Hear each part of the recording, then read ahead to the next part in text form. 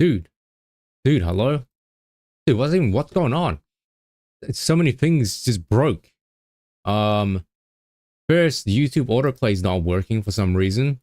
Or rather, YouTube autoplay is just straight up like, the option for it is just straight up gone. Secondly, I have no idea why the stream crashed. I didn't do anything. Thirdly, I went to go out and like friggin' clean up dog poop.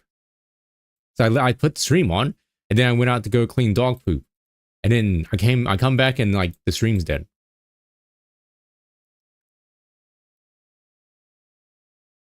Oh jeez. What a what an excellent start. Excellent start to the day, I guess. But hello, I'm here. Um Sorry, I was busy like setting up my like lights. If you remember, I mentioned yesterday, when we went out for like an hour. It was to get like yeah, it was to get the thing that I bought. And we bought, well, I bought one more Elgato key light, sponsored by Elgato. It's not sponsored by Elgato, but we will be sponsored by Elgato, maybe.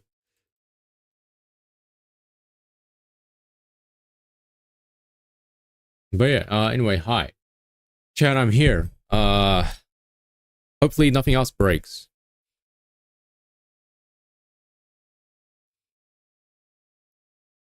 Yeah, today's gonna be a crazy one, I think. But I'm here. Got like no sleep because I was like, you know what? I didn't actually set up my light until like last night. And then I was like, oh, you know what? It's gonna be quick. It's gonna be easy, right? It's gonna be quick and easy. Set it up. It's only gonna take like 10 minutes. And then it took me like an hour or so because I had no idea that Elgato had come out with like another version of the light that I got, right?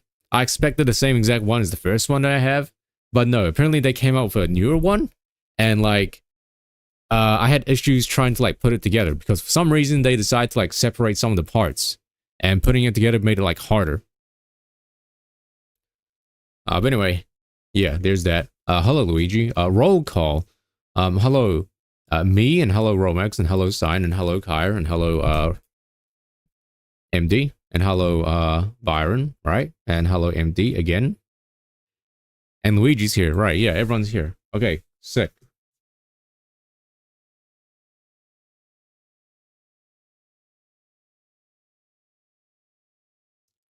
So as I was saying, right?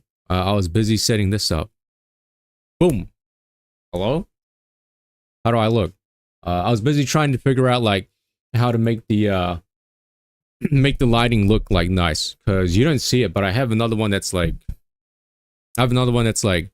uh hanging over like here. Uh there, there, there. You don't see it. But like I don't know if I have it angled properly. I was like messing around with like how high and how strong I should like put the lights. Oh, hold on one second.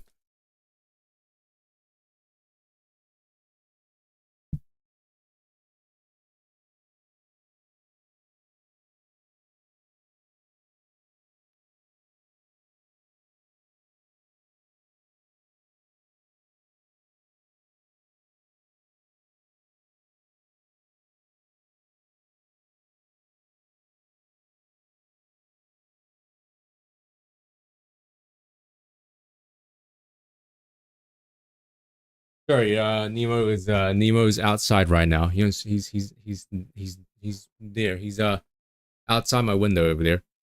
Um, my mom just let him out, and he's like being a menace. So I was just wondering what was going on. But yeah, as you can see, right, I added in another light. I turned my lights off. This is with no lights, by the way. This is with the lights turned off. Yeah, it's kind of spooky. I mean, get some like spookiness here for the horror. But first, right, I had this single light right over here. So I only had this one light for the longest time. And then yesterday, I decided to buy another one, right? And so the second one is angled off to the side here. So here's the second light right over here.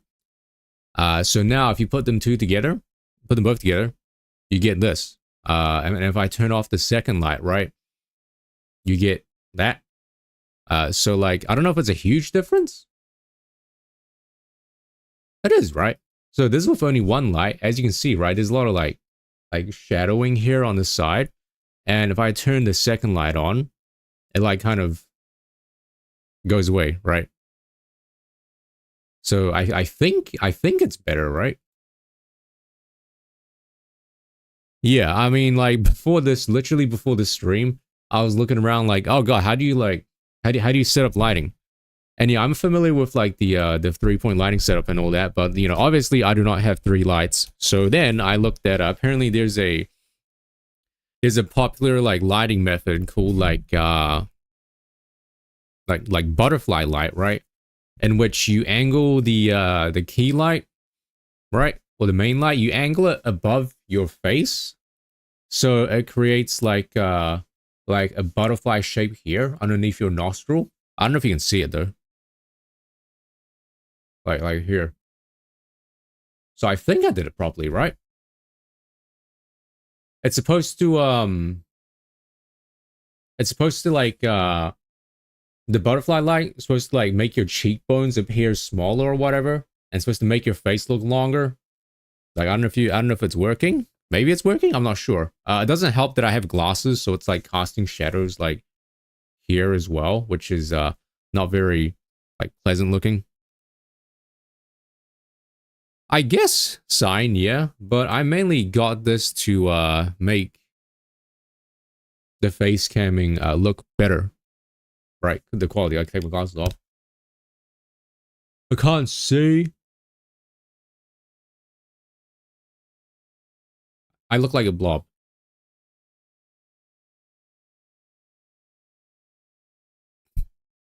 That's why I need to make I need to get laser eye surgery one of these days.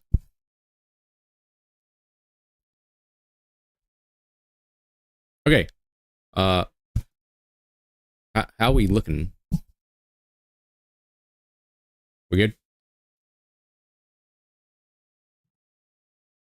Yeah, we're good.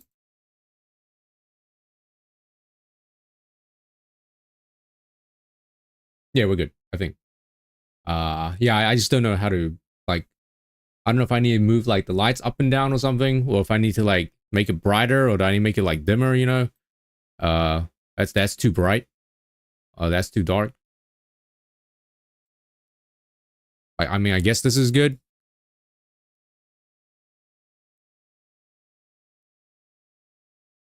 I instinctively reached for my like desk drawer to get the PS5 controller. But no, we're not using PS5 controller, silly. Okay, so like what the plan is today is obviously we have more you know, Deathmark to do. But like what I wanted to do in the second half of the stream is a little game. You might not have heard of this game. It's like an indie game. It's called Nikkei, by the way. Yeah, it's an indie game. It came out like this year. No one else has played it, so we're gonna be the very first ones to play it and try it out, see what it's all about. So the reason I bring that up is because the event happening in Nikkei right now is very relevant to what we did before Deathmark, actually, and that's because it's Persona related. Like this event thing, I did like the intro. I only did the intro, then I was like, oh, this is basically like Persona 5 build. So I was like, huh, maybe the stream will like it because, you know, we did Persona 5, right? And this event is kind of like Persona themed. Like there's literally a calling card and literally like Phantom Thief stuff mentioned in the event story.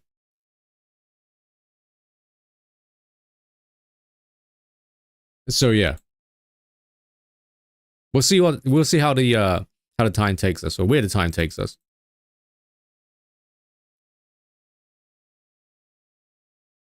Alright. Oh.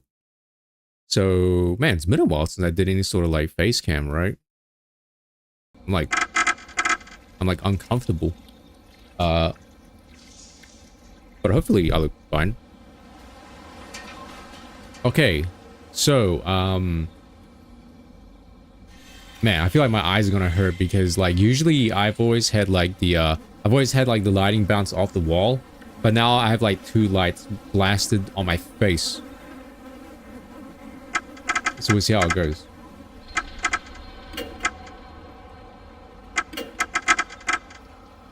Okay, so previously on this game, right? It was Scissor me timbers. You get it? I was trying to make it puns, not shiver me timbers, but scissor me timbers. You get it?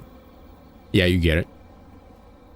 I couldn't think of I couldn't think of a title name, so I just went for that one. I tried. At least I tried.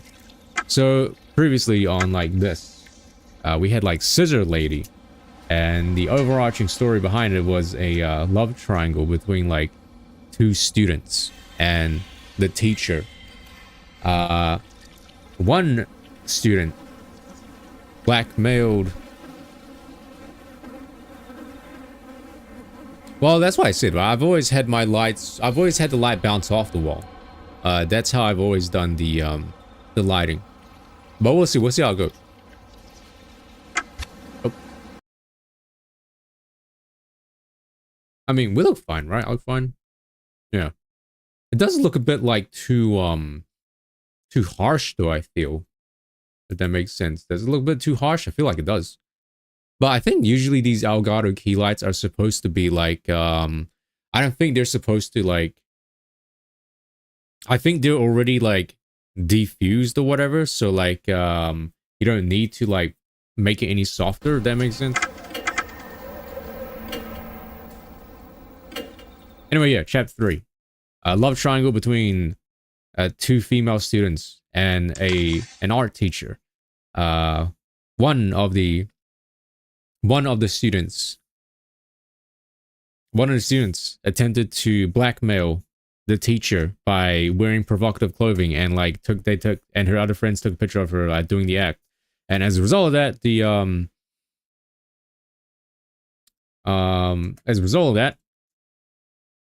the school got into huge drama, or rather, the friends, the group of lady friends, posted the picture of one student, of said student, attempting to seduce the teacher, and that made the teacher get into big trouble because the lady student in question, her father had like strings attached, and that guy ended up putting the blame on the teacher, which made the teacher lose his job.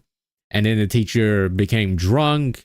He went on an alcoholic like depression arc, and then he went out driving, and then he drove into the ocean and died, which caused the other female student that loved him, it caused her to kill herself by using the scissors that the teacher bought for her because her mother was a hairdresser.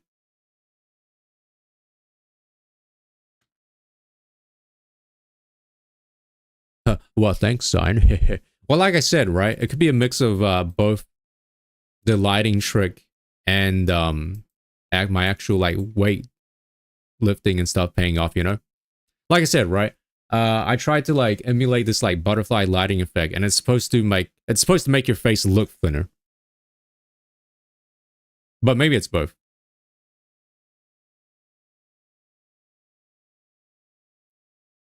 Yeah, heavy like diffused or like soft lighting works better than sharp ones. Definitely, yeah. Mewing? Uh, I don't know how to do it. Apparently to mew, you have to like put your tongue, you have to like put your tongue on the roof of your mouth or something. And you know it's working if like this part of your like throat or whatever like goes in and like up. So I don't actually know how to do that.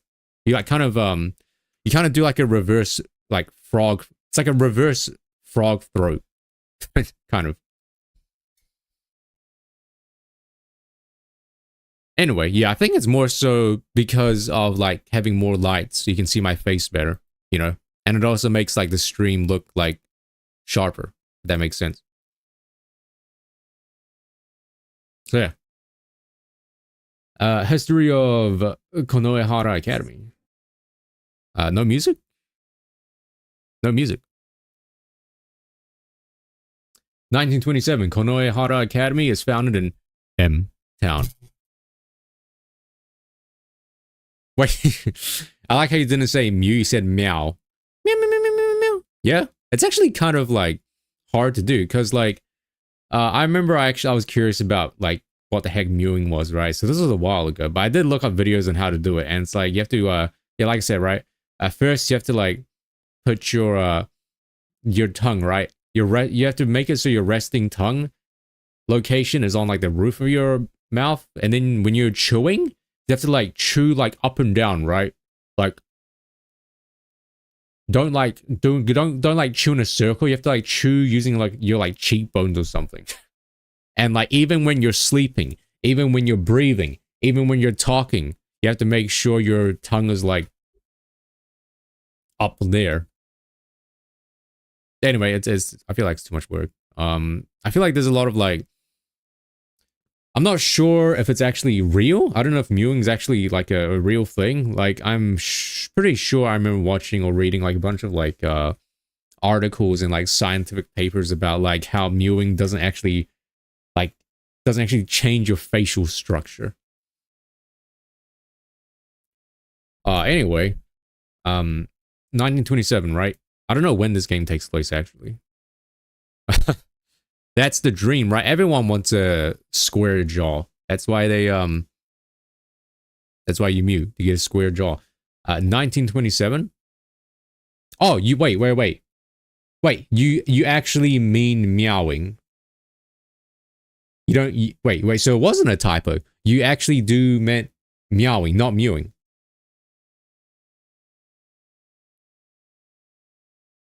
Okay, I see. Anyway, let's continue, I think. All right. 1927, Konohara Academy is founded in M Town, H City, M Town, H City by the millionaire Genzo Konoe. 1928, the construction of the school building, the old building, is completed. 1937, the clock tower is built to commemorate the school's 10th anniversary. 1938, Konohara Academy's first headmaster, Genzo Konoe, passes away. Rip Bozo. 1945, during the Great H City Air Raid, a firebomb is dropped on the school. Both the school building and the clock tower are miraculously left unscathed. Dang. 1955, the school's address changes due to the town's merger. 1958, the Konohara Academy Student Council is launched. 1987, literally 1987, the construction of the new building and special building are completed, and the old building is renovated. 1999, the clock tower stops working due to age. 1994, the old building is officially shuttered. Shuttered?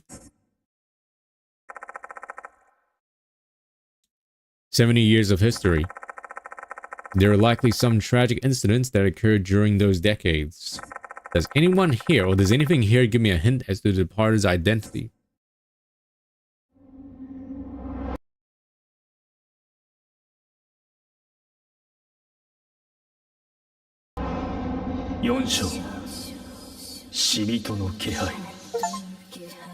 I got an achievement. You didn't see it? Oh wait, you do see it. I closed the Konohara Academy brochure once I finished reading it. Then I take a sip of the coffee I brewed. You gonna say it's too bitter again? Oh, it's too bitter.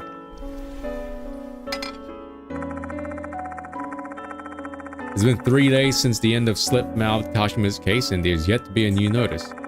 In the interim, I've borrowed several documents from the school in a desperate bid to find any clues related to the departed's identity. The investigation is not going so well. I feel like I'm treading water in the middle of the ocean, and I can't see the shore. Instead, my sense of uneasiness keeps growing larger and larger. Time to get going. Mr. Konoe called me in today. I better head to school.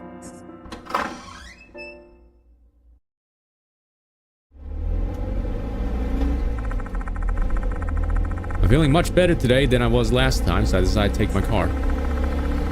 After cresting the steep slope, the school grounds finally come into view.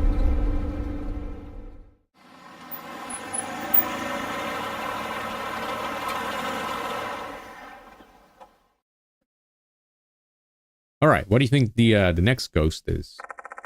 Mr. Konoe's already left by the time I arrive in the faculty room.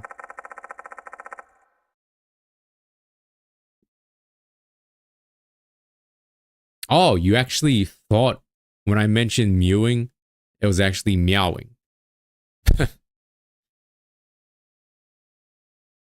Without any direction, I decide to go to the infirmary.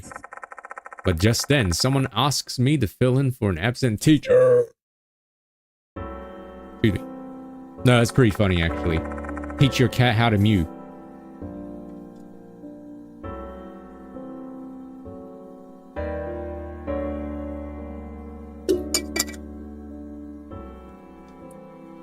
I'm still not used to standing in front of a class. However, I do my best to remain professional and struggle through it, teaching a lesson cobbled together from stray bits of my knowledge. You commune? Wait, you don't mean communicate, right? You literally mean commune as in you go to work and stuff with your cat? Or your cat as in your cat goes with you, not you go to work with your cat. Can I ask a question? No. A female student timidly raises her hand.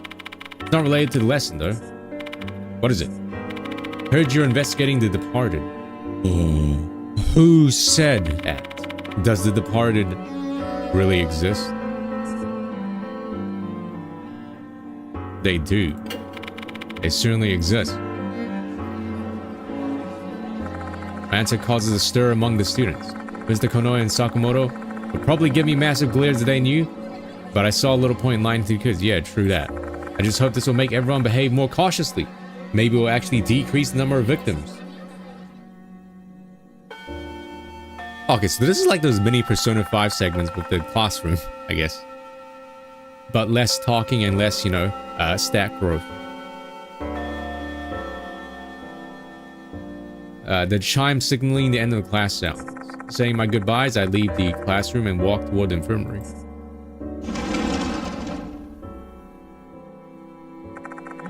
School is over. Time to start my investigation. None of the mark bearers will be here today since I didn't tell anyone I was coming. Had I just made this decision earlier, no one would have been killed. Oh yeah, we were just like, you guys, okay, it's time for you to leave. I'm always one step behind. Mr. Konoe should be back by now. I better go to the faculty room.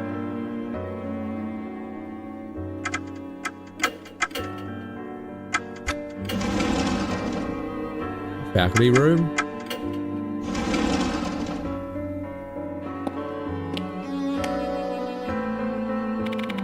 Hello, Katsu. Sorry for making you wait. Has there been a new notice? No, I didn't call you because of that. I just wanted you to directly report your results in the slip-mouth Tashima case to me. Go ahead. I give him a general report about the slip-mouth Kashima case.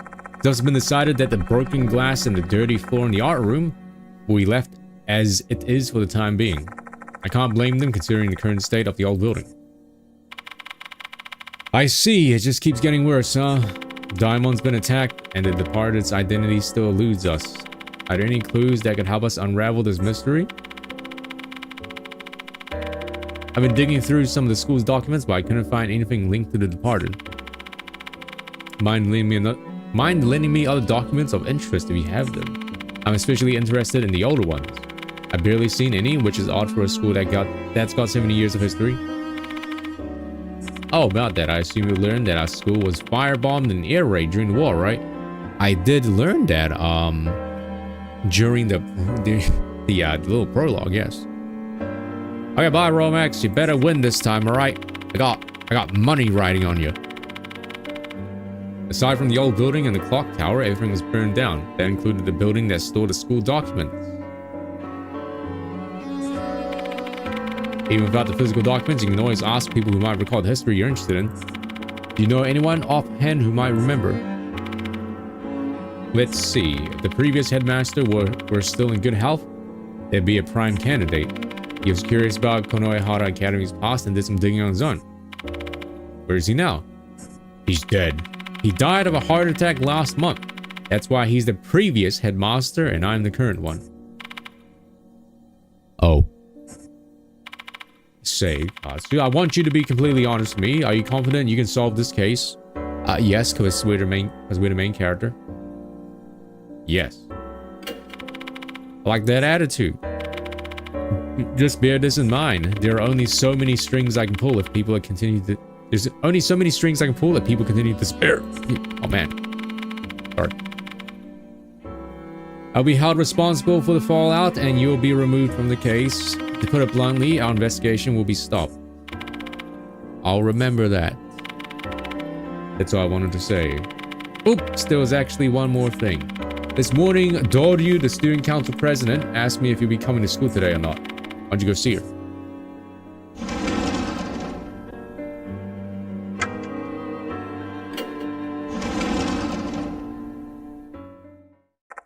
Both Doryu and Michio are in the student council room when I arrive.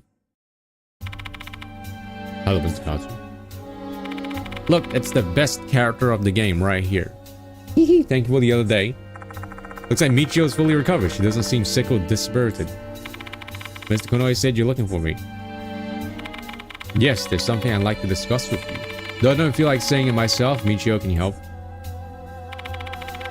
You're such a scaredy cat, Hime. Alright, take a look at this photo first. A picture is worth 1,000 words. Whoa, what the heck is that? It's like a dog. Dog in a pool. Michio shows me a photo of the pool at night. I have to say, the empty water at night is pretty eerie. What is that? It looks like a dog. There's something pale floating above the water surface. The photo is too blurry for me to make out what it is, but it looks like the puffy, swollen face of a human. Does it? I was the one who took this ghost photo. The swimming club came to us to share their concerns about the pool ghost. I snuck into the school a while ago and took this picture. That's literally trespass. Oh, come on, don't be so uptight. I did it to try and keep the student body calm. I still can't believe I managed to get this snap, though. My supernatural sense is truly something else. Michio grins from ear to ear. Seems like she hasn't learned anything after what happened to her during Kashima's case. Are you telling me to investigate this spirit? Exactly. I've heard there have been a lot of strange incidents in the swimming club recently. If the spirit is behind those incidents, we have to do something before it gets worse. Do you mind investigating it for us?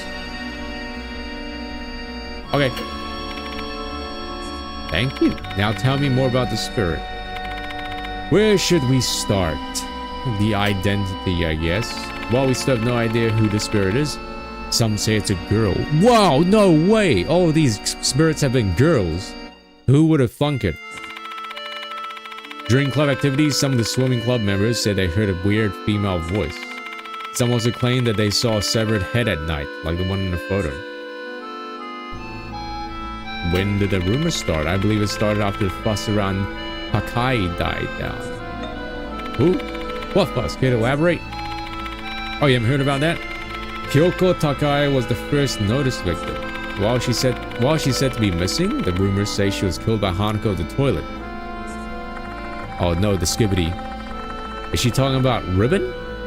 Now that I think about it, I never actually learned who Ribbon was. Horikoshi told me about Ribbon. She used to be in the brass band club with Izumi and two of them bullied Hanako together. Oh yeah, I can't deny that. She was on bad terms with Akai ever since they were first years. Something happened between them?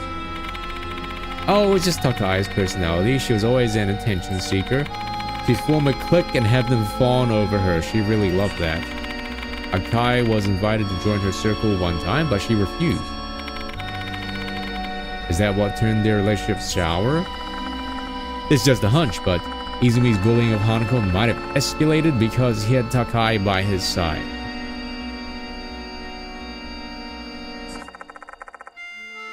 They had a shared bond of hatred. Takai was known for her flashy red ribbon. Everyone knew she wore it all the time and she didn't care because it was given by her boyfriend. Also, I heard. She really treasured that thing. When you touched her ribbon from behind, for fun, she'd get really angry. Then her boyfriend...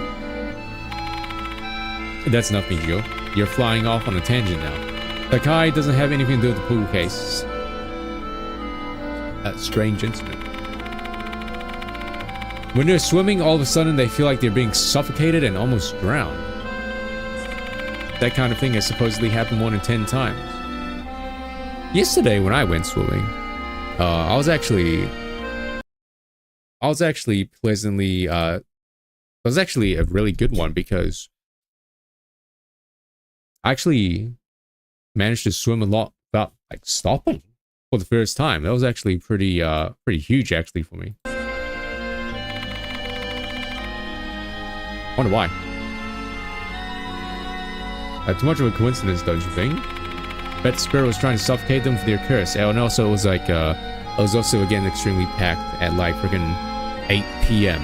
It closes at 9:30 actually, and I go there around 8, and it's like always packed still with people. I have no idea why. And I had to look at the pool, like the pool lane availability, right? And there's like 8 lanes in total, and it said that on 8 p.m. all 8 lanes will be available. So I was like, okay, let's go there at like around 8, so that way there's more chances of me to maybe find a lane that's like empty, right? So I go there, and then 3 of the lanes have been removed because they're doing like a canoe class. So I had to like share a lane with like 3 or 4 other people. And man, let me tell you, maybe that session, because I don't like sharing like lanes with other people when I swim, because there's always the pressure of like, you know, oh, I gotta go faster, right? Oh, I gotta go slower, or like, oh, I can't wait too long, right? So I think maybe the fact that there was like 3 other people, my body was more like trying to be like, okay, you gotta like, there's like other people here, you better like not hold them up, if that makes sense. But yeah, it was weird, because usually I swim for a while and I get pretty tired, but like yesterday it was like better than usual, I guess.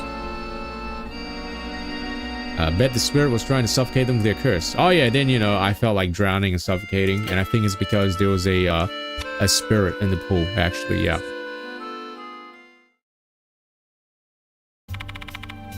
That's all we know. Please take care of the rest for us, Mr. Katsu. I'll try investigating it later at night. Right, I forgot. Wait there. Michio writes something at her desk. Take this. This is the dorm's number and my phone number. Call me if anything happens. Oh. Oh, if you're feeling lonely. Hee hee. Oh? Oh? What do you mean, no thank you? Jeez, Michio, don't be a weirdo. Haha, I can't help teasing him, you know? He's way too serious, you know? You know. You know. I quickly leave the student council room, putting distance between myself and their cheerfulness. Pool.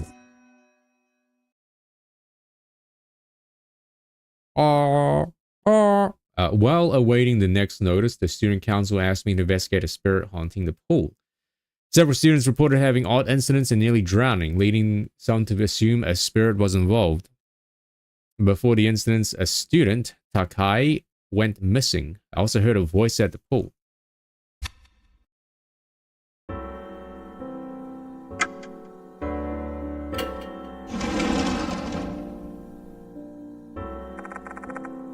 Still some time before the end of the school day. I better explore a special building and collect some more information. So, it appears that this chapter we're going by solo, right? Maybe no friends? No friend. The Mermaid Swamp. Did I finish Mermaid Swamp? I did, right?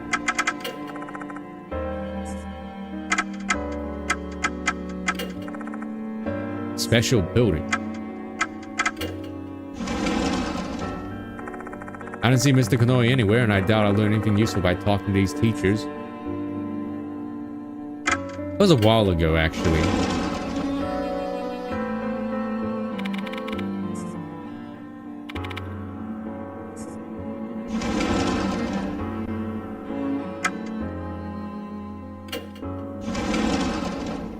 Let me explore. I spot a familiar-looking boy while glancing over the spacious library. Once he noticed my presence, he immediately approached me with a smug smile on his face.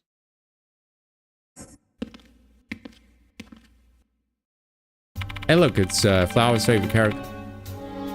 Well, look who we have here. If it isn't Mr. Katsu, big congratulations to you for surviving the oh-so-terrifying slit-mouthed Kashima.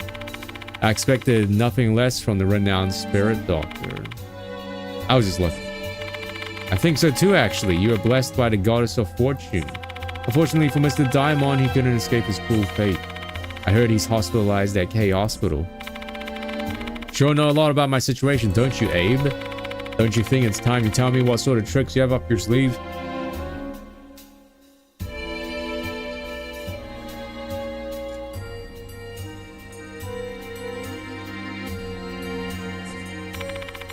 Oh goodness me, to think that you would be interested in my secrets. I'm attracted to you, Spirit Doctor, and you're drawn to my mystery. Oh. Dang, is this like, what are we playing? This is a gacha game where every character just falls to the main character? Is that what's happening here? We're basically meant to be. Haha, I don't dislike the sound of that. Hey, don't dodge my question. How did you... What a silly question. I don't see any need to answer that. Don't you know? What makes a mystery fascinating and captivating is the fact that it remains a mystery. Let's keep our relationship this way. I'm in no mood to alter it. Haha, now if you excuse me. With a chuckle, Abe leaves the library. I've got no idea what to make of that kid. I doubt we'll ever understand each other. I feel like I'm talking to an alien. Is this what they call a generation gap?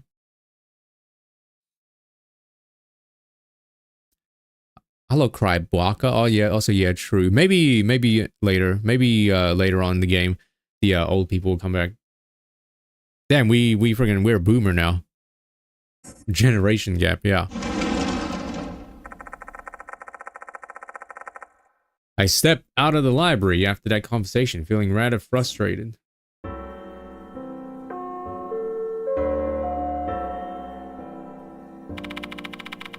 The school will be closing shortly. All students, please promptly vacate the school grounds for today. I guess that's enough for my evening investigation. I return to the infirmary to prepare for the night's investigation. That was fast. Let me turn the lights off for a sec. I feel very, like, nauseous and disorientated. I think it's because the light's blasting on my face. Oh.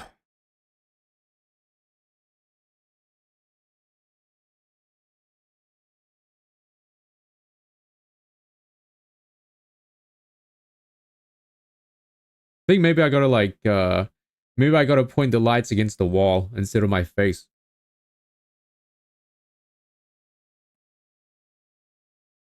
Ah. Let me try, like, turning the strength down.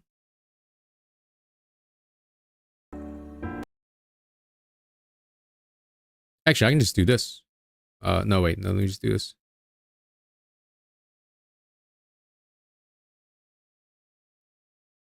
Does that still look good? I turned everything down by half. It was like, it was like this before. And I turned it down by like half to like here. Does that still look good? Hello, Taku. They're literally, one is in front of me, high up on like a 45-degree angle. So it's like I'm trying to do the butterfly lighting thing. And then the second one that I got is like off to the side here at like, sort of like at a 45-degree angle from where the first one is. You see? So here's the first one's up here, and then the second one's like off here on that angle, right over there.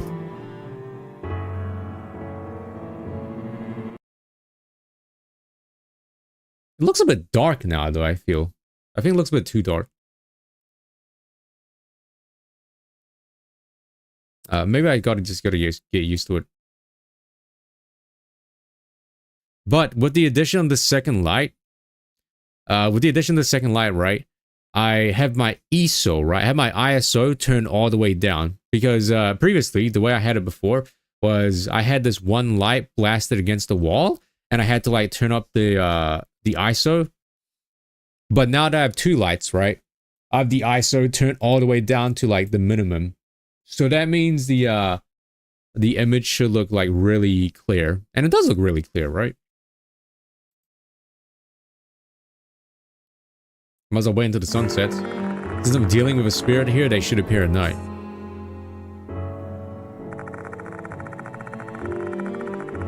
Despite having no appetite, I forced down some cup noodles I bought on my way here to replenish my energy. When in doubt, use cup noodles. I top off with a cup of instant coffee with extra sugar. Jesus, brownie. Coffee with ramen. Doesn't compare to the stuff I brew myself. Coffee is still coffee though. It's a hot black drink, chock full of caffeine and chlorogenic acid. Telling myself that, I gulped the drink down.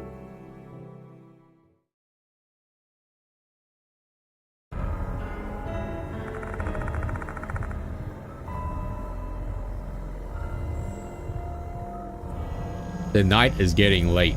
Time to head out. I've got a call. Who is it from?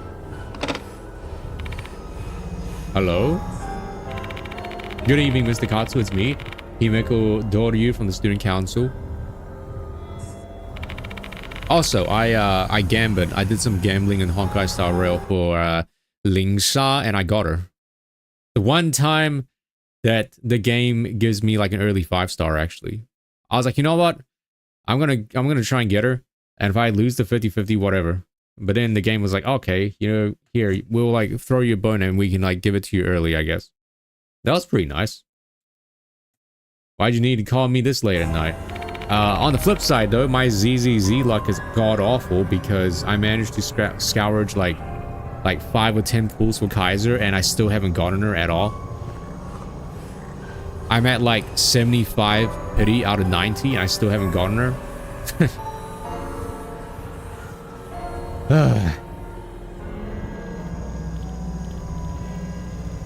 There's something I wanted to tell you.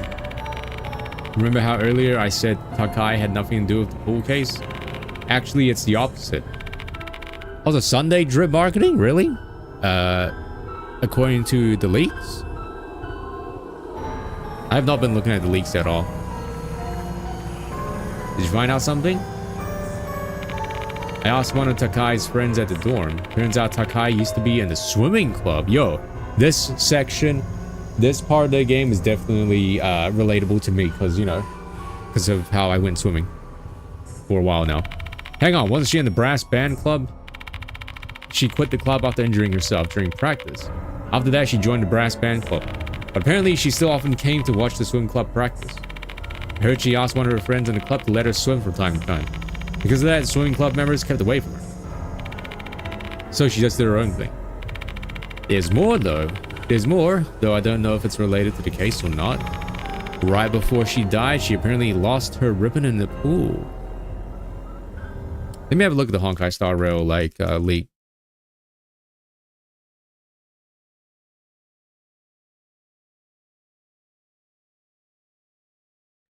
Oh, I see. Right. There hasn't been any Honkai Star Rail leaks in like 2 days. Oh my god, the world's ending. Sunday and Ting Ying. Dang, dude, rapper stonks are going to be at an all-time low because she's coming out next, right? And she's the only one coming out.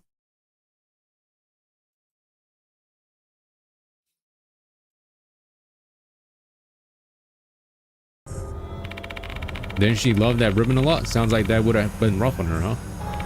I'm gonna turn my lights down again. Maybe a tiny bit. I'm doing live testing here. I think this is too bright. Oh god, it's way too bright. Let's see. Like here. And then like here.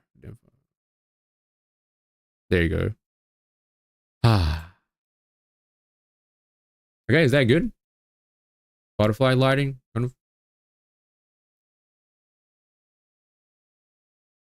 Yeah, I need Rappa's kit has to do with like break effect as well, right? Wait, really? Venturing and Acheron rerun? Dude, that's so evil. That's so evil. Because I really want a Venturing. And actually, I want Acheron as well, actually, as well. I actually want both of them. But like, shit, man. I don't think I can. I don't think I can get both of them. Also, Acheron needs a weapon because there's no good free-to-play options. Right, yeah, I remember seeing that. Man, they're giving every single, like, they're giving every single DPS, like, toughness bar ignore, right? Either toughness bar, like, element ignore, or, like, weakness implant. And it's like every DPS, like, if they keep doing this, that means every DPS moving forward has to have some sort of, like, off element toughness bar break. Otherwise, they're not going to be good.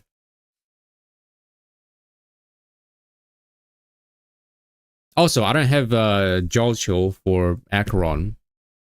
So, you know. I heard she was flipping out. She searched all around the school, the locker room, and the members' bags, but never found it. She was even saying she'd drain the entire pool if she had to. They were having a hard time stopping her. Did she find her ribbon in the end? Nope. And after that, the notice appeared. Doty stops talking. I guess that's all there is to the story. Thanks, it'll help my investigation. Ugh.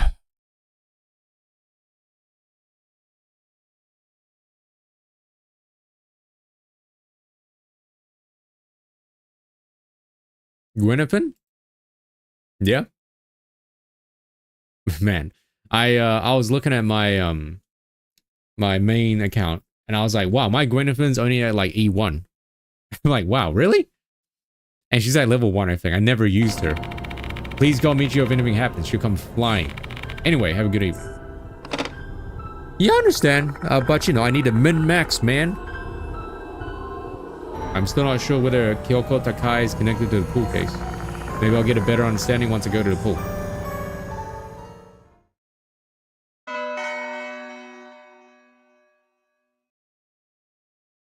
Acheron's whole thing is 2 other Nihility characters not counting her, right? So you need to run like 3 Nihility counters.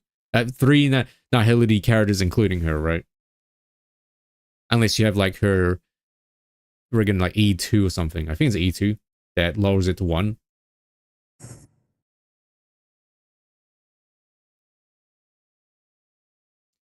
Takai was in the swimming club before she moved to the brass band due to injury. Oh yeah, I guess I could do that as well, actually. Yeah, just like it's not really an Acheron team. It's more like, hey, put Acheron together with Black Swan and Kafka because why not? They just both happen to be like Nihility characters that can do dot. Takai was in the swimming club before she moved to the brass band due to an injury. Rumor has it she was searching for the ribbon she lost before going missing. Ribbon. The first target was Takai. If she's also the pool spirit, that ribbon might be a key to solving this. Wait, so 2.6 is that when Rappa's coming out? And you're also saying Aventurine and Acheron are having a rerun. That's how they're gonna make money on that banner, I guess, by rerunning 2 of the most like important characters in the story and Peanut Colony, as well as the 2 most like popular ones, as well as the 2 most like strongest ones as well. Who knows? Maybe Rappa is gonna be like insane.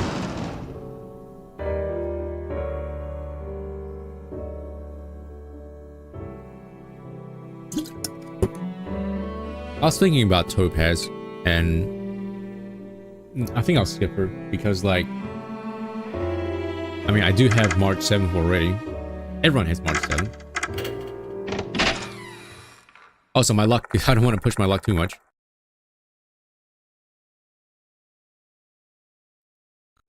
Secret money. I get the special building and head to the pool. After a bit of walking, I arrive at my destination. The entrance is blocked by a low palisade. Obviously, given that school hours are over, it's locked. Echo, echo, echo. Oh, right. It's because I have desktop audio on. That's why I echoed. Now there should be no echo.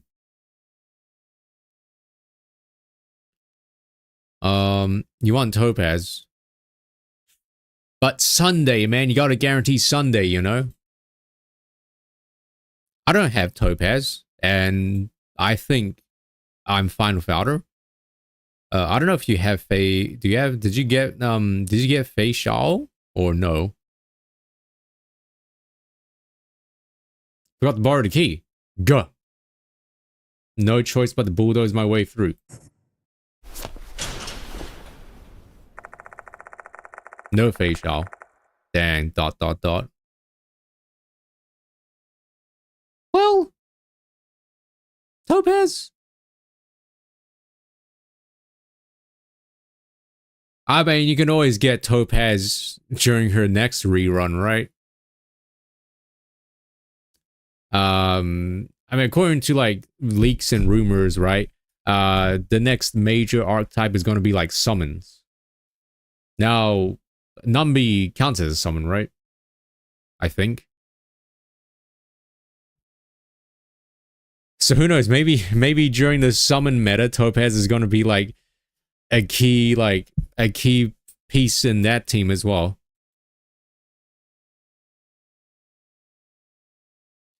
I'm pretty sure Numby, Jingyuan's Lightning Lord, and Fuyuan, right? Fuyuan, which is like Ling Sha's little rabbits, count. Jingyuan just keeps getting stronger and stronger. It just keeps getting better.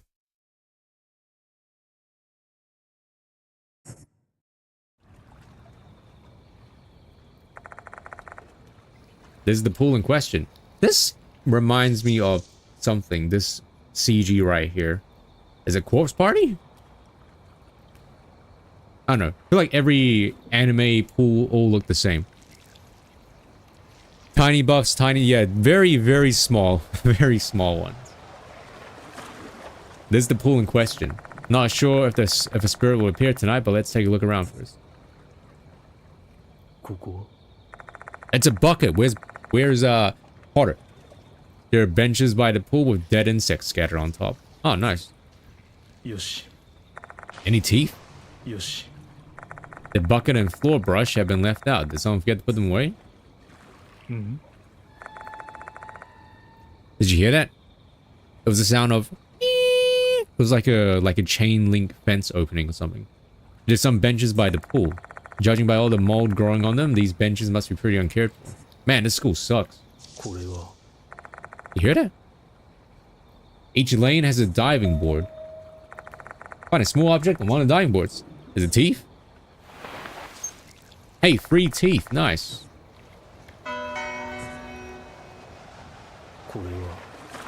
I see nothing on the surface of the water. Certainly not a severed head. Cookie? Yo. Yo. Yo. The water is cloudy and clumps of algae float atop it. I'm guessing no one's using the pool these days due to the incidents. Basically me, because I didn't sleep well. Ooh! What was that voice? Ooh! Flashlight's dead. Is that freaking ice cream? Hey, look, it's Sandaconda. Who's there? Oh, come on, please work.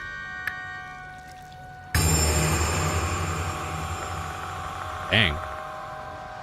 Damn, dude. I aim my flashlight toward the source of the voice. There I spot a bloated ghost that looks like a drowned corpse. It's such an awful sight to behold, I can hardly keep myself from looking away. Now I take a close look at her. She's wearing a Konohara Academy uniform. Judging by the hoses wrapped around her body, she looks like a victim of Hanako. Oh, is that ribbon? Is this spirit of Kyoko Takai, the missing person from the first notice? Save me! Save me! I mean, I can. I'll save you, just stop hitting me. I started to get strange chills all over my body. Shit, I won't be able to endure this for too long. Takai keeps saying save me over and over again. It's like she's begging for forgiveness. Hanako's no longer here though. She can't forgive her, nor save her. How do I save her now? The only things I can use at the moment are the bucket and deck brush by the poolside. Oh, the mop. The mop, right? The mop, because the mop and the milk thing, maybe?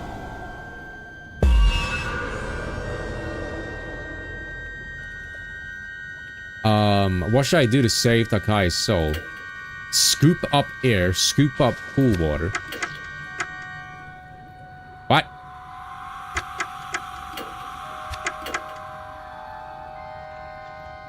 What?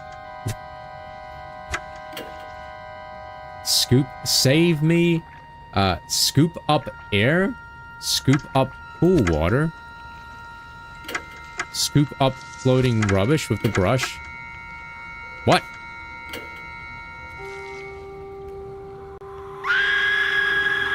Oh, Potter's here.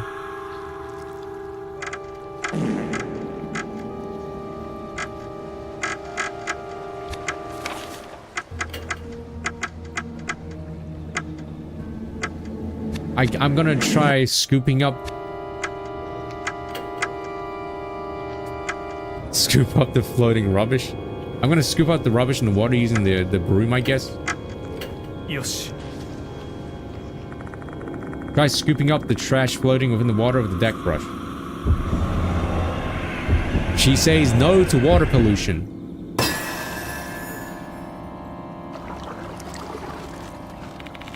Will you be safe if I do this? However, all I managed to scoop up was a few clumps of algae.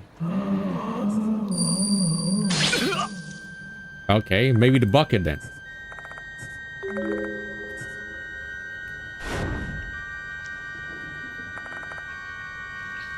Save me over and over again, so she's begging forgiveness. Hanako's no longer here though, she can't forgive herself. Don't save her.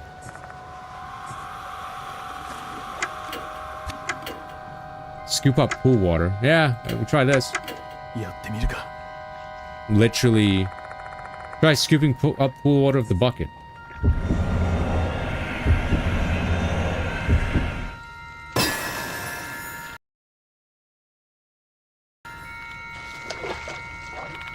Will you be said if I do this? Takai's spirit stares at the pool, murmuring something in a relieved voice. Ah, okay. I know this was just a dumb hunch, but maybe I stumbled on the right answer? Okay. There, more. Did you say there, more? I guess I need to do more to save the soul.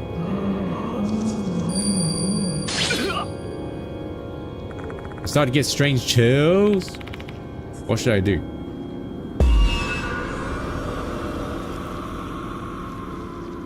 Bucket.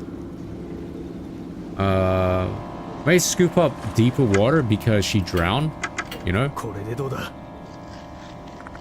Try putting the bucket deep in the water before scooping. Come on, 79%. Better than Gotcha Pity.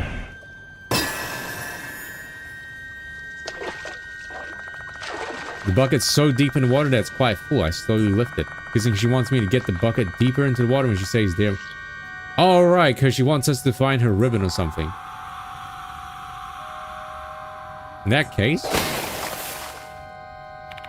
How's that? Scoop deep like you wanted. The guy's spirit stares at the water inside the bucket. Oh, wow. Well, that was easy. In chapter end, I follow her gaze and see something floating inside. What's this? It's a flashy red ribbon. I think I remember something about Takai wearing a flashy ribbon. Is this what you've been searching for all this time? Chapter end. We appease the spirit. I heard Takai disappeared while she was looking for her favorite ribbon. He's probably killed by Hanako before she found it. Ah, ha ha ha. Chapter end. That was a short one. Takai's spirit laughs happily as she disappears into the darkness. Hey! The regret that Takai's lost soul bore has been dispelled. She shouldn't appear here again. Go back to the infirmary.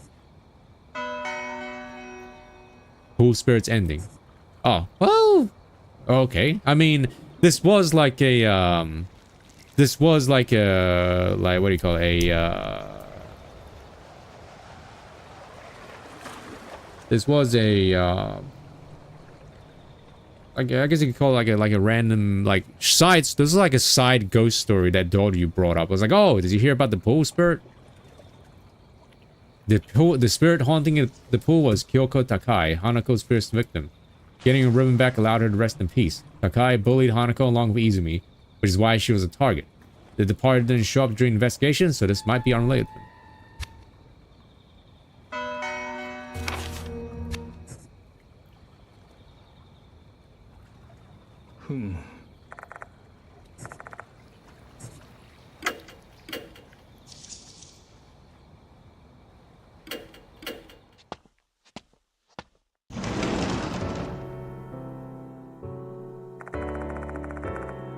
Who's Yashiki? This guy's called Ton.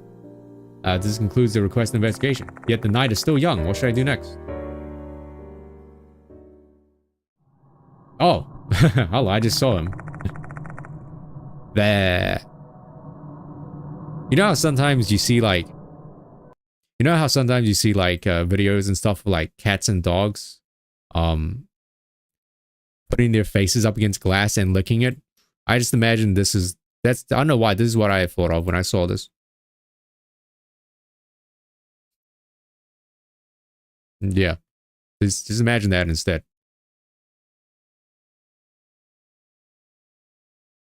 For some reason I feel a set of eyes on me. There's something on the other side of the window.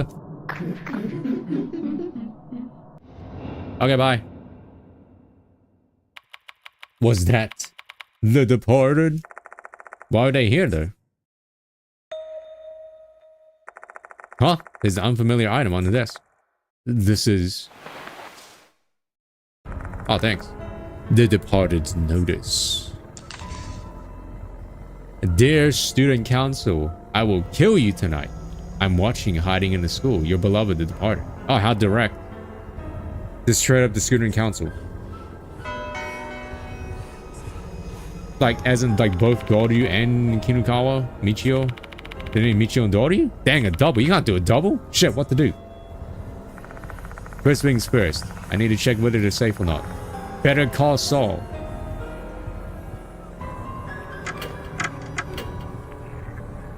Wait, this game really only takes place in the school? There's no other environments? Excuse me. Hello, Boop. Hi, Scared. I'm Ton. I take it to know Michio gave me this morning, or this evening. Then I punch in the number written on the paper. Michio isn't answering. Cuddle? Nah, my hair's gonna get ruined, sorry. Well then, let's call the dorm and check if they're in their rooms.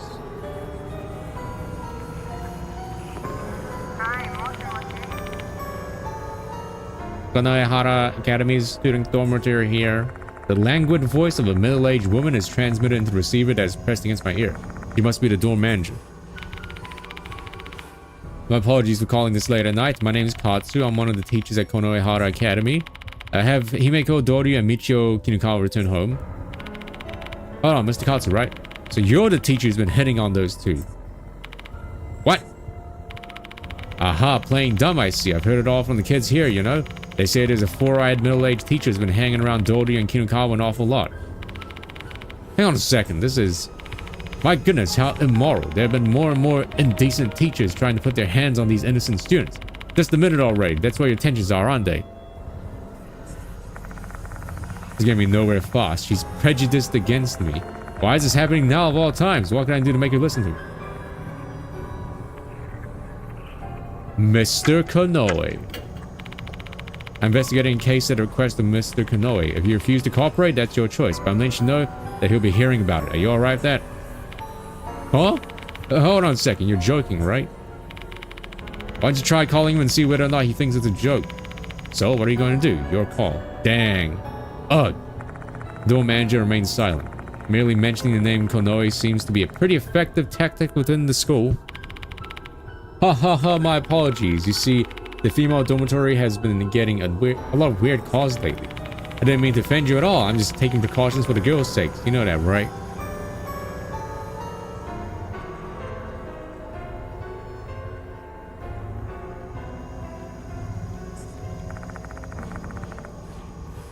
Sheesh! Now she's finally willing to listen. So, where are Dori and Kinukawa?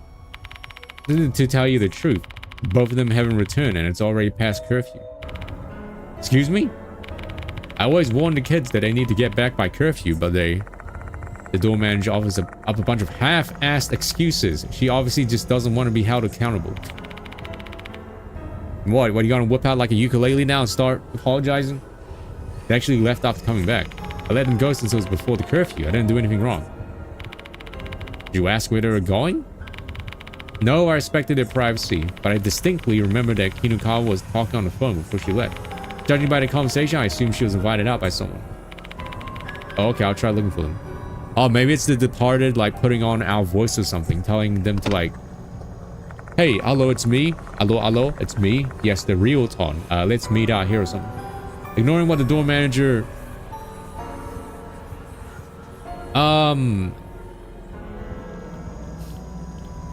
The jump scares in this game are like very tame boop, actually. They're not scary. They're actually more on the funny side, actually. So it's okay.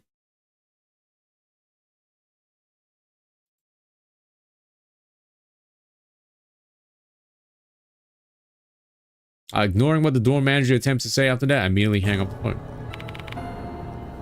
This is bad. Stifling my mounting anxiety, I quickly tried to organize my thoughts. They got a phone call and left the dorm. Luring their targets out with the phone call is a trick the departed had used over and over again. Knowing that, it's probably a sign that they've been lured back onto school grounds. You know, why don't the characters here actually try and call the person? Like, if the departed called Kinukawa and Dori, right? Why don't they try calling us instead, like afterwards, and be like, hey, did you, you know, tell us to go here? Because, I mean, if it's happened more than once, you think that, you know, they would, like, double check and actually call up the person that the voice said it was. Knowing that's probably a sign that they've been lured back into school ground. I need to find them and quickly. If you were two high school student council students, where would you be? In the student council room. Dang. Yeah, I'm not very, wait, Spooky Mansion. Do you mean as in, like, Spooky's House of Jump Scares? I mean, that game is pretty spooky. The girls' locker room. Well, we can't go to the girls' locker room. There's no girls' locker room, actually. There's the girls' toilet, restrooms. Maybe they're there. Maybe they're in the girls' restrooms.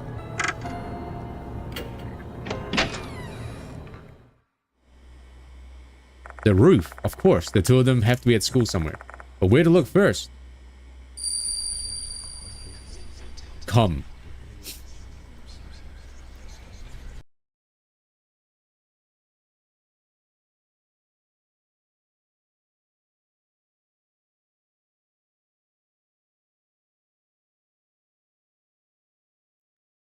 Yo, skeleton warning.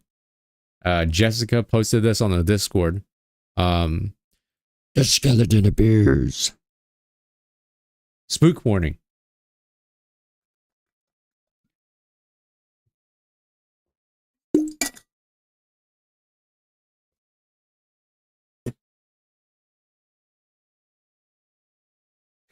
All right.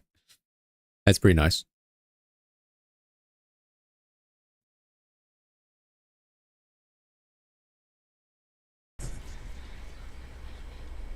Place. Connect past future. Hey, you're welcome, Jessica. That feeling just now, that whisper, is the same voice that told me to pretend to be Mr. Hirose during Slit-Mouth Kashima's case.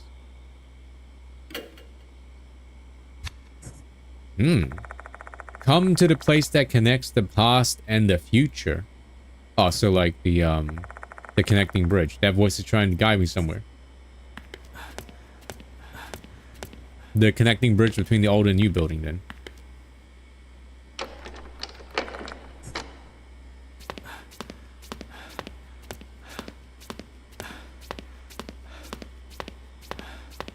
I mean, there's not many locations in this game. See, it seems like they both had a higher budget for this game, and they had like a lower budget as well. I mean, obviously higher budget because they can afford to like do these walk-in segments, but like not a lot of like different locations. Spook warning, the flashlight. Your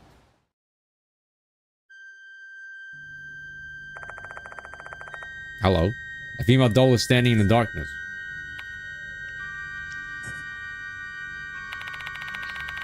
You're the one who called me, right? I forced the words out of my tense mouth. So, a place that connects the past and the future. It must be this corridor that connects the old and new building. What the hell are you? What are you? She's Gua Gurar because she went right? During her debut. The dull, only response of a hollow voice. We simply stand facing each other, both of us motionless as time passes. No motion. Meanwhile, Dorio and Michio are. I feel uneasy thinking about it. Hey, why'd you call me?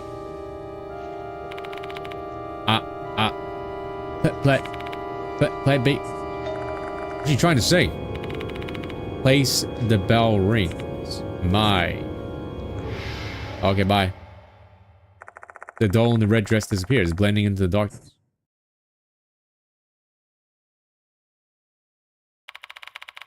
What does she want to tell me? Place where the bell rings. My. I place my. The place where the bell rings. What's in there? Place where the bell rings? The clock tower? But we haven't actually been... Oh. I was gonna say, we haven't been able to actually go there. Until now, I guess. Wait, no, don't go in there yet. The place where the bell rings, huh? There's only one possibility. The clock tower.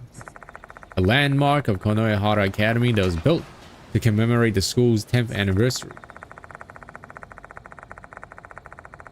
Let's build a clock tower to celebrate 10 years of this building. I mean, I guess it makes sense because time, clock. Still, having fortunately escaped the fiery ravages of war, it became the symbol of the school along with the old building. The clock stopped working 7 years ago, so there's no way the bell can ring. I've often heard the bell since coming here, especially on occasions when the departed's presence is strong. Like now, the bell is ringing.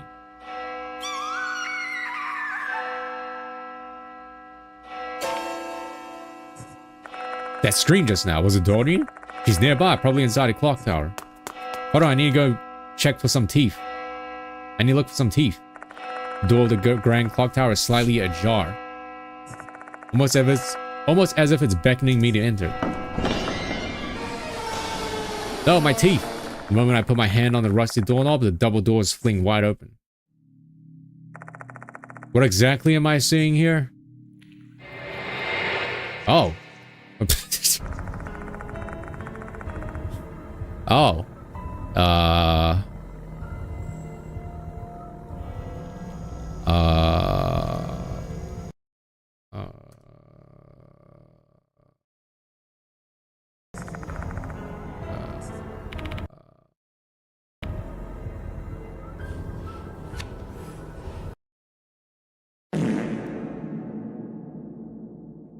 Hey, my face cam censoring the thing.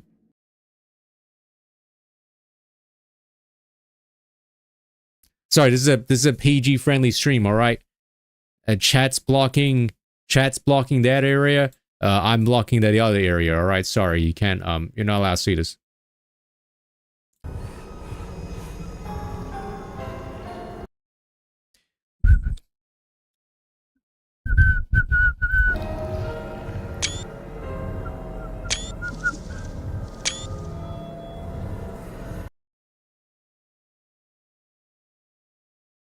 Alright. There, boom. That's what I'm covering.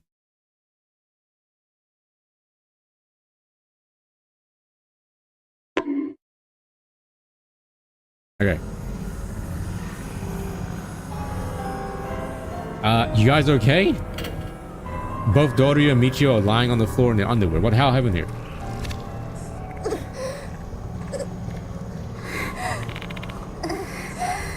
Yes. Dorio replies weakly. She can't think straight.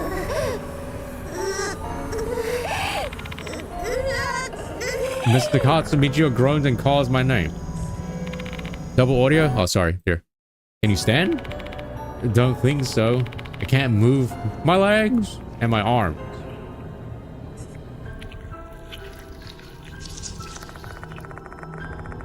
A huge blob is wriggling around them, restraining their limbs. Looks like a massive slime mold. I'm going to rip it off. Wait! Don't provoke the bugs, they'll bite. A swarm of insects are crawling on their skin. Some are venomous, including the centipedes. Oh, Vanny, don't look. If this is the part it's doing, then these are likely no ordinary insects. There are bound to be massive consequences if I mess this up. Those girls could end up like Daimon. Ugh. Better be extremely careful and take things step by step. Brick by brick. What should I do first? Well, this is like some Final Fantasy VII remake, like, pick, right? Do you pick up Tifa, or do you pick up Aerith first? Which one do you pick? Or who do you pick up first? Who did I pick up first? I forgot. I think I picked up Tifa first.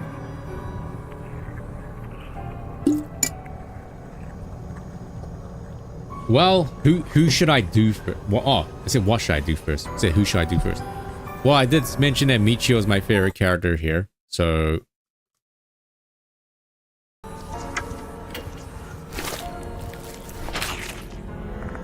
First, I removed the slime mold that's binding Michio's limbs. Wait, then they say that the bugs would attack. Then I carefully brushed the bugs from her body. Can you walk, Michio? Barely. Help Michio get on her feet and take her out of the clock tower. But why don't you get Doru as well? Thank you. We should be safe here. I'll go help Doru now. Wait here. Is she gonna be gone now? Oh, no. I expected it to be like... she's gone. And then there's that ding! Like sound effect that the game plays. I returned to the clock tower and performed the same tasks in the same exact order. Lastly, I screwed out the uniforms on the floor and ran outside of them. So what was the point of, like, picking? Maybe there is an op. Maybe there's a consequence to this song. I closed the doors behind me and have a huge sigh of relief. It all went well.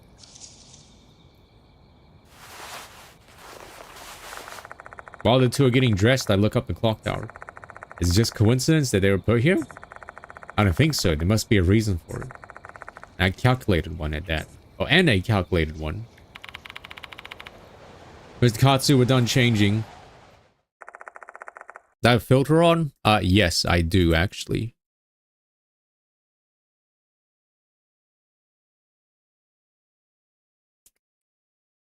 I don't know, but what I do have, the reason it might look a bit better is because yesterday I went and got another like key light, Elgato key light, you know. I bought another one. Previously I only had one, so I got another one. So yesterday during the like the 1 hour break session, we went out to like pick it up. So I have two, which obviously makes the lighting a lot better. So I turn it off, right? It would look like this, right? With only the one.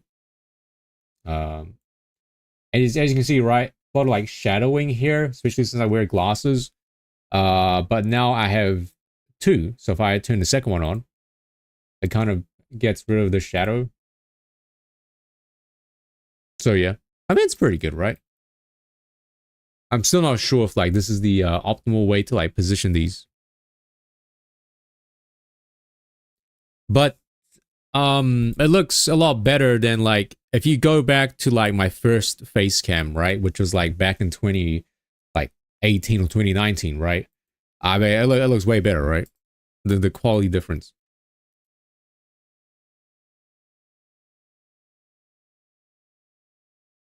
Yeah, one face in the camera as well. So it's like one face in the camera, so it looks like it's like this. Oh, it didn't work. I was supposed to I was going to like flashbang the entire screen, but it didn't work. Oh, like this. Yeah. Okay. Yeah, so now as you can see, right away you can't see, but I don't know if you can read this, right? So here's the ISO setting for the Elgato webcam, right? Previously, with the one light, I had to set the ISO up, right? So if you guys know your cameras, right? ISO is like the amount of light that enters the camera. That's how I interpret it. You increase the ISO, the more artificial light gets like added to the camera, right? So previously I had to set this up to like 200, but now with like the second light here, I can set it all the way down to the minimum. So that means that boom. Oh, whoops. That means boom, right? There's no artificial like brightness that I need to put on the webcam, so it should be super good. But yeah, before the stream started, I tried to like look at there's like a lighting setup they can use with one light called like the butterfly lighting, and the way you do it is you have the light pointed at you, right? And then you pull it up and then angle it down at about like 30 degrees. And what should happen is there should be like a butterfly shadow here underneath your nose. I don't know if I did it properly though. You can kind of see it, right? Maybe?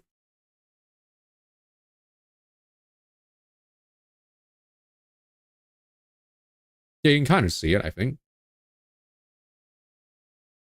And it's supposed to like make your like cheeks appear, you know, thinner, and your face a bit longer as well. So that's why I tried to emulate.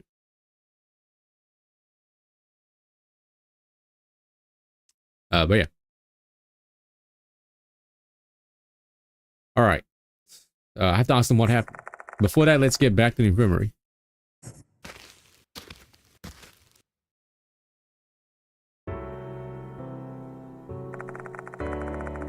Once we arrive, I make them some instant coffee. Both of them sip their drinks in silence. Their faces have regained some color. Looks like they've calmed down a bit. They should be able to talk now. Chapter 4 final stage already? Mr. Katsu, I'm fine now. Feel free to ask us anything you need to know. AMA? That goes for me too. Despite their trembling voices, they're trying to be strong. Honestly, I'd rather not make these kids recall such painful events, but I don't have any other choice. Trying to figure out what happened in the clock tower. Well, first we can tell them about the spirit in the pool. Tell them that I managed to resolve the situation with the spirit in the pool. Thank you, Mr. Katsu. To think that spirit was really Takai.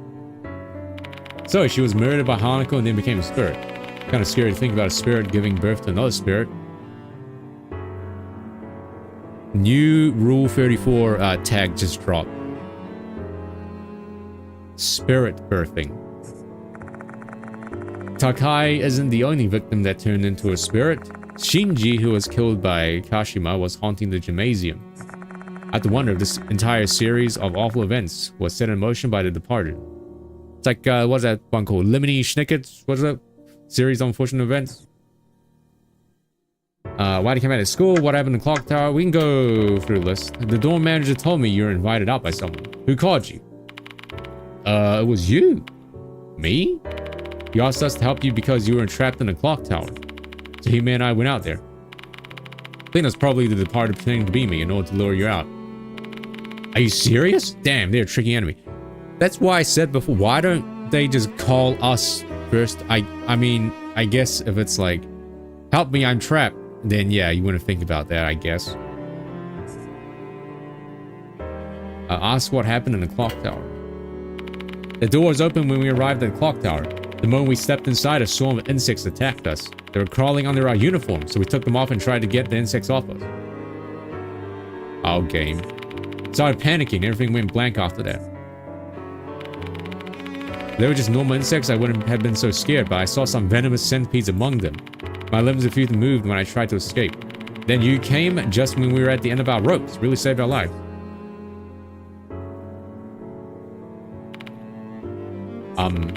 Was the departed the one who sent those insects to attack us?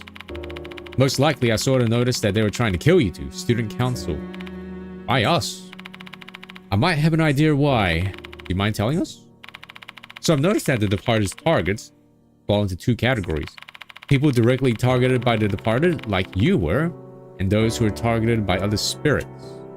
Everyone who's been directly targeted by the departed have all been people I'm close with. Then that means we're targeted because we're close with you? I think so. Oh, I see. Like that emote. Oh, I see. I'm sorry, Dory. Sorry, Michio. You wouldn't have had this horrific experience if I hadn't asked for your help. I'm a curse. Damn, going to edge phase now. I shouldn't have gotten involved in this case. Then Daimon wouldn't have had to go through such terrible things. My chest tightens as feelings of regret well up inside.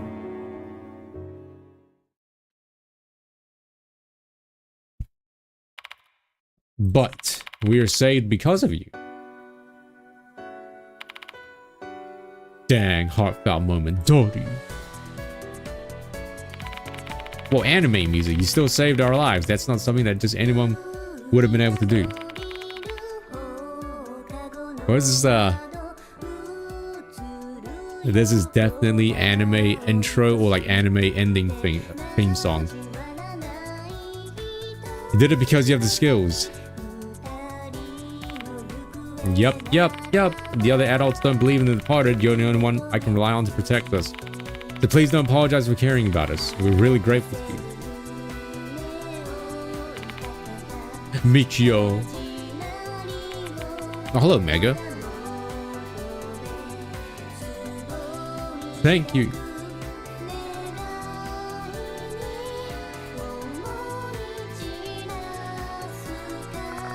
Even after experiencing many terrible things, they never lose their smiles. They never turn away from the terror lurking in the darkness. Instead, they're trying to fight against it. Actually, this sounds more like a corpse party type music, actually. Like this would play at the end of like corpse party or something. I don't know if it's because they're brave or have a strong sense of justice. One thing's for sure though. What those two are doing is not something that just anyone would be capable of. Witnessing their strength and resolve has given me encouragement. It was popular back in like 2010, right, or something? I played it on stream like twice and then I stopped playing it. Yeah. Mr. Katsu, there's something I'm curious about. Is the departed really hiding in our school? Yes. Izumi and I said they're pretending to be human. Yeah, it's no problem, Koki. Yeah, that was the era of like PewDiePie. Do you know who they are? No, unfortunately. They're one cautious foe, disguising themselves and leaving no clues at all. Yo, we got a bot. Dang, nice. Mr. Katsu, would you like to try deducing the departed's true identity with us? Oh, nice idea. Let's give it a shot. 3 heads are better than 2. Yeah, sure, better try it. Their suggestion piques my interest. Who knows, maybe they actually can feel the departed's presence.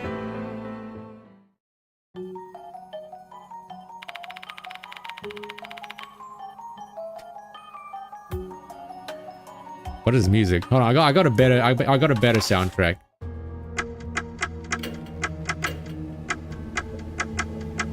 Remind me it's at the background music's at 40, by the way. Hold on.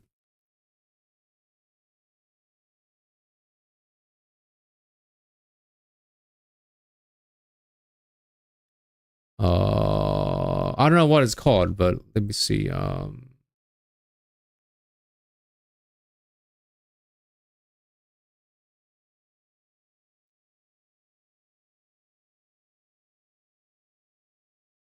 Let's see. Is it this one?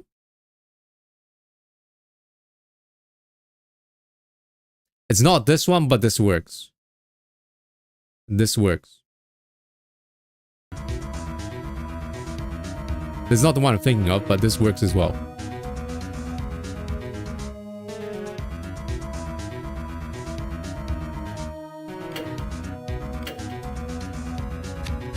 Ah, okay, that's more fitting. So the departed is targeting those who are close to you, right? How would they know your circle of friends and who you're close to, though? Since they're a spirit, they might have used their supernatural powers to figure it out. Or they might have discovered it when pretending to be a human at the school. Why don't you try exploring that option? If we assume they're just using powers, they won't leave us any path to deduce anything.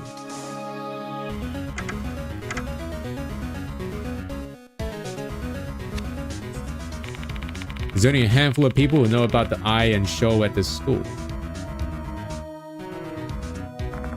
First up is my client and the headmaster of the school, Mr. Konoi. Since I report everything related to the case to him, he would have learned a thing or two about me during the process.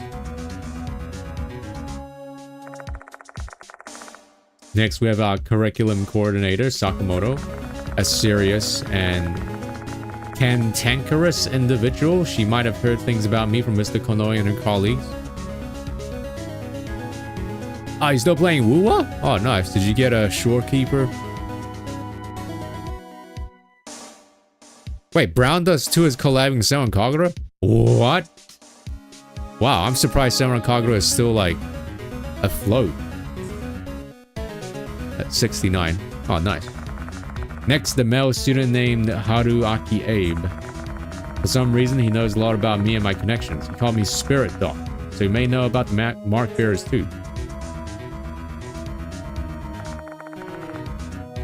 Yeah, Wuwa has been pretty good to me. I say Wuwa's been good to me, but then when I look at my pool history, I've lost every 50-50. So maybe it hasn't been good to me, actually. But, like, I do remember, like, the Weapon Baron being really good to me, actually.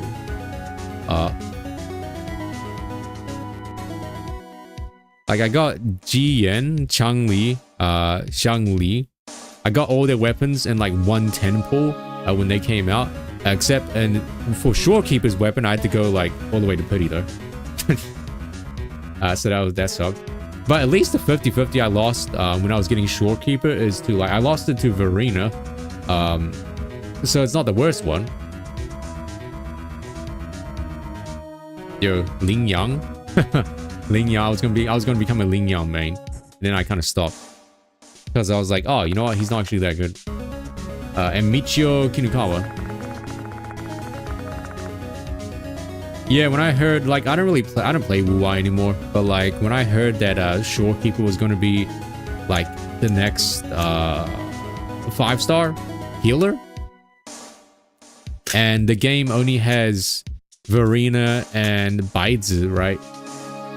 They only have, literally only those two are, like, the healers in the game. And I'm like, okay, Shorekeeper, she's a healer and a buffer.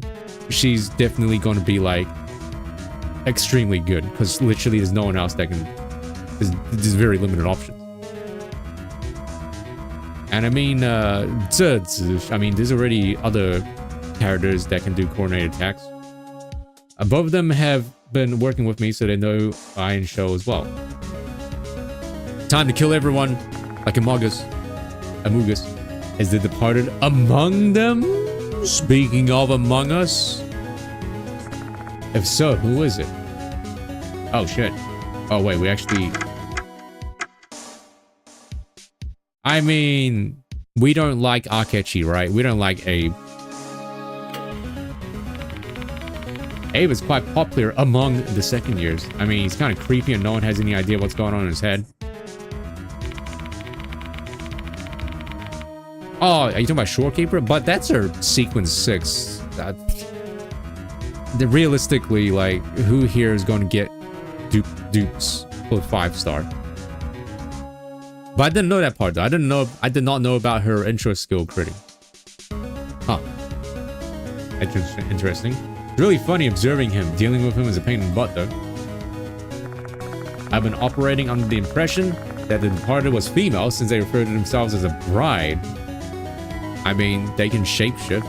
So why would they have assumed the form of a man when they could have just as easily taken a female form? To make it not as obvious? Hello? This isn't as easy as I thought. I just don't have enough clues to deduce the party's true identity yet. I can only press on with the investigation, all the while wondering who are my allies and who are my enemies.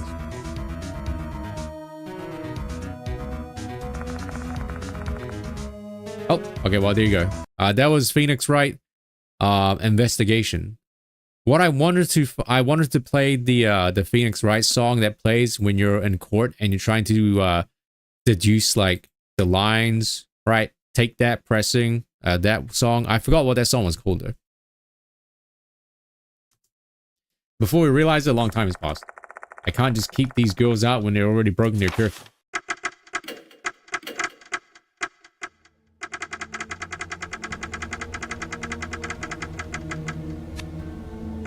Nikkei, though. I think Nikkei's been nice to me, though. Oh, wait, did it? Oh, God. Ah! I was like, what the hell? What happened? I was like, wait, where'd the music go? And then we got jump scared. Oh, wait, the music. There's no music here. I can't just keep these girls out when they're already broken the curfew. Better leave the infirmary as soon as we're ready.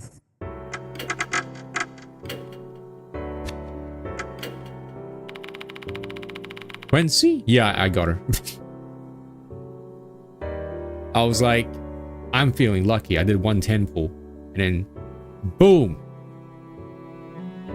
What kind of excuse should we give the door manager? Don't worry. Just be like, I know Mr. Kanoi. And then she'll be like, whoop. After closing up the special building, we leave the school. I don't know if Quincy's good, though.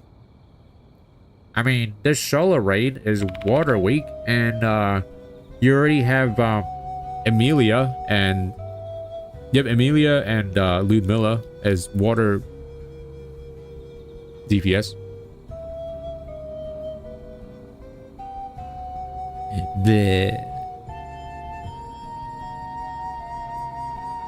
I didn't actually see Nikkei.gg. Do I even have Nikkei.gg open? I do.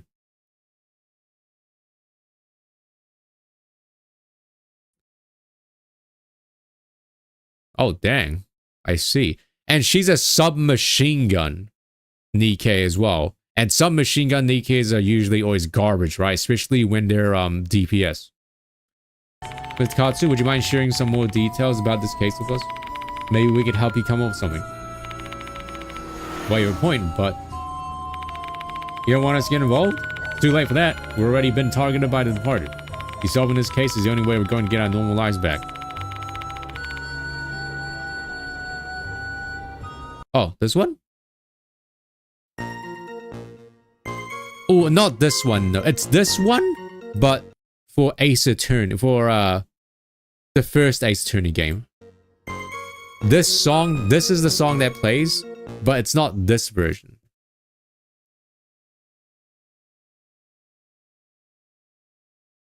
That one, but for the first Ace Attorney game.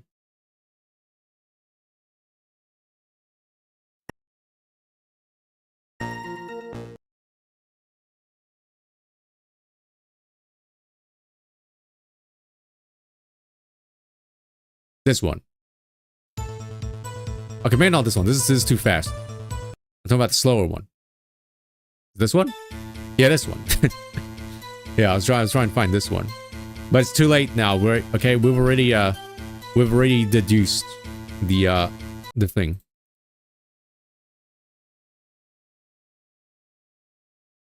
That's why both of us want to help you out. Please let us help Mr. Katsu. Fine, alright. All the deaths, grotesque occult phenomena, the fear of being targeted by the departed.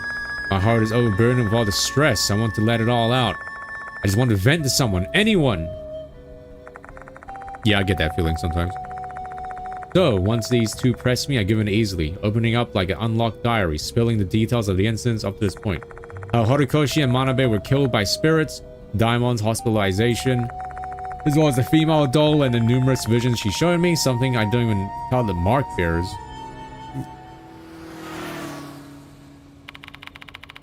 Did you hear that car sound? That was the sound of Doryu and Kinukawa being like, alright, peace, we're out. You know how the Simpsons used to have a running gag? How the Simpsons used to have a running gag of like a guy walking backwards slowly and then quickly running to a car and then speeding off? That's basically what happened here. I guess that's about everything. Damn. The dots. The dots. Both of them stare at me, stunned. They must find it hard to believe. Honestly, it'd be more of a shock if they believed it all. Mr. Katsu, that doll in red dress. Is she the one over there? We know her. Nani? We saw her before at the clock tower on the day we received this curse. What curse? Not following you. Are we finally going to talk about the tattoo mark on Doryu's face? What a turn of events. I have to ask for details. The curse. Is it okay if I tell him, Hime? Sure, go ahead. Only because I'm sure you'll believe us, Mr. Katsu. Alright. Michio looks serious, which isn't a side of her I've seen often. You can see them, can't you? My white hair and the mark on Hime's face. Yeah, they really stand out. Tell you the truth, other people can't see them. What? What? Aside from us, the only one who can see them is you. That's impossible, but how? Now that I think about it, there was definitely something off. Doryu's never even tried to hide her mark from others, and none of the mark bearers have ever commented on Michio's white hair. It all makes sense now. It's because I'm the only one who can see them. We've been this way ever since we met that doll.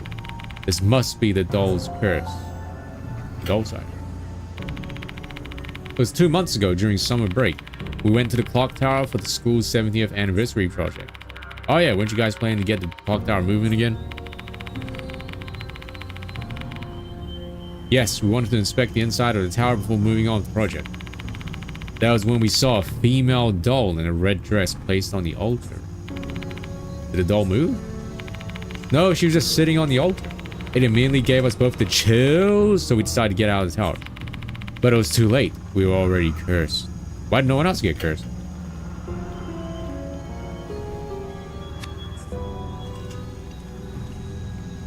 The woes of being cursed. I recall the mark that was carved on my body 4 months ago. It was a death curse. Undoubtedly, their curse also has the power to bring misfortune upon them. Have you experienced anything strange ever since you got the curse? Like health condition, hearing or seeing things? Nothing at the moment. I'm not sleep deprived and still have my normal appetite. How about you, Hime? I'm fine too. I knew it. This curse is bad news, right? I mean, it's called a curse for a reason. Ugh. Don't scare me like that. Why didn't they mention the curse? We actually told the dorm manager about it before, but she didn't believe us. She thought we were just being weird kids. Really hard on us. After that, we decided not to speak about it to anyone else. Doryu solemnly casts her eyes downward. Seems like this is really taking a toll on her and Michio. After that, we met you, but I noticed you staring at my mark. I was wondering whether you could see it back then. Remember when you complimented my hair before? That convinced me you were the only one who could see these things. I was really happy about that. Michio said we should talk about it with you, but I was afraid. I was scared you'd look at us weird. But, do you see what I'm doing? However, tonight I finally got the courage. Why am I the only one who can see these things though? I'm not too sure about why that is. Aren't there some spiritual occurrences that are only visible to you? Maybe our curse is like that. So is this another effect of my gifted supernatural sense? I feel like I've probably gotten all the information I need from them at the moment. Mr. Katsu, I've been thinking about this for a while, but do you think the departed's true identity is that doll? Oh, Nemo pooped again.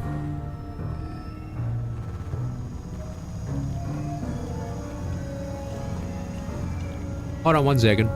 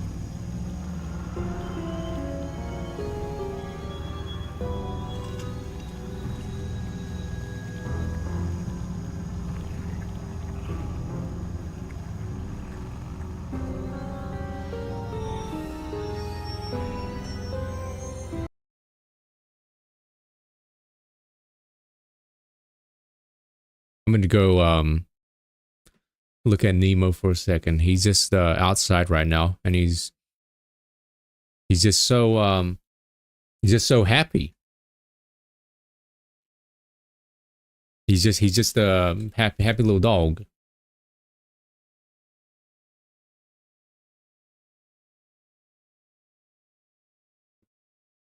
Okay. Still a bit bitey, but I think he's gotten a bit better at it. As soon as he's outside, he's like really happy. He's like Lightning, actually. Lightning was like that as well when he was little. As soon as Lightning discovered outside, he like forever became an outdoors cat. Is the departed actually the female doll? Probably. Yep, she must be the departed. Evil spirits that were sealed in the clock tower have come out. I'm sure that was our fault. But she looks different from the departed. If the departed can transform into a human, they can probably turn into other things too. Even this curse of ours is the departed's doing. That means it should be lifted once they're gone. Michio gives an abnormally loud shout. She seems to really believe the female doll is the departed. She was already investigating spirits and the departed when we first met. I understand why she was doing that now. She wasn't my rival. She was trying to find a way to lift her curse.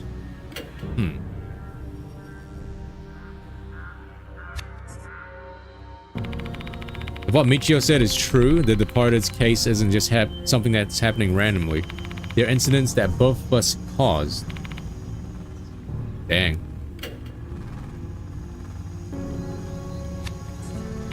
Doryu ... We have to put an end to this case. Please let us help you out. Chapter 5. I learned new information from the two of them. The evil darkness surrounding Konohara Academy continues to deepen. I wonder when that darkness will finally be cleared away and replaced by sunshine. Oh, new CG. When we arrive at a dormitory, the dorm manager is waiting for us. Given the fact that they broke the curfew and returned this late at night, it's no wonder she's beside herself with rage. I've already learned a trick to dealing with her from our earlier phone call. She's only concerned about who is going to be held responsible for all this. Once I promised her that I wouldn't tell the school about the curfew violation, she takes it down several notches. Say goodbye to Doryu and Michio and leave the dormitory. Time to head back to Kujo Mansion.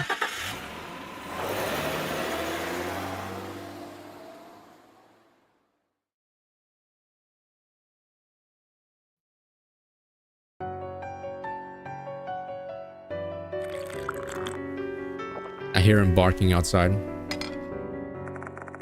There I start compiling all the reports I need to submit to Mr. Konoe, accompanied by a cup of sweet coffee. Also, his ears are starting to perk up, because, you know, he's a German Shepherd. How should I summarize this? If I mention the clock tower incident, I'm going to have to bring up the girls breaking curfew as well. That would betray the dorm manager and ruin the image of those two students. Guess I just stick to mentioning the pool ghost. The black telephone rings loudly. Who's calling me this late at night? Hello? Kinakawa's here, hello! Oh, I wasn't expecting you to call this soon. Before we parted ways, I gave them the number to Kujo Mansion just in case. I just didn't imagine she'd be using the number this soon. So, why'd you call? Ah, I just wanted to hear your voice. Your calm voice makes me feel relaxed. Don't you get that a lot? Kinda? At least on stream. What are you going on about? Anyway, what do you want to talk about? I have a question for you. Let's say... What if I is the Departed? Can you beat her? Why are you asking something like that? Well, the Departed's hiding in our school and we have no idea who it is. I just don't know what I'd do if he may turn out to be the Departed. Just thinking about it makes me feel depressed, hence why I wanted to talk to her. So, could you attack Ai if she's the Departed? Ugh, I have no choice. I guess that's the only option we have, huh? More people will die if the Departed is allowed to continue existing. We have to take him down. I mean, if Ai's the Departed, that means that the real Ai, like, died, I don't know, some time ago, right? So, you probably wouldn't feel that bad of killing her because it's not her. Unless this is some, like, weirdly, you know, like, possession type thing.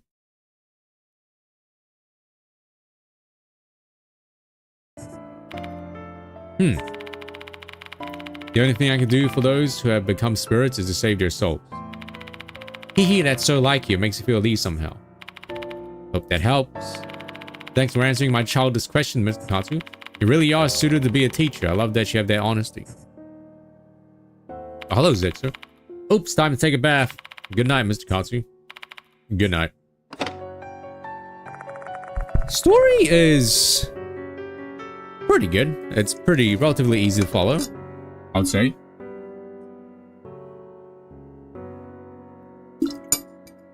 We've learned that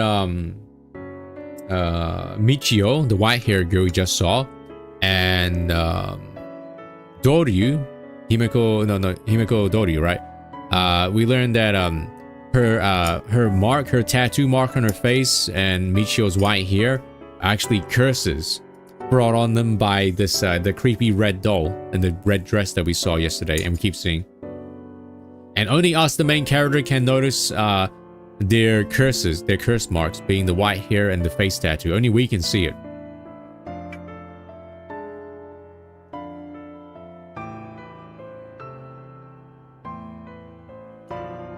And we learned that the red doll is the Departed. But the Departed can also be someone else. Who could it be? You know? Amogus. I need to wash off my sweat and get some shut-eye too.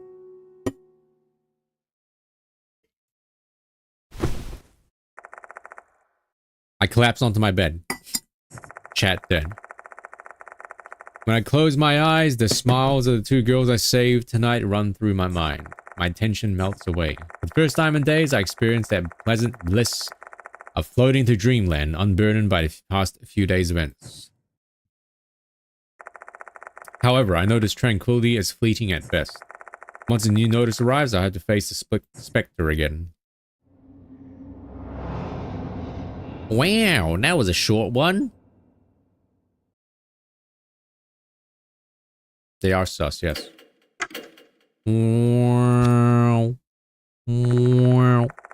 Few days have passed since the incident at the clock tower.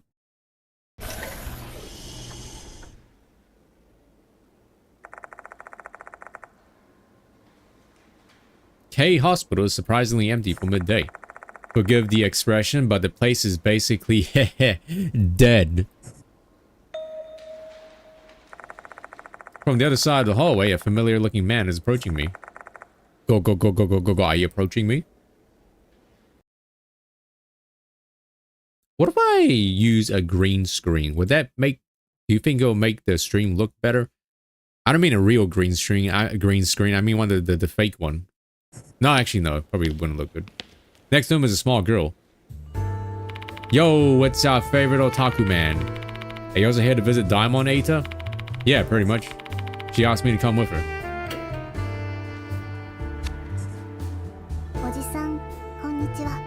Oh yeah, it's her. I remember her. Good afternoon. So this girl is Suzu Morimiya. Though she's but a grade schooler, she's also one of the mark bearers. After our previous case, she's come to idolize Eita and treat him as her older brother. This girl looks both old and young. She's a grade schooler, but maybe it's because her face and her hair is like... Eita, why are you taking Suzu here on weekday afternoon? She's not skipping school, alright? Today is her school's anniversary. I heard a situation from Eita. Mr. Daimon's still asleep because of the spirit's curse, isn't he? Most likely. A graceful look. He's the... Are you saying... Was that because of... Was that in game? Or are you talking about like people like Twitter? Most likely. No way. Her eyes are filled with deep sorrow. Maybe it's because like I expect... If she was a grade schooler, I expect her to look like, you know, Rei from Nikkei. Or like, I guess for her to have like a rounder face, I guess. Don't you worry, Suzu. Mr. Katsu and I will definitely save Mr. Daimon, alright? Eita proudly taps his chest while making that claim. I have no idea where that confidence comes from. Alright. Despite my skepticism, the display brings a smile back to Suzu's face. Eita, mister, can I trust you too? Only guarantee in life is death, kid. Okay. Calm down. Calm down. Of course. Thank you, mister. Anyway, Mr. Katsu, I'll continue to back you up on your investigation. Eita, about that. Oops, let's save that for later. I gotta get Suzu back home. I'll go to Kujo Mansion after that. Call me if you need any. Man, I was watching Joel's stream yesterday, right? And he was playing a PSP Indiana Jones game. It was basically like a brawler game like Yakuza, right? And like, he did a bit where like he put the Yakuza 0 Kiryu's like fight thing on instead of the games. And it was crazy how well it fit actually. Over this Indiana Jones game on the PSP.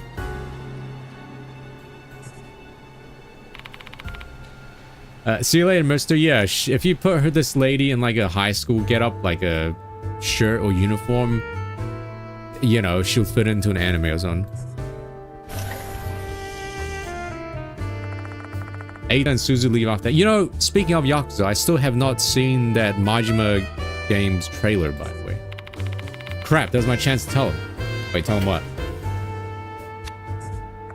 Following slip-mouthed Kashima's case, I told Moe and Sho to stay out of investigation. But Eita wasn't around, so I haven't told him yet. Oh, yeah. Oh, do we have ads right now? The character Suzu Morimiya has been added to the character file. I finished my visit with Daimon and leave the hospital. He's still comatose, showing no sign of leaving limbo and rejoining the ranks of the conscious. The doctors have yet to identify the root cause of his coma. If it's truly the departed's curse that is behind his condition. Oh, right, I got you, Potter. He won't pull out of this as long as the departed still exists. I drive my car to Konoe Hara Academy. A new notice hasn't been discovered yet, but Mr. Konoe asked me to teach a class this afternoon.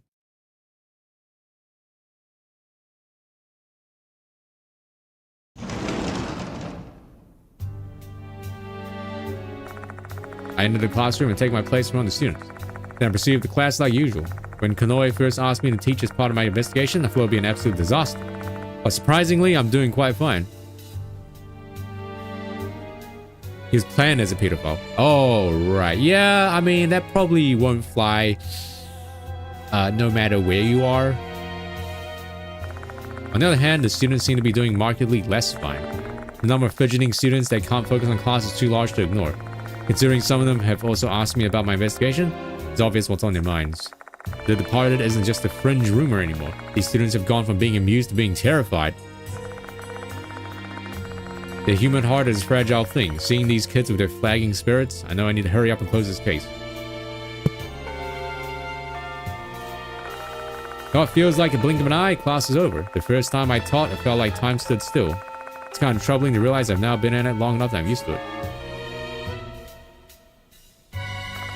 After school, I started my investigation solo. Think back to my conversation with Doryu and Michio the other day. The departed might be someone close to me. In order to narrow it down, I make rounds, asking teachers and students alike about the people involved in the incident. However, my efforts are fruitless, and all I get is a lot of small talk and wasted effort. I attempt to take a different angle to figure out the departed's true identity and think it over. I remember this CG. This was from the beginning of the game. The departed is good at hiding. Let's say they're able to take a place of someone else, and when they do, they can perfectly duplicate that person's looks, memories, and personality. It'll be the perfect disguise. Nobody could see through that. Yeah, the one zombie girl. Yeah. I can't believe my zombie waifu doesn't look like a waifu, and they look like a zombie. Louis suspects someone. Not yet, no. With that level of deception, the only real chance to know their true identity would probably be once they've achieved their goal, which will likely be when they exchange vows with their dear husband. And for me, that would either be death or a fate worse than that, so I have to find the answer for them. I glance up and notice that it's already dark. Dark out. It's time for the students to leave school. I'm not getting anywhere by blindly hunting for clues. I better go to the infirmary and put together a real plan of action. I find a woman in a white coat waiting inside the infirmary. You have my attention. For a moment, I think she's a school nurse, but then I see her face. Oh, hello. Madoka. Yo, it's magical girl Madoka Magica, right? Or whatever it's called. Hello, Katsu. I never would have imagined you would be a teacher here. I was really shocked when I heard the news from Daimon. Hiro! Why are you here?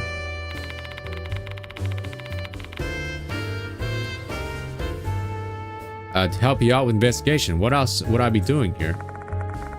I never would have imagined I'd hear the word help come out of Hiro's mouth. There's gotta be a reason. Now, how are you doing? She's Madoka Hiro.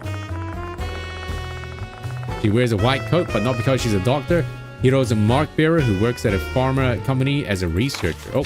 If I remember correctly, you don't handle paranormal phenomena all that well. Well, true. I mean, after all the suffering I was put through before, how can I be expected to like it? So why are you here then?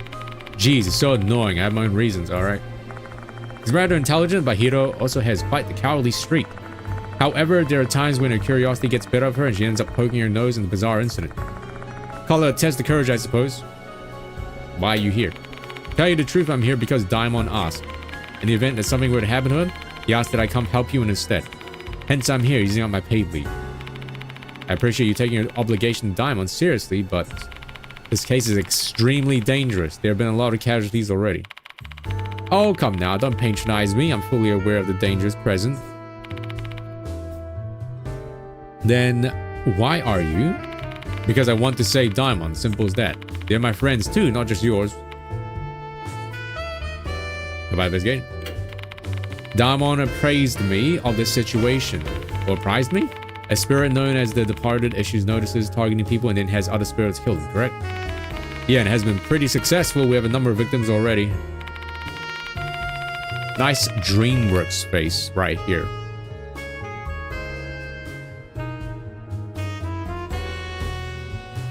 I did a pretty good one as well, actually.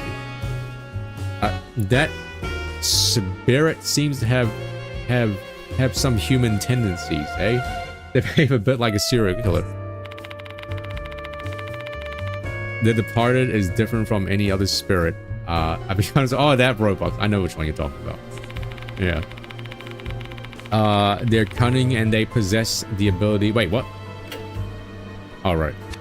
They're cunning and possess the ability to pass themselves off as a human and hide from the school. And I've also heard they're obsessed with you, no? You should have a strong connection with spirits, Katsu. I guess so. I wonder if that's just another aspect of my lineage, like the way I seem to be able to see paranormal phenomena that others can't. Well then, shall we proceed with the investigation? Wait a minute, Hiro. I'm going to investigate alone. I don't want to get you involved in this. Say, what? You're just going to disregard my feelings? I don't get a say in the matter? Damn, Hiro, ... Didn't you understand what I told you before? You aren't the only one who feels frustrated about what happened to Diamond. So you better ditch that weird I'm the only one who can carry this burden, I'll sacrifice myself mindset. Really gets on my nerves. But I'll just take matters in my own hands if you keep insisting I stay out of it. Just give it up. A triumphant smile brightens her features. I don't think I'm going to win a war of wits against her. Moving on to your investigation. I've heard there's no fish.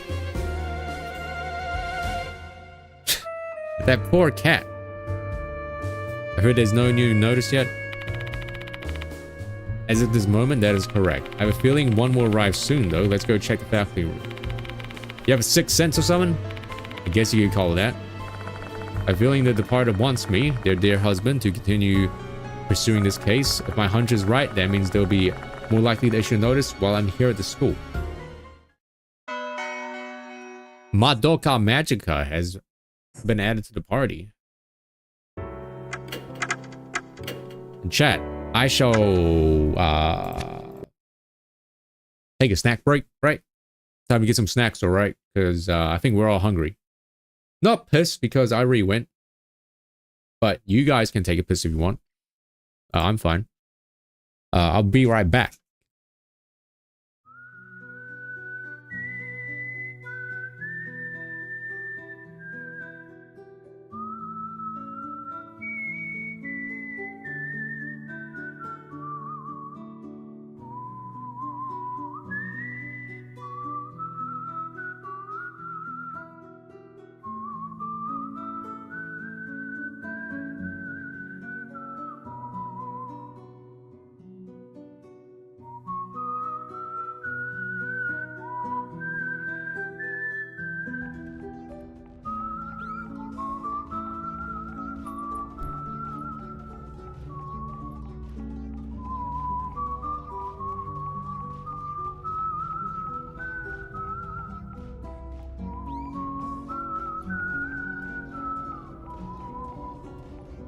Okay, back. I had to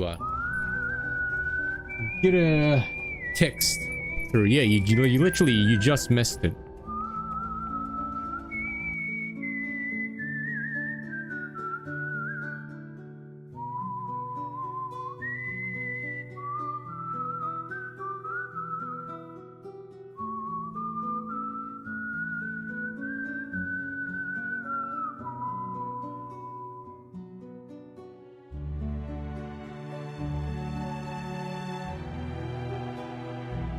Don't mind me, everybody.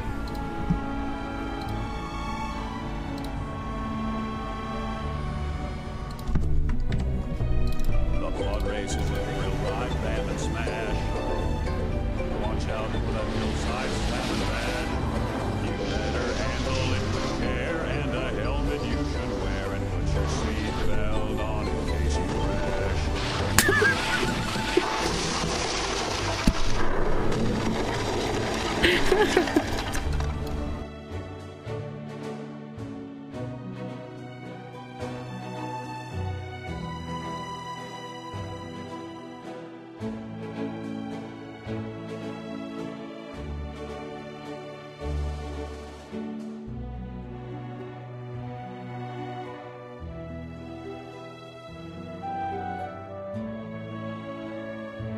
God damn it. That got me. Yeah, dude, it made me jump a little bit too. I thought that was you. I do not fucking sound like that. Fuck off. I sound like this. Hey there. What's going on? It's me, John Tony.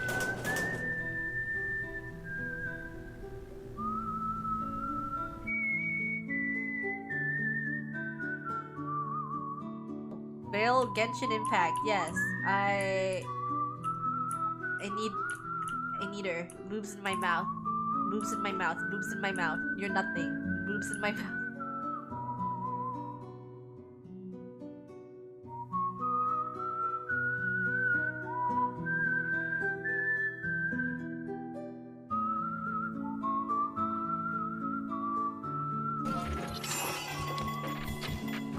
I can't hit that thing?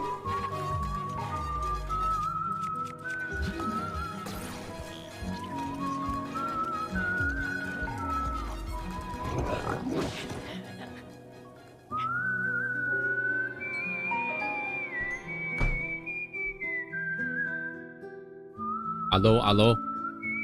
Hello.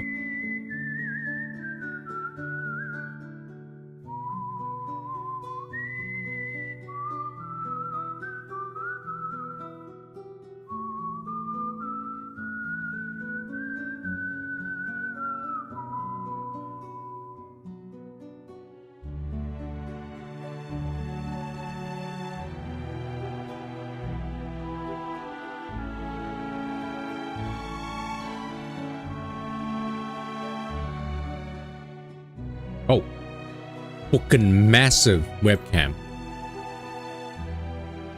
I have coffee, right?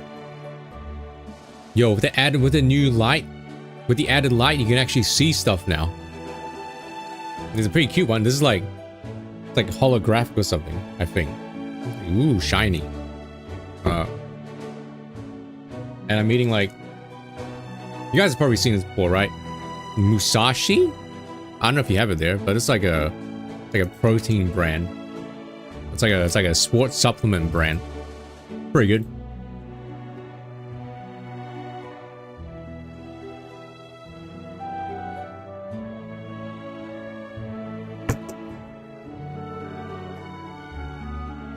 Right, Musashi. What was the hippo called? Mu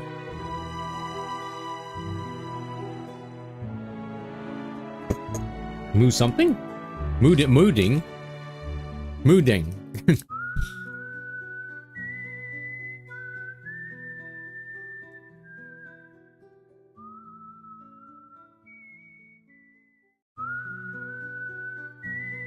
Wait, coffee and fruit? What kind of fruit?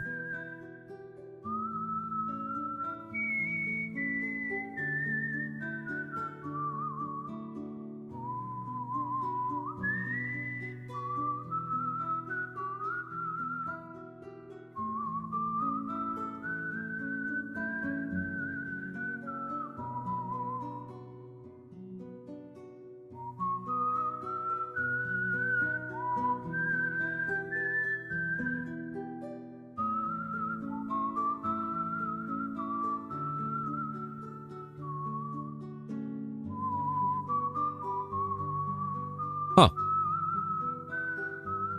Is it like an exotic fruit?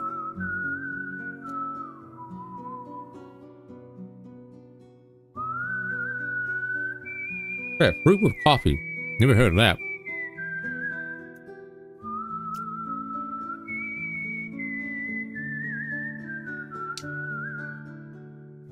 What does it look like? I can try drawing it on paint.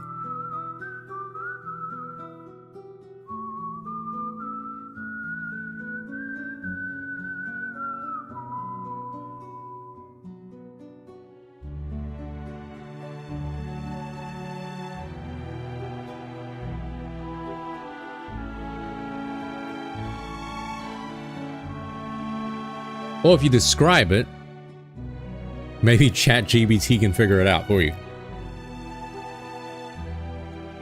Generic fruit. So, what's a generic fruit look like though? Like orange shape? Apple shape?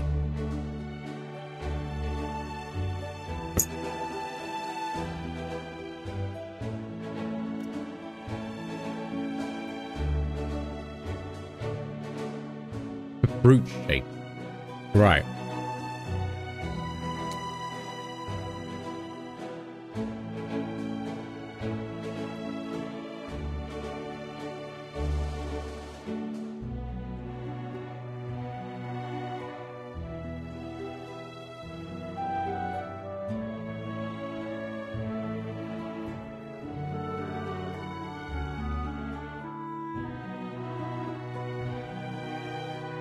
Oh, you found it. Nice. Oh.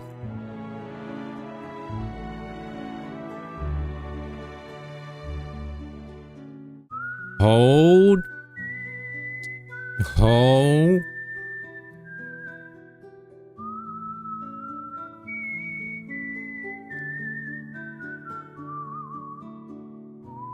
My champ is holding.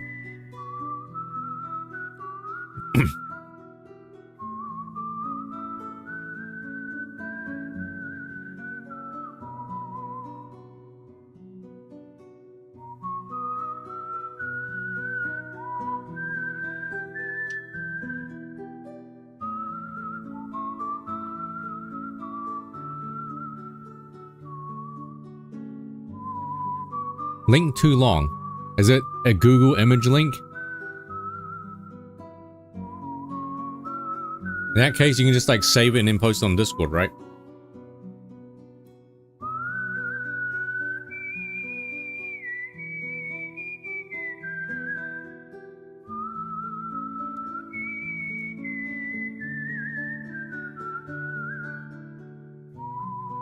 Oh no, that's the worst news ever.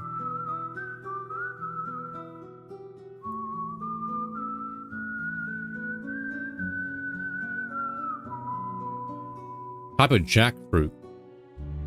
Jack has a fruit?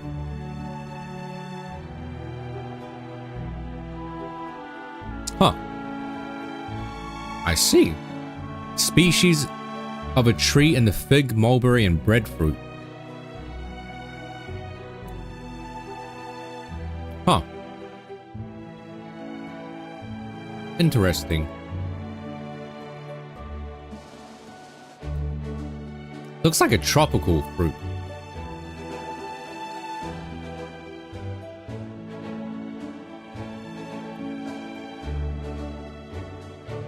I'm seeing like jackfruit and burgers as well. Yeah, pulled pork. What does that mean, a pulled pork? How do you make pulled pork out of jackfruit?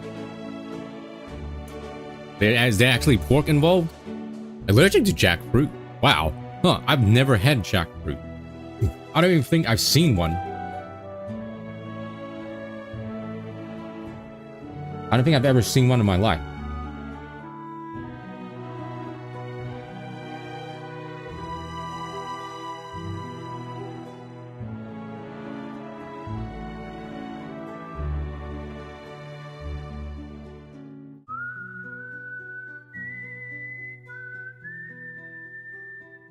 So, it's literally instead of meat, you use fruit.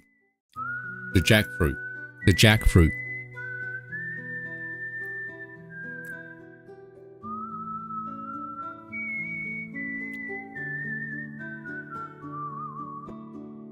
Look like gigantic during the list threatening. Yeah, that's what I saw as well. I was looking at Google Images. Huh, interesting.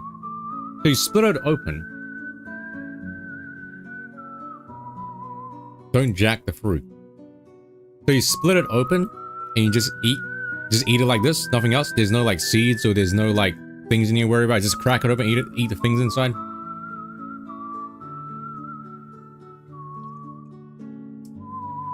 Latex. Dang. Are the seeds, are they like big seeds or are they annoying small seeds?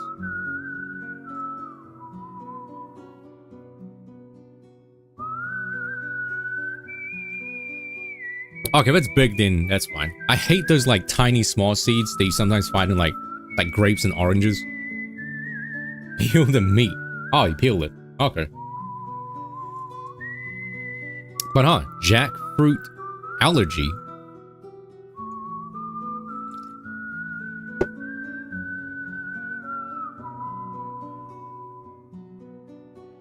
Okay, I finished eating. I just gotta drink coffee. But while we're drinking coffee, how about we watch the the new Yakuza Gaiden trailer?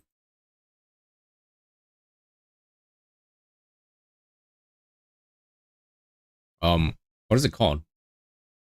Oh, Pirate, yeah. This one's 7 minutes long though. Oh my god. Oh yeah, so according to Arix, right? The Yakuza live action Amazon show. According to Arix and Arix's stream, apparently they're doing a thing like The Witcher, where the people behind this live action Yakuza game have told the actors not to play Yakuza at all. Yeah.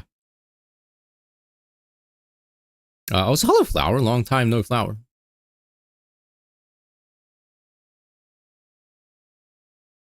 If you want the specific fruit and eating, it's called Kempedak. Kempedak. That sounds like a Filipino word or something, or like a Southeast Asia word.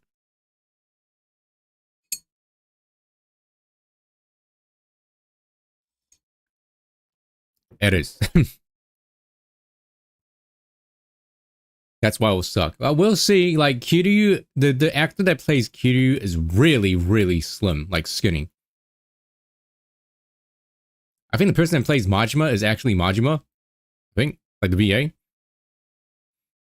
Yeah, that's what I heard as well, cried Blanca. And then they got Chris Hemsworth, right? They got Thor instead.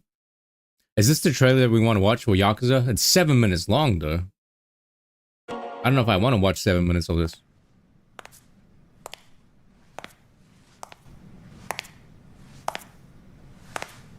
Oh, wait. There's one that is minute 33. We watched this one instead. This is a gameplay trailer. Gameplay trailer for the Pirate Yakuza game. Oh, this is reusing assets. This is just Hawaii, isn't it?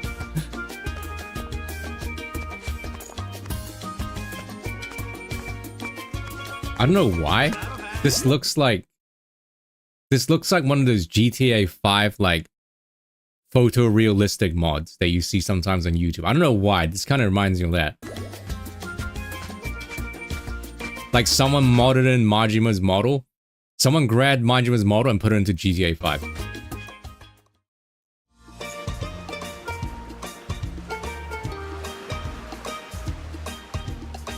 Oh yeah, I'm aware they reuse assets a lot. Same with From Software, right? Yeah. They reuse it, but they're really good at like making it holy ass wiggle. Do you see that? Dang.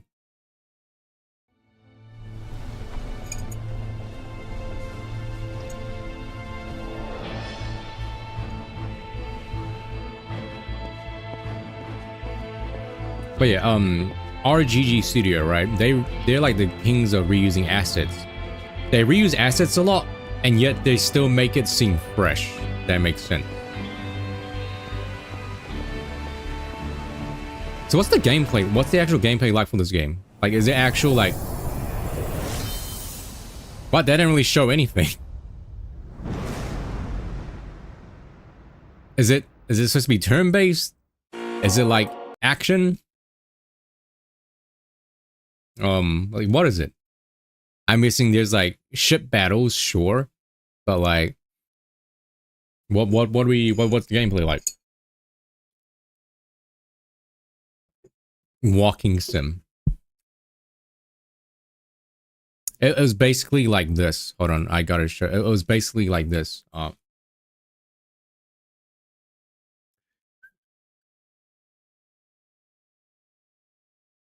It was basically like this.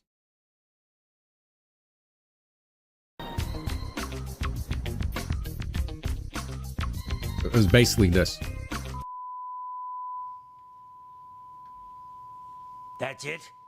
That's the last episode? That was just a bunch of cheap walk cycles! What a rip! Yeah, that was basically it. Literally.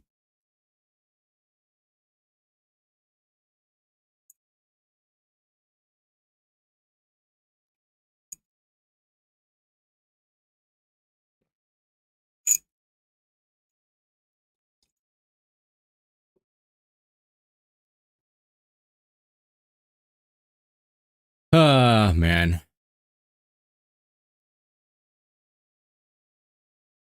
They didn't do...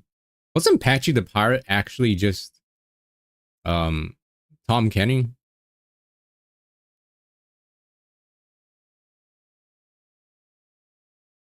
It's not turn-based. Oi, oi, oi, oi, oi, oi, oi.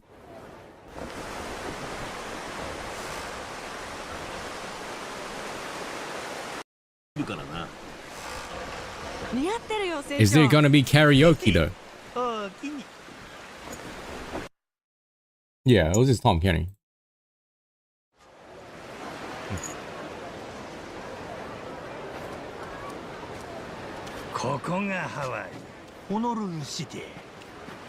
I understood that. He said, Koko, Hawaii.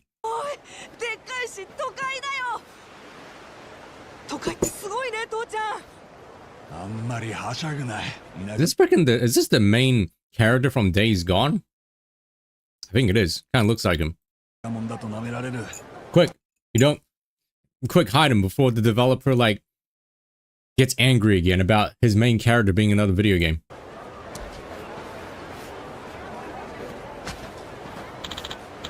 That's a weird dog.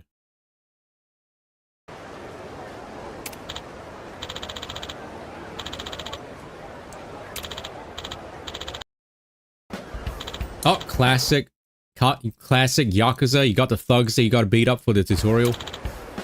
Yeah, it's a weird dog.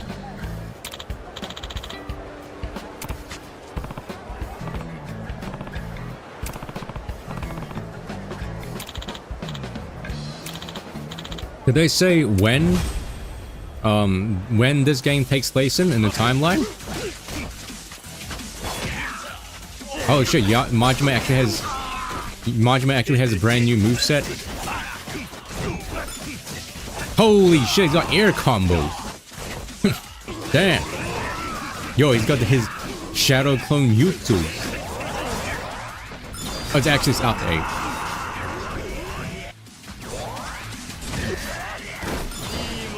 Holy dual wield. Yo, someone called Tap. The new Final Fantasy 14 class just dropped.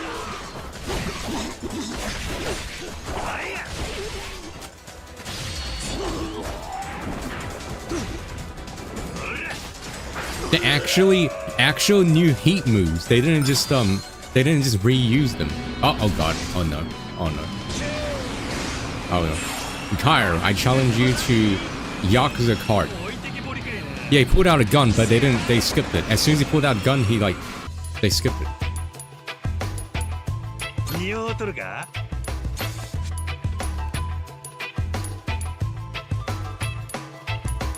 This comes out. Wait, is there a release date for this? No, oh no, yeah, February, right? It's coming out early next year, right? Didn't Yakuza 8 also come out earlier this year? Yo, put the iPad.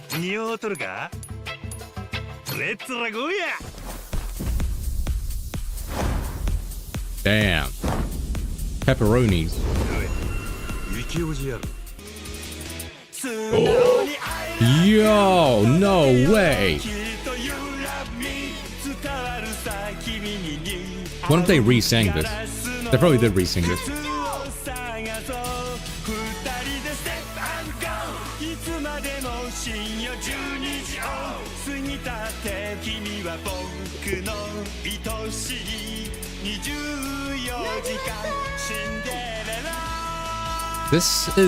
This has a Steam page already, right?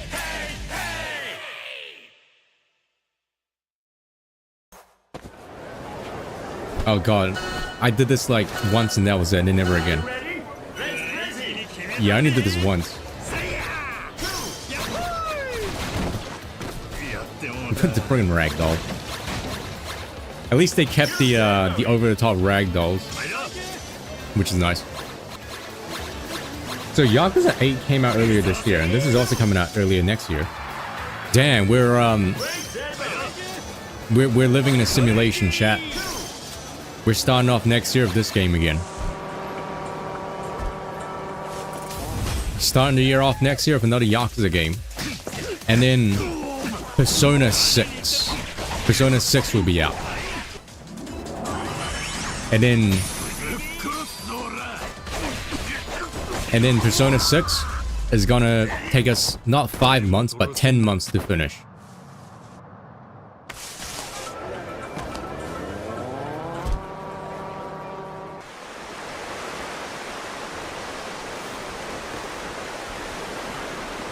Oh, 3.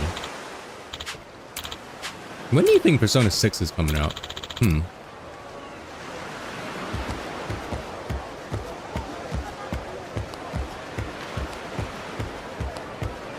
Yo, did you see how each of his footsteps went up each individual steps? Dang. Do you think they're going... Do you think they're gonna keep the Persona series like art style similar to 5 now from now on? Or do you think they're going to like change it up and like make it look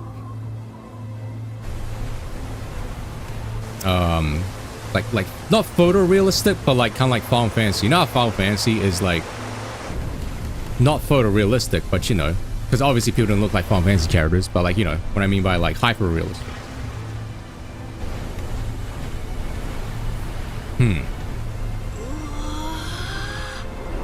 Yeah, because Persona 4 was still like chibi, right? Well, not really chibi. They're kind of sort of like chibis. Yeah, I mean the character models and like the visual styles and stuff. I mean like the way, just the way that the game looks.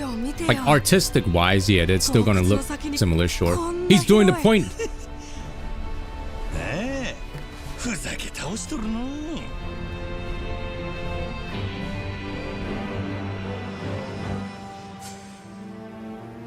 Damn, Lady D?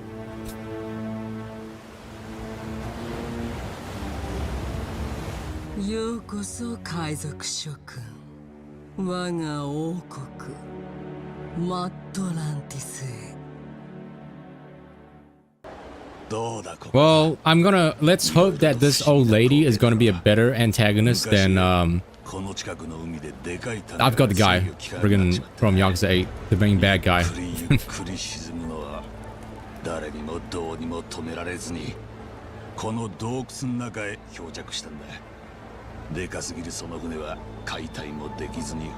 Yeah, probably same engine. I mean, yeah, Bryce. Hopefully she's a better villain than Bryce. I mean, I'm gonna assume Metaphor, right? The new game coming out like in a few days. Metaphor. I'm guessing Metaphor uses the same engine as like Persona 5.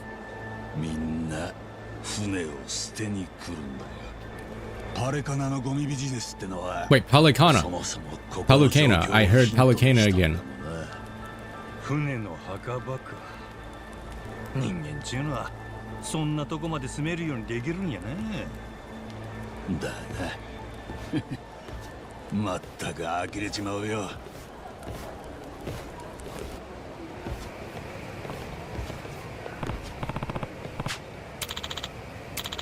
All right, so you know, we're going to make this little dog fella, right? You know, we're gonna make this dog fella extremely OP, all right? If this dog fella can become like a playable party member, we're gonna make him like OP as hell. Yeah, dog.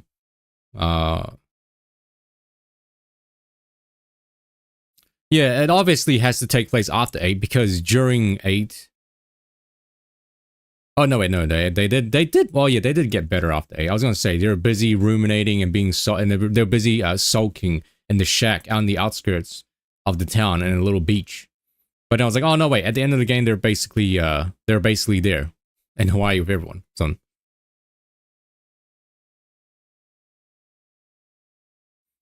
Oh, is that you talking about the one where you talking about after we fight that Mexican guy with machete? That part, Kyra, I think. When we fought him in the cave pier thing.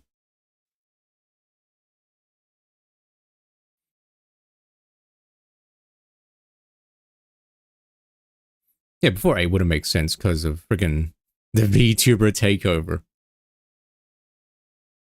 Yeah, obviously this will have to have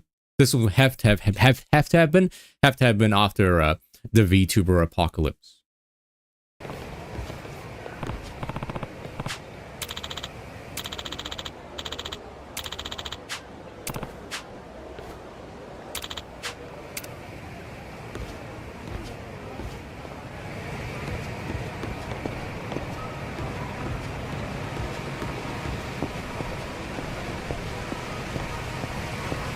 First person view, of course.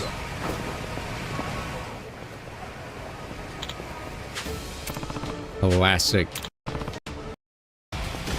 Again, we gotta fight some people.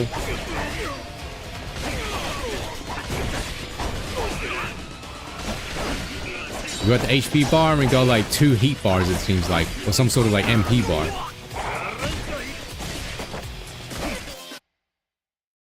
Alright. Woo! February 28th.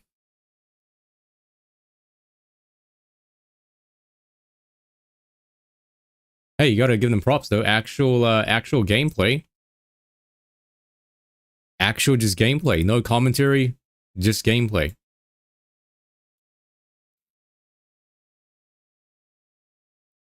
Do I have it wishlisted? I don't.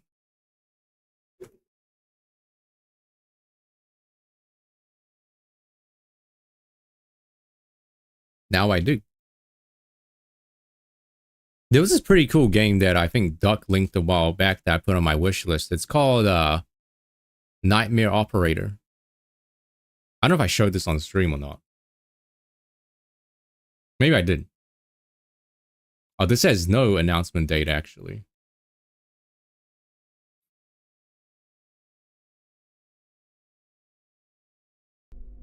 This seems pretty cool. This definitely looks like a Tolo game, though. I think.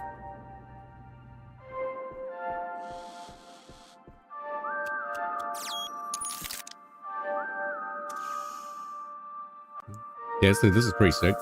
It's got like the Signalis type art style going on, but it's also like third person with like spooks.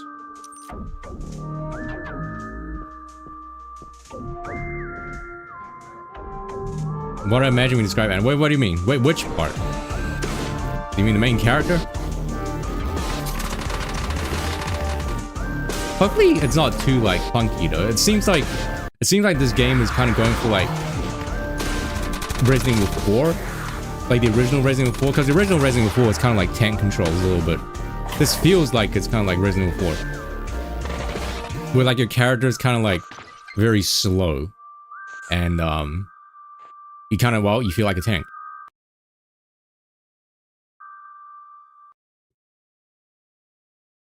This is Anastasia-like. You're right, but with blue hair and a ponytail.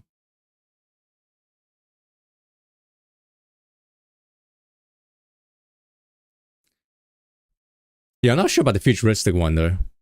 She can be a time traveler. Oi, oi, oi, oi, oi. Alright, cool. Let me take my cup across, and then we'll continue for a little bit, okay? Yeah, it sounds pretty good to me.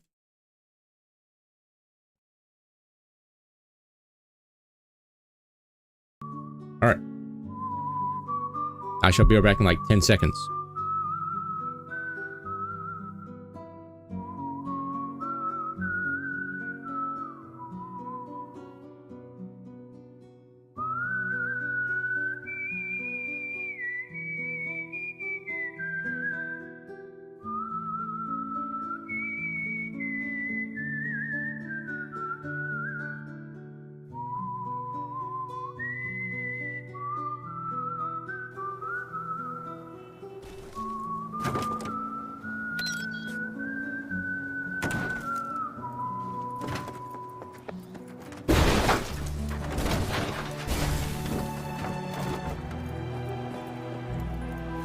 My ride's here. P. Gotta roll. Need to talk? I mean, no, at the moment. Can you come by the camp? I have a problem. Can I delay this quest, chat?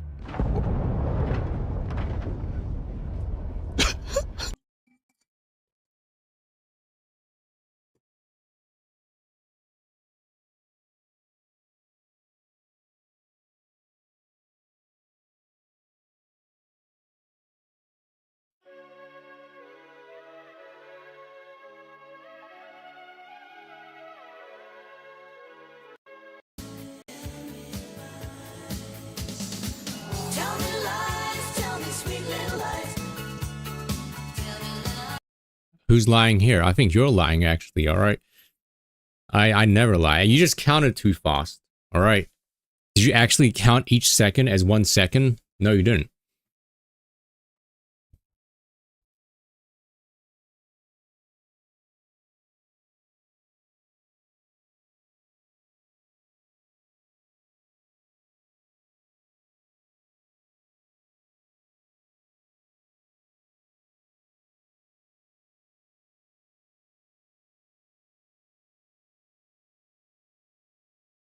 Alright. Oh, hold on. That's the wrong one. Here we go. I just did the switch snap sound. Okay.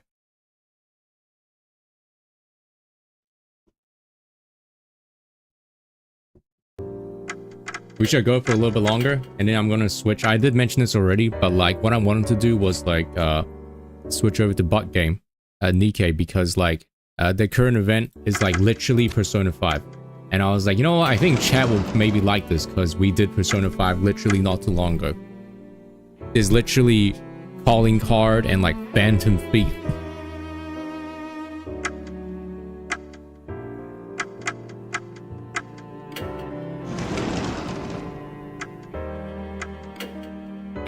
Where are we going? Oh.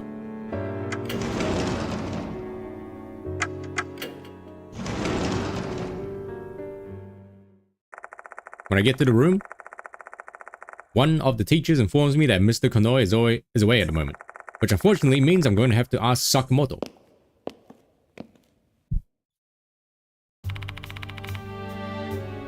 Goodness gracious, you again? Sakamoto's cold tone of voice makes it apparent that she finds this meeting just as unfortunate as I.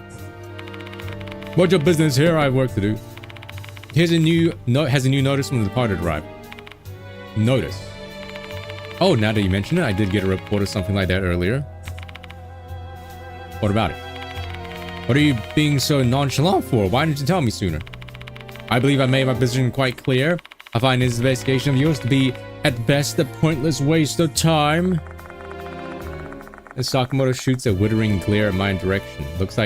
Looking like she just swallowed a bug. She's usually pretty open about her dislike of me, but she's taken it to another level today. I got a report from the dorm manager the other day. She informed me that you took Dory and Kinukawa out and made them violate the curfew.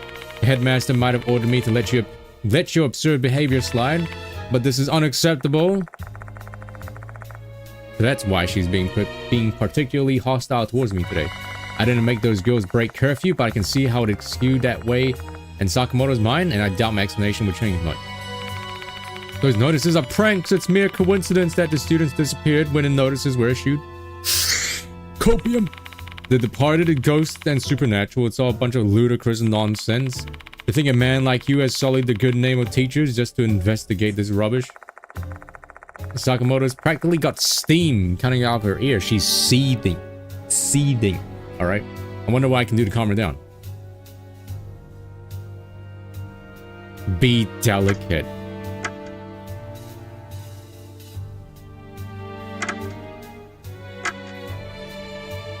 At least cooperate. I don't care if you believe in the part or not, but I'm only here because Mr. Konoe hired me. I'm trying to do my job.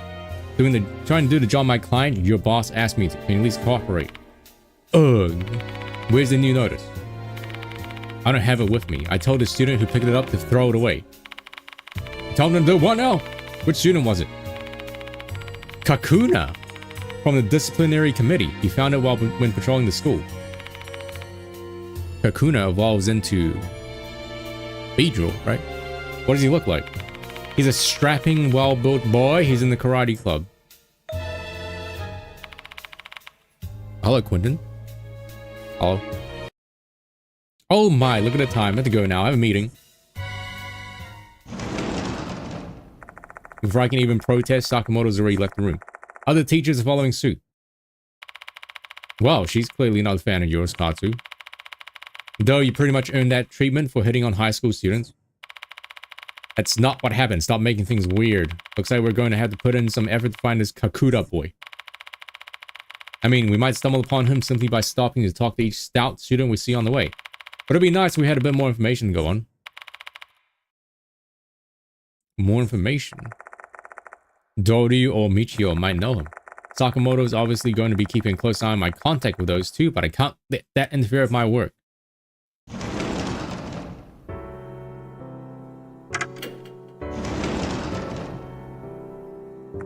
Doryu is organizing documents in the student council room. Oh, Mr. Katsu, thank you again for your help. Sorry if I'm in a hurry. Do you know Kakuta? I heard he's a big guy from the disciplinary committee.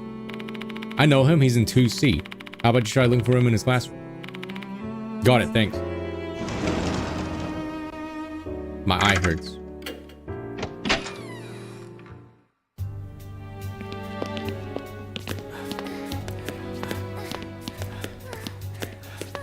Why she got the typical, like, girl run? This school is getting strange these days. I know, right? It smells musty here. Is it because of The Departed? Oh, I've heard there's an outbreak of mold somewhere in the school. Yikes. Just imagine that makes my skin itchy. Anyway, let's go home. Yeah. Why not? I mean... The couple leave the area.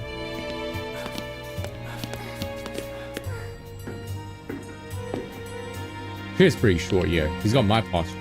Yo, what's the best character in the game? Oh, hello there. I caught a painted lady in the courtyard earlier. Want to watch some butterflies, Skitter? Thank you. Sorry, but I'm in a hurry now. Do you know Kakuta? I heard he's a big guy from the disciplinary committee. Oh, I saw him going on the 3rd floor just now. What business do you have that karate guy, though? Didn't you notice targeting the Karate Kid or something? I don't know yet, but thanks for the info.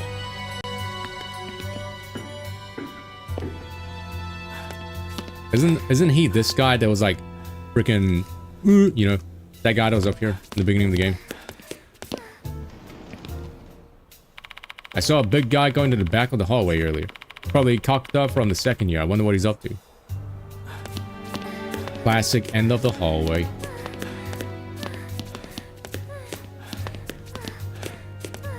Yeah, this guy.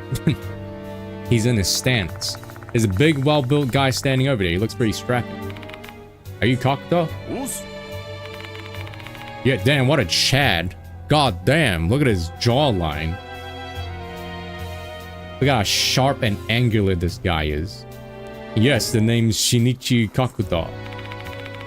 Where's the departed's notice? I'm hoping you haven't thrown it away already. No, I still haven't. Miss Sakamoto told me to trash it, but I felt like I should show it to you since you're investigating them. Damn, what a Chad. Thanks a lot. Haha, you should thank Doryu and Kinukawa. They've been asking everyone to pitch in and help you out.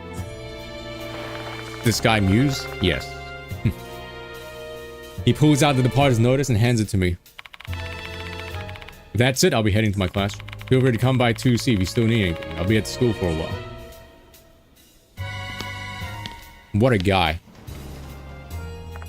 Surely this guy doesn't die. Yeah, he's not the stereotypical jock guy in these games. Kakuta then walks off.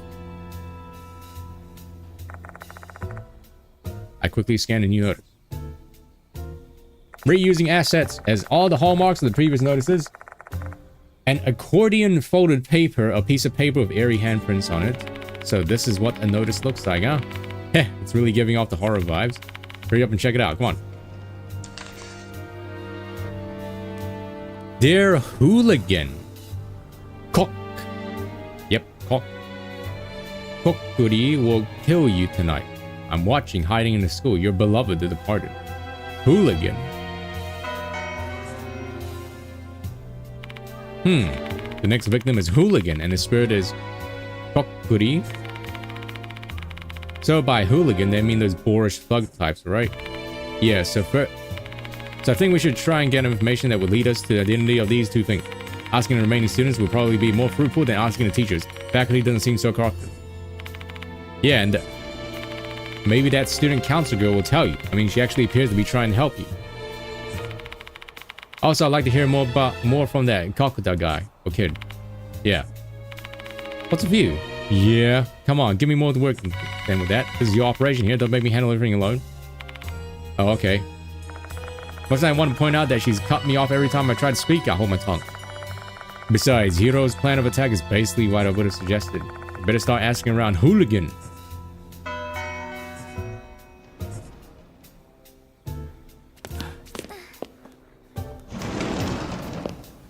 Any hooligans in chat? There's a couple.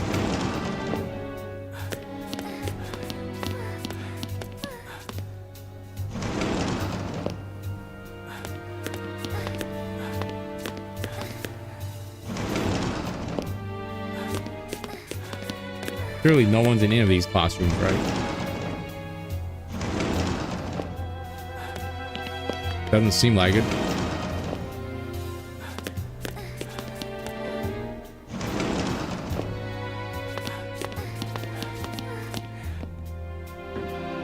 No teeth. Did you find Kakuta? Yes, thank you. I'm happy that I could help. So, what do you want to talk about? Actually, we found a new notice. Whoa, so none one's finally here, huh? Show me. I show Michio the departed's notice. Heh, so the next spirit is Kokuri. Well, Kokuri is usually refers to that old fortune-telling technique, but I'm sure you already know about that, right? No. Let me explain it to you then.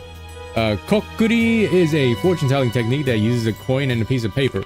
You summon a spirit named Kokuri and ask them some questions. It can be dangerous since you're dealing with a spirit after all. There are some people who get a big scare out of it.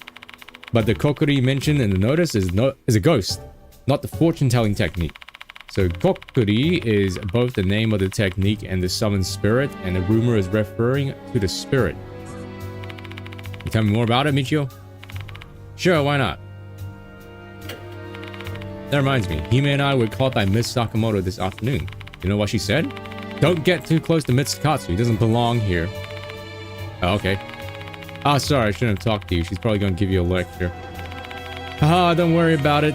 You're my lifesaver and you're hunting down the departed like I am. So, about the Kokuri and the notice, I have a feeling it might be referring to Mr. Kokuri. Then we're a male? A male spirit now? Not a female one? There's a rumor like that at Konoehara Academy. Wow, actual male spirit. Kokuri Oji-san? Have you ever gone to the corridor on the second floor? Yes. Of course not, that place is restricted. Do you know why? It's because of the Kokuri Shrine.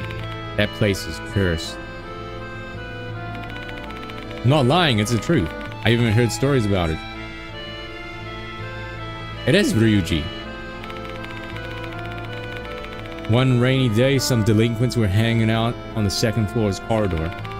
They were kind of notorious. They were getting in fights on a daily basis. There were even rumors that they were into drugs. I guess they must have been bored. So they were messing around with the shrine as if they're all laughing with their stupid faces. They were kicking the shrine and scribbling on it, all sorts of things. One of them even put out a cigarette on it. Dang. The wind and rain got stronger. The delinquents were about to head back inside. At that moment, they heard a voice mixed with the wind.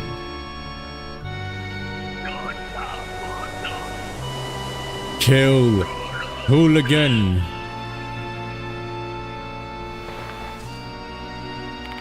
They turned toward the old shrine, the source of the voice, figuring someone must have been playing a prank on them. Except they were the only ones in the corridor. Obviously, they thought they were just imagining things. Those delinquents looked at each other and ran away from the corridor as fast as they could. Clueless. But that night, one of the delinquents, the one who snuffed out his cigarette on the shrine, felt a pain in his ear. He felt a strange sensation when he touched his ear. It was dry and rough. God, you gotta moisturize your eardrums, man. It was weird. Like there was something in his ear. Terrified, he went to go check himself in the mirror. Last of Us. Mushrooms were growing from his ear. Folded cap mushrooms that looked like maitake. Dinner. Mushrooms continued to spread. From his ear to his neck, his cheeks, then his chin. The delinquent shrieked, and then he called an ambulance. He got himself checked at the hospital. They found no trace of mushrooms, but his ear had a really bad infection. The skin was rotting away, so they had to cut his ear off.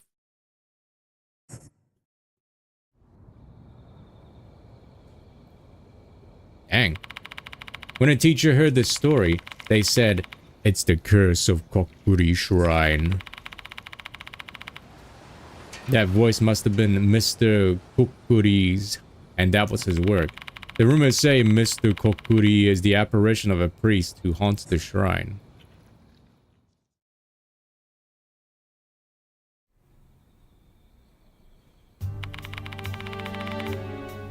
And that was the rumor about Mr. Kokuri.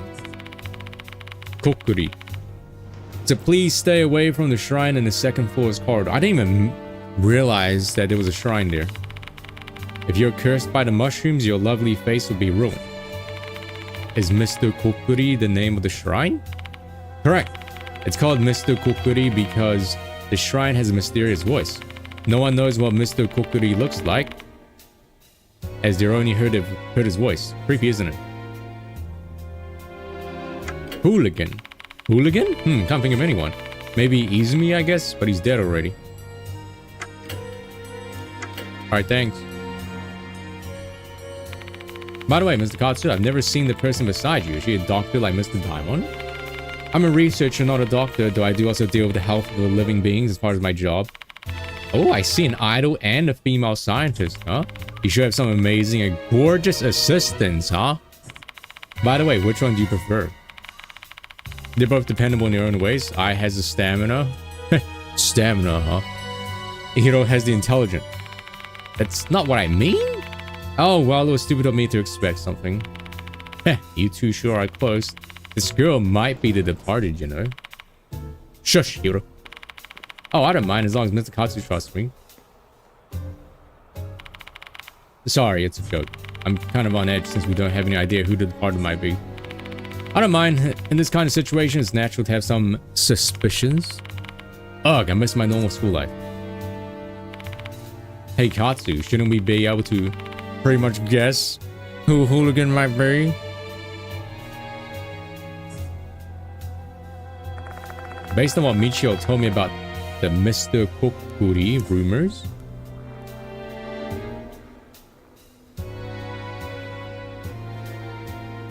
Shinichi Kakuta. He's a good boy, a bad teacher, the delinquent student.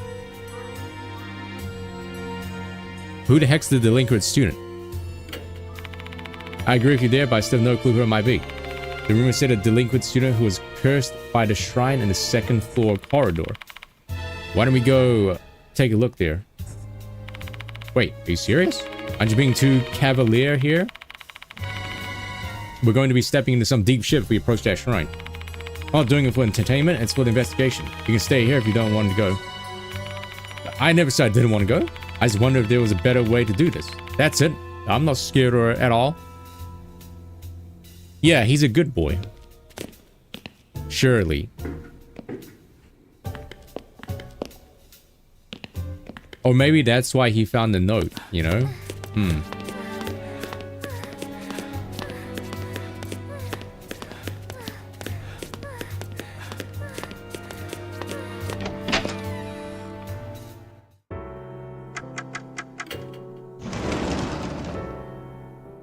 Hello.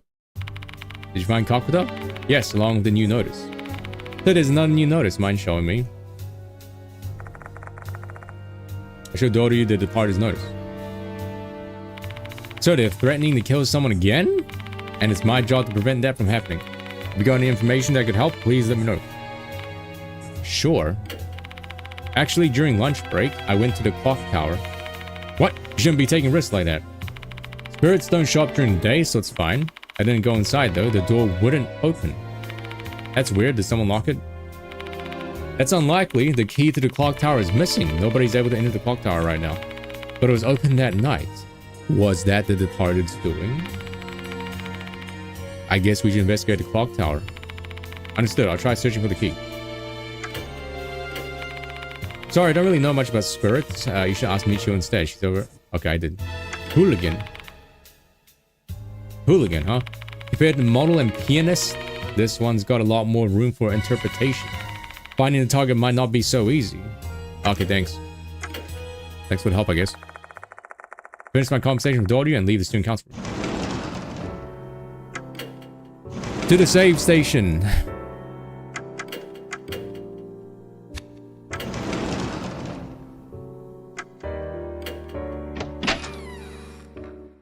And now we go to the second floor shrine.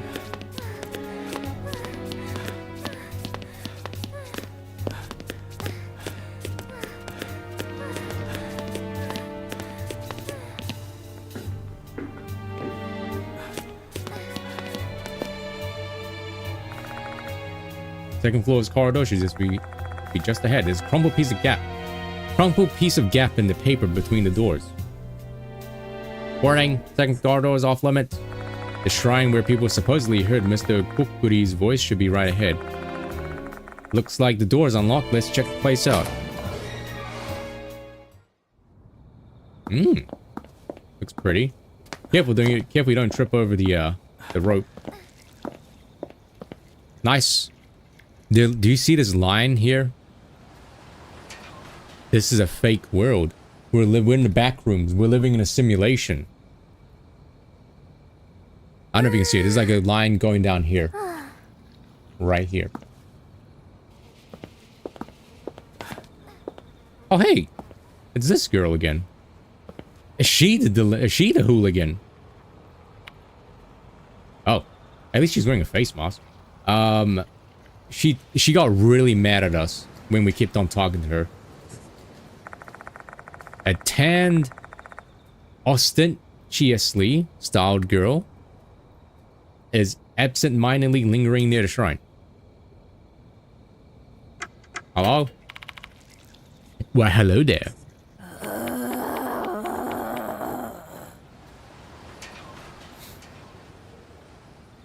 I think she's just hungry. This is anyone else like this when you're hungry? When they're hungry?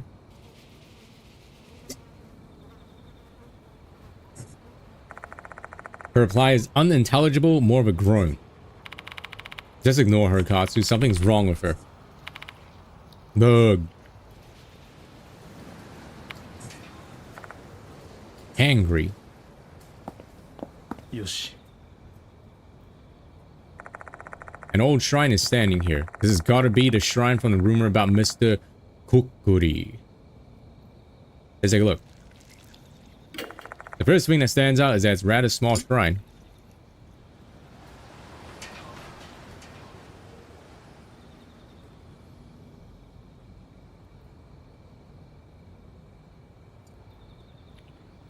I gotta start drinking more water.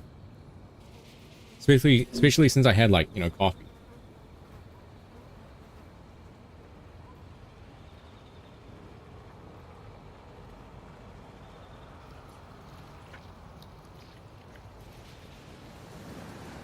Careful.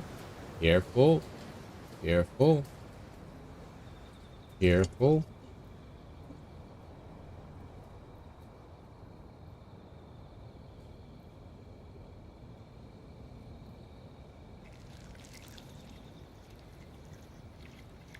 Careful, careful, careful.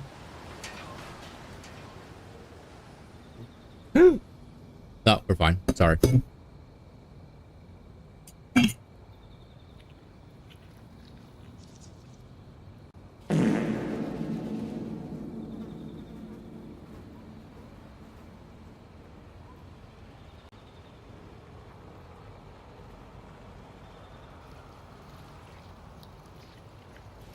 A rather small shrine. Alright. It's completely weathered after being exposed to the elements for a long period of time. Another noticeable feature is the number of talismans on it. The image on the talismans look kind of like a centipede. At first I thought it was a scorpion, but no. There's a small gap in the shrine door. It's too dark to tell what's inside though. We need to open the door first if we want to see what's inside. Is that a good idea? Ding!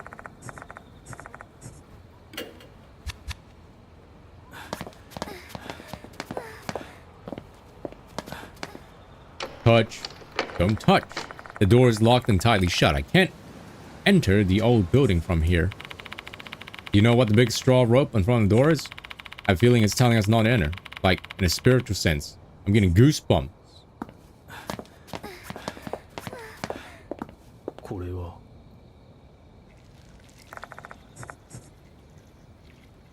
Touch. I reach toward the door to check what's inside. Old man. The female student next to me groans and slowly forces out some words. Don't do anything bad to the shrine. Okay.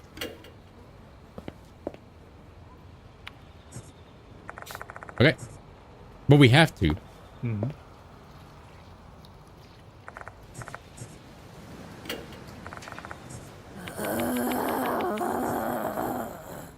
I'm sorry, but we have to.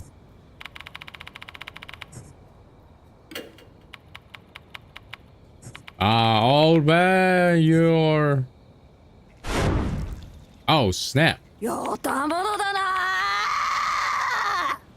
A hooligan. Oh, snap. Any hooligans here?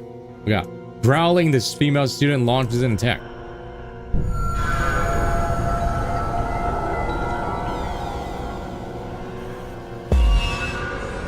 He's pretty, though, I think. With a terrifying look in her eyes, the female student raises something resembling a baton. I see something that looks like mushrooms around her neck. Maybe she's possessed? Take the attack. How much strength do we have? We are a scrawny winkling, alright? You think we can take the attack? We're a scrawny person.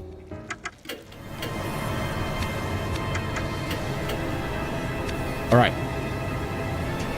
Hero, we're going to both...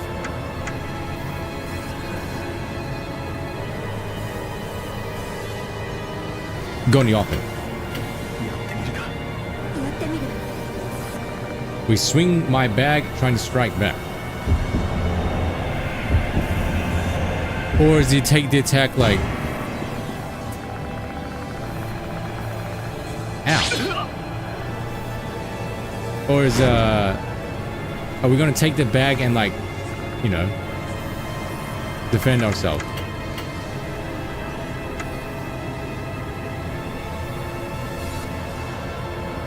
Do not hit the team.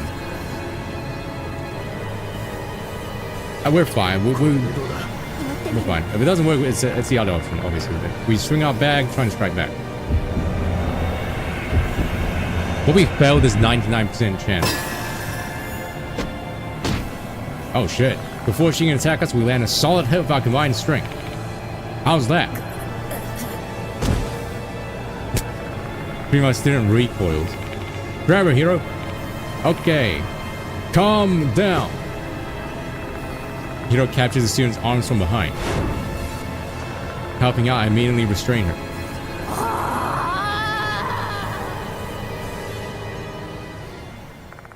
Student lets out a yell and then goes quiet.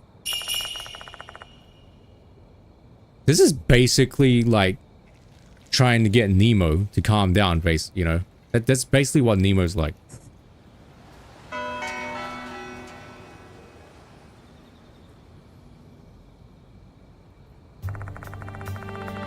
The student faints and the mushrooms on her neck instantly vanish. It really was a spiritual phenomenon. Assuming the rest of the rumor is accurate, that would mean the mushrooms were the shrine's curse. Keep an eye on her, hero. I'll investigate the inside of the shrine. Sure thing. I walk towards the shrine and put my hand on the door. There's a talisman on it. Hello, Starling. Inside the shrine, I find some bizarre stuff. Ew! A petri dish used for experiments. Inside the dish is a dead centipede. That's a massive centipede. Some red substance appears to be growing from the centipede. What in the world is it? Oh, I see you found something interesting. Those red filaments are probably mushrooms. It's difficult to tell without the caps. Without me realizing it, Hiro's already peering over my shoulder. She's like, whoop. Looks like those are mushroom hyphae growing on the dead centipede. I think they're Ophiocordyceps. Ophiocordyceps sinensis. Very interesting. But what's it doing here? Old shrines aren't usually a place where you store lab equipment. What are you going to do with the petri dish? Bet you're going to keep it. I guess so, yeah. Oppressed by Hiro, whose eyes are sparkling with curiosity, I collect the petri dish. What are you gonna do with her? Doesn't seem like she's going to regain consciousness anytime soon. Can't just leave her here. Let's take her back to the infirmary. I hoist the female student onto my back and leave the corridor. Damn, we strong. From there, I walk straight to the infirmary. I love how no one questions us on the way here. The smell of cigarette smoke assaults my nose the moment I enter.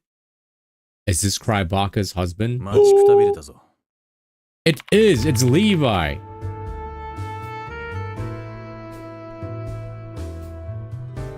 It's him!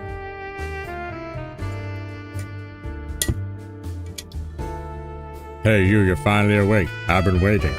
Inside, I see a sharp-eyed man tossing his cigarette into a portable ashtray. Mashita. Ugh, the smell of cigarette. Hey, no smoke inside the school. There's kids here. You're a terrible influence, you know. Where's your common sense, Mashita? Oh, is that how it is?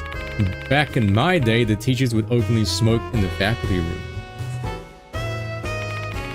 Well, times have changed. You need to be more considerate. What a pain. Anyway, who's that kid on your back? Let me lay her down first, then we can talk. I put the unconscious girl down on the bed. She's totally out of it. Guess I'll just have to leave her here for the moment. Alright, can you give me the details now? Don't exactly expect to reunite with your friend and find him carrying an Oh yeah. Didn't exactly expect to reunite with your friend, find him carrying an unconscious girl on their back. Whew, fine, I've got some questions to ask too. Ask about Mashita. Satoru Mashita, a mark bearer and former detective who's now working as a private investigator. He's not really all that knowledgeable about spirits and paranormal phenomena, but after the events of our shared past, he often joins me when I'm on a spirit-related case. Never would have expected to come to a place like this, even on an investigation. You been at school that's still in session? Yeah. Place full of brats sounds like nothing but trouble to me. Hell, I got scolded just for having a freaking smoke. Sneaking into an abandoned school is way easier.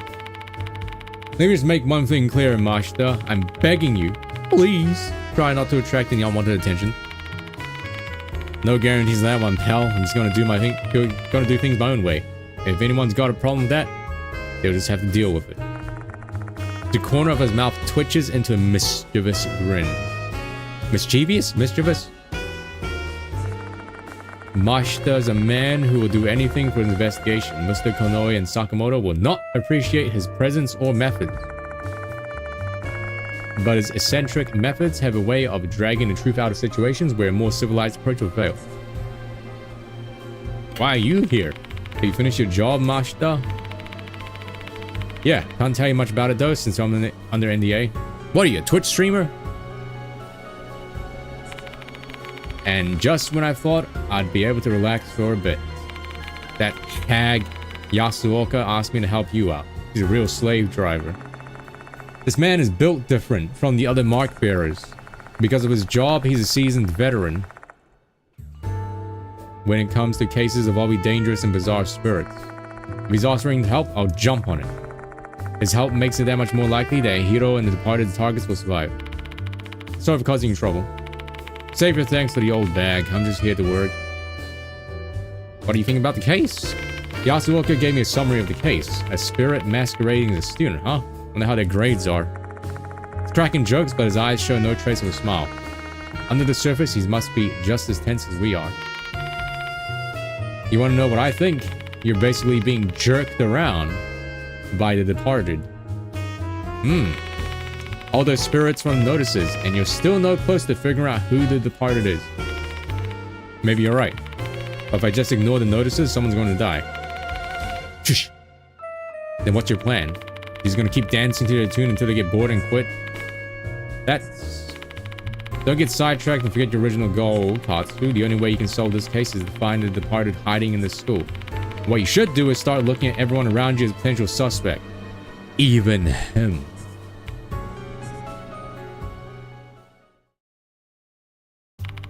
By the way, Katsu, Mashita jerks his head over in the direction of the girl on the bed.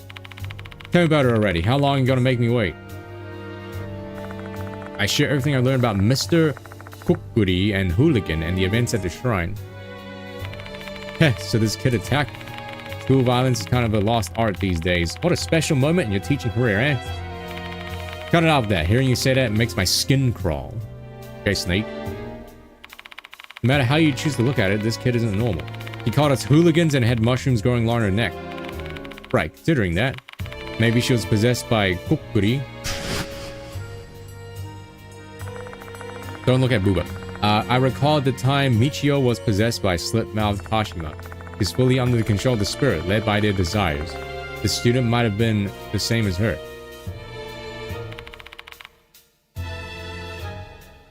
Who is this kid anyway? She doesn't have her student handbook, and no matter how much we shake her, she's not showing any signs of waking up. Waiting for her to wake up is such a waste of time. Let's just ask someone else about her. Should be able to find someone who knows who she is pretty quickly. She's obviously trying to stand out.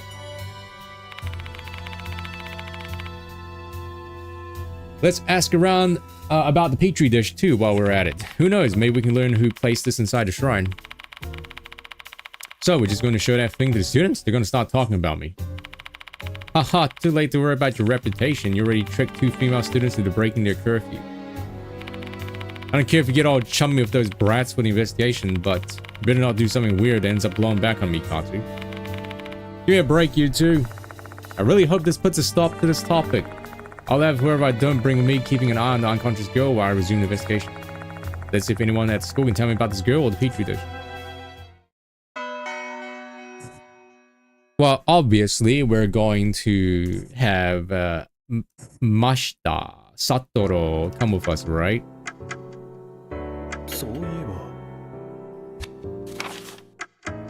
Holy, look at this guy's strength. 19 strength.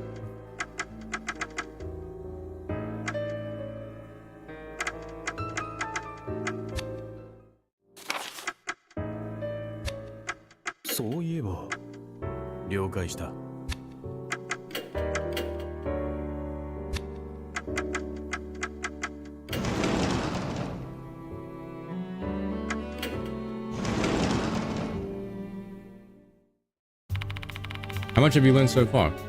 Alright. Oh, that reminds me, I've been wondering about this for a little bit now. Realize that you've started calling Michio by her first name. Mind telling why? I had a feeling this would come up. Actually, I tell Dory about how Michio forced me to call her by her first name if I wanted her to cooperate. I figured. Couldn't imagine someone as serious as you just deciding to be so casual with their students. Pretty good point. What do you think? Should I go back to calling her by last name? No, don't do that. Michio will hate me. Why would she? She's trying to get along with you in her own way. I think this is the first time Doryu has had this smug face. So I don't want to interfere with her wishes like that. Oh, okay.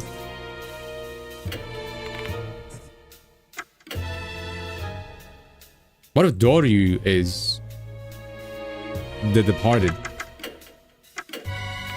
You see? Please be nice to meet you. That smug face. I described the girl who attacked me and asked if she knows her. I think I have an idea of who she is. Might be one of the first years. Saki Maruhashi. What's she like? I don't know her personally, but some of the first year council members were telling me some things. They said she's never had any friends and is always on her own. She's got a bad rep because of it. There's nobody to defend her. There are all kinds of rumors surrounding her, saying she likes to go out at night, drink and smoke, and she's associated with a biker gang. These may be just rumors, but if they're true, that makes Saki Maruhashi a kid worthy of the name Hooligan. Hey, check out this. Check this out. Oh, well, what is that? A dead centipede, and what are those red things? They're actually mushrooms. Do you know anything about this petri dish? Not at all. I don't know anything at all about it. Piscotty, can you please keep it away from me? Oh yeah, sorry about that. So he breathes a huge sigh of relief when I put the petri dish back in my bag. The reaction's totally normal. Mashida and I have just become so desensitized to these sorts of creepy things that we forget how normal people view them.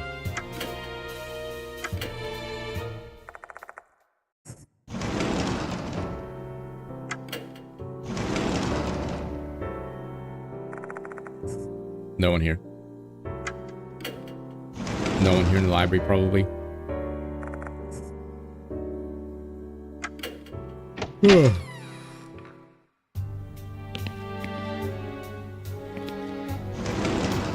Mashita looks a lot younger in this view. Hey, wanna go home together? The sun's almost set. Little sister, big brother. Why me? You don't care if I get killed by the departed on my way home? What? That's not what I said. Let's go home together then. Ah, fine. What a pain. Two people who look like siblings leave the classroom.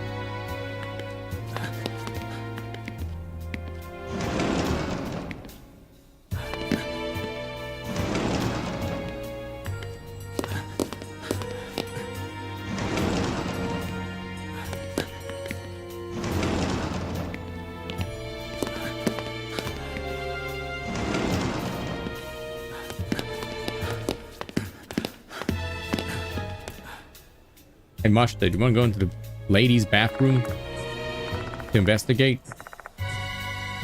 What about the men's bathroom?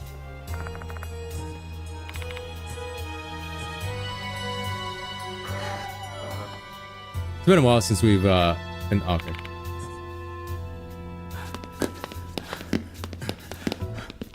Anything in the piano room? It's locked, of course.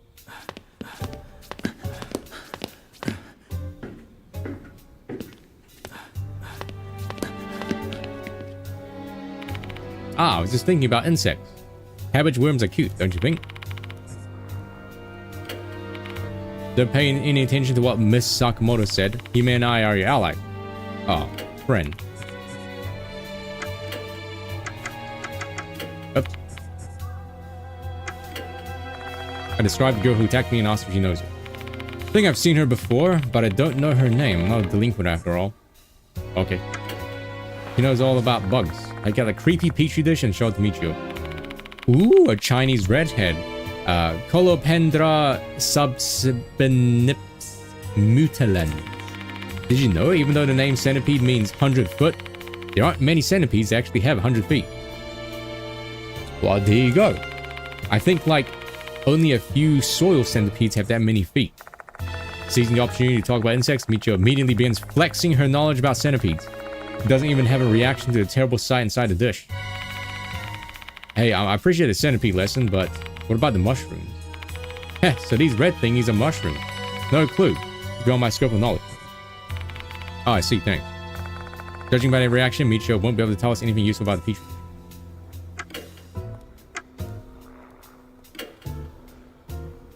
Well, Are we the only ones left in the school? Nope, I think the student council members are still here. Hello, Jacob. Damn, they sure like to stay late despite all the rumors. I don't really fear the departed since I know you're going to protect me. Heck are you talking about? Totally not saving you. I'm not good with ghosts and stuff. Anyways, I'm gonna go home now. What? Me too. Would chat protect me if there was the departed after me?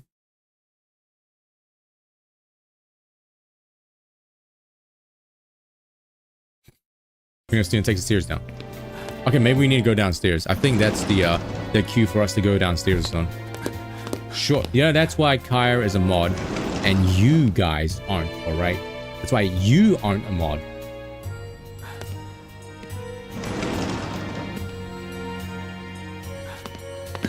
Unless it's a sexy ghost. If it's a sexy ghost, I can handle it. All right. Thanks, Jacob. You have too many badges, though. Wouldn't be able to. At least you're honest. Hello, Mr. Katsu. Do you still need anything from me? I've actually read that notice. A spirit named Kokuri is going to kill Hooligan tonight, right?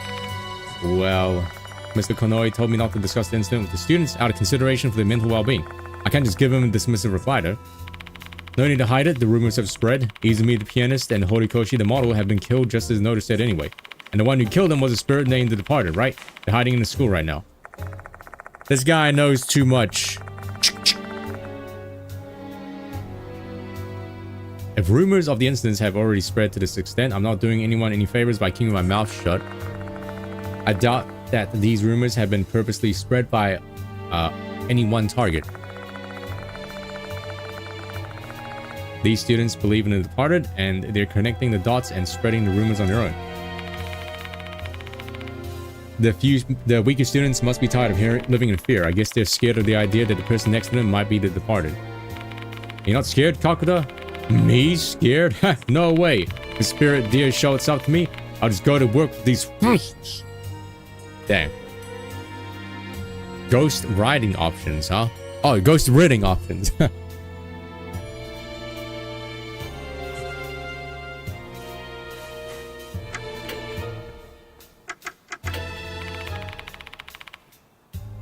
Because they don't really understand spirits, how about asking Kinukawa from student council? Oh, yeah.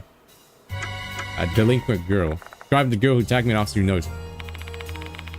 Yeah, I know her. She always hangs out in the connecting corridor. She keeps going there even though I've warned her so many times. This is why I hate delinquents. They're stupid. You know anything else? Nothing in particular. I don't really care to know about delinquents. If she wasn't a girl, I would have punched her in the face. Hey now, aren't you in the karate club? Male, female, students shouldn't fight with each other. Haha, I'm just joking. Martial arts should be used to train your mind and body, not hurt others. Yeah, I have that sub icon actually.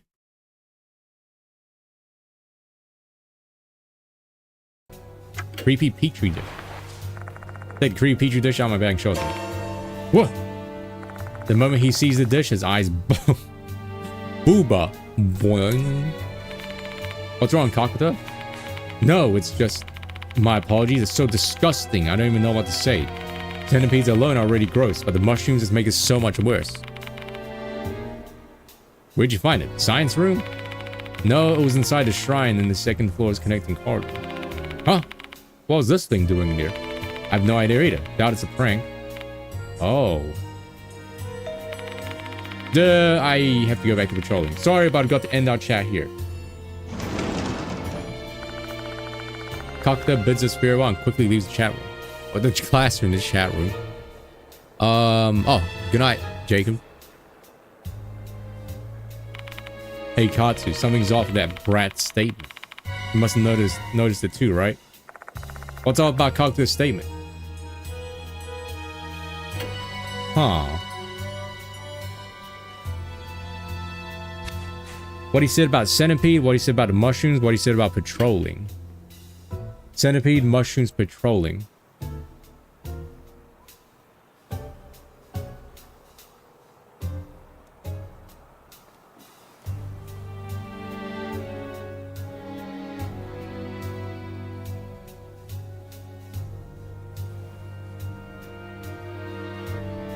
Well, it's off about his statement. Let's see.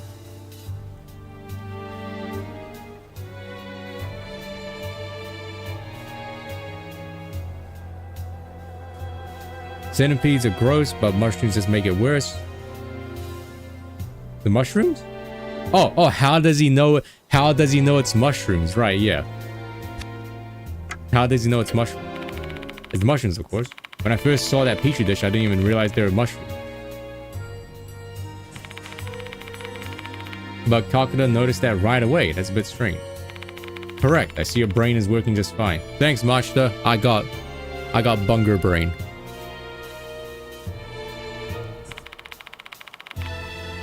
He may know where the mushrooms came from. Better speak to Kakuta again. He should still be at school. Let's go find him. He's probably around the shrine.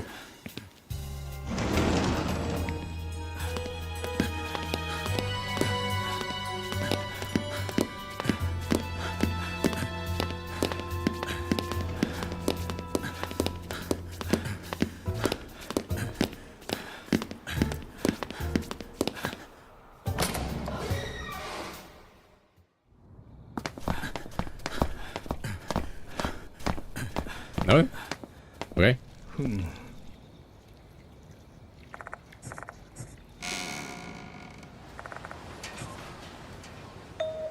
Oh, tooth. Oi, oi, oi, oi, secret tooth.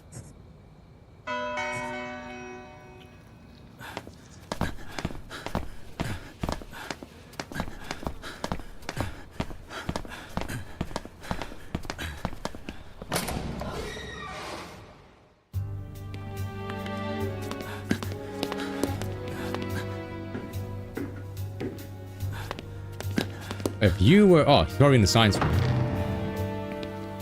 We never actually went in here. Large shelf with glass door. Test tubes and tripods are stored inside. For some reason, there are hundreds of their number of dead insects stuck on the door. You can't get replicable results when you have contaminants in your receptacles. Is it like this in every school? A pile of cases used for carrying equipment. I shake it lightly, but it doesn't seem like there's anything inside. Have we never been in here? Kakuta's inside the storage room. Several documents are scattered on the floor beneath him. Looks as if the room has been ransacked. Mr. Katsu, I didn't do this. The room was already a mess when I came in. Please, you gotta believe me. Just tell me what happened here first, Kakuta. Yes. When I was patrolling the school, I saw someone coming out of the science room. They seemed kind of suspicious, so I decided to check it out. The room looked the same as it always does, but I unlocked the storage room here to have a look just in case. That's when I found this mess. That's what you're saying happened? Yes, that's what really happened.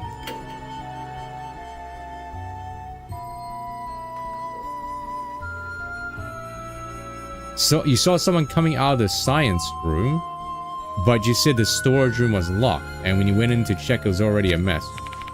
Damn, I could have caught the culprit if I just come in sooner. Got his eyes dart every which way as he's trying to spin his tail. My gut tells me he's hiding something. That's pressing for detail. Phoenix, right?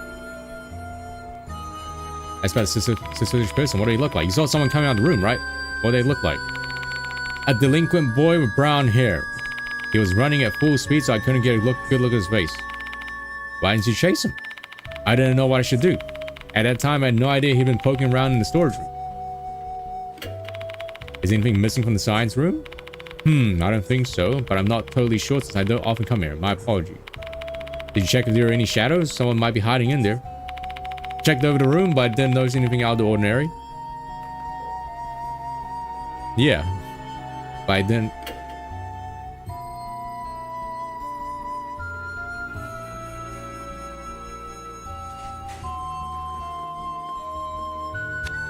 True, that's why I decided to enter the storage room. Storage room key. The storage room was locked, right? Yes, so I unlocked it. Since I'm on patrol, I have keys with me. Is it easy to borrow the keys? Haha, not at all. Who knows what those delinquents would do if they had these keys? Only trustworthy students like me, someone on the disciplinary committee, will be able to borrow the keys. That's all I need to hear from Kakuta. Of the 3 pieces of information he gave me, 2 of them are inconsistent. He may give himself away if we point it out. Let's put his feet to the fire, shall we? Delinquent in the science room, delinquent in the key.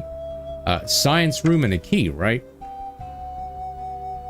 Because, like...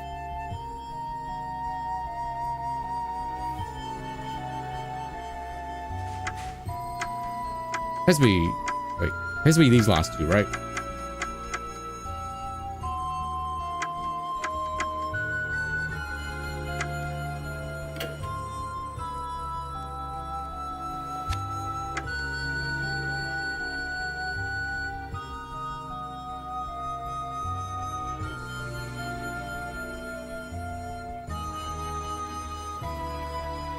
Yeah, delinquent and key. You said you saw a delinquent student, right? Yes, that's right. You said it was locked when you came in, which means the perpetrator locked it behind himself.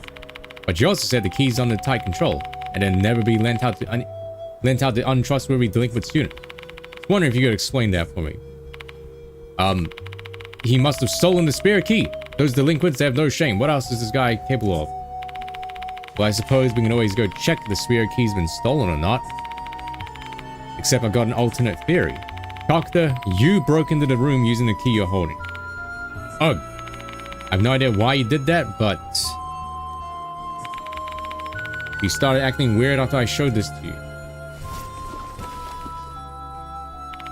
Do you know anything about these mushrooms?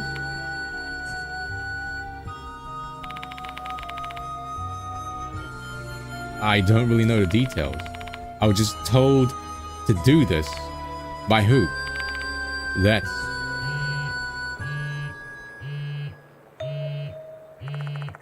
the sound of a phone vibrating echoes in the room.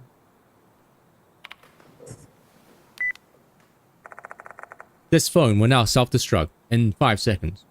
Calcutta takes out his phone. He then stares at the screen, his eyes wide with intense concentration.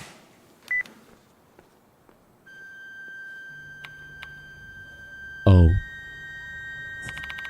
I was summoned. I have to go. Or else I'll be killed. Killed? Who told you they're going to kill you?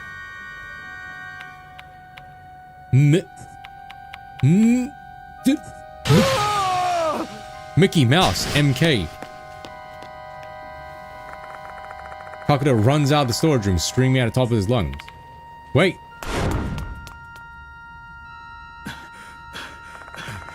I dashed off the Calcutta, Mashita falling hard on my heels. When I saw him running away like that, my mind immediately flashed back to Naomi Horikoshi, who ran away from us right before she met a tragic fate. I'm determined to prevent history from repeating itself. No, MK, Mickey. He's about to say Mickey, or M. Dickey. But my stamina fails me midway through a chase, and Calcutta disappears into the distance. The heck is wrong with that? The heck is with that brat's stamina? We never even gained ground on him. He must be some kind of monster. I agree with Mashita. That's why you should train your cardio. His physical prowess certainly seems like it's beyond that of a typical high school student. Almost as if he's being possessed by a spirit.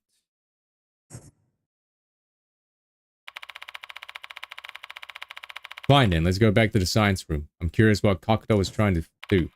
Yeah. Beer? Are we in Canada? We return to the science room storage room. My whole body feels as heavy as lead, both physically from fatigue and mentally from the looming sense of powerlessness. I'm starting to feel like I'm pretty stuck in a spider's web, struggling pointlessly while the departed exerts total control over me.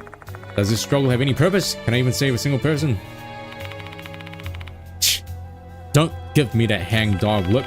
Let's focus on moving the investigation forward and don't think about anything else.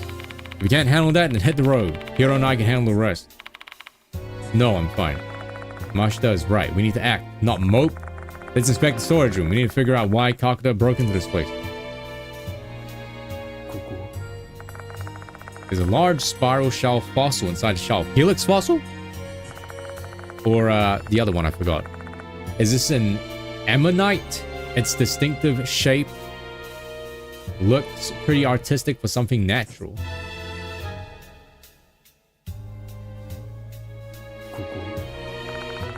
This is a fine stuffed bear. It's not uncommon for schools to have stuffed animals, but stuffed bear, that's unusual. I'm drawn to it. There's a tooth. I see something glowing in his mouth.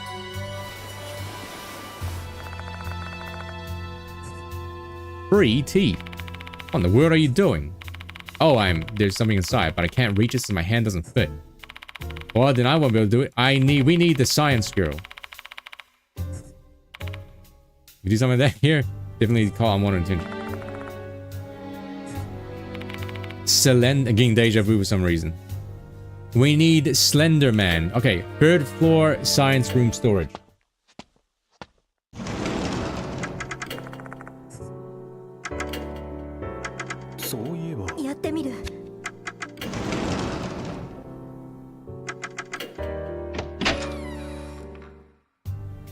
Man, there's certainly a lot of running in this game, right? A lot of back and forth running.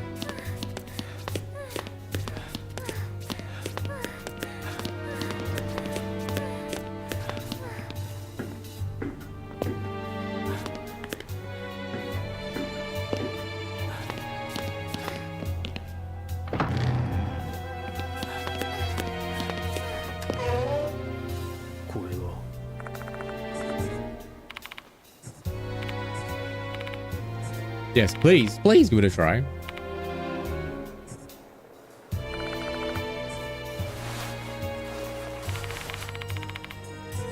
It's a little bit more.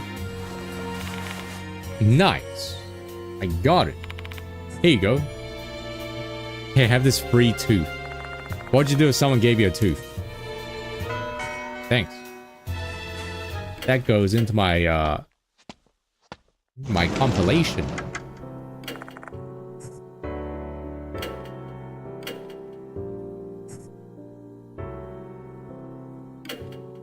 Dang. 3?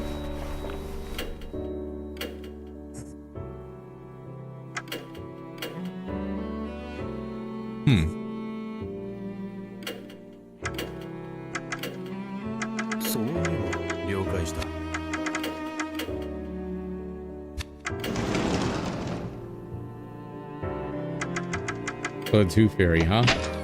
Tooth Fairy's gonna come and eat your teeth. That's what she does.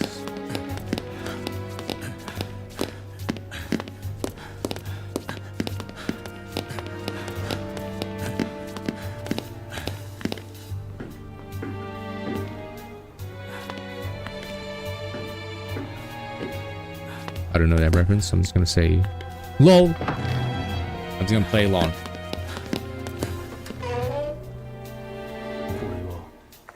There's several documents on the floor. This must be Kakuto's doing.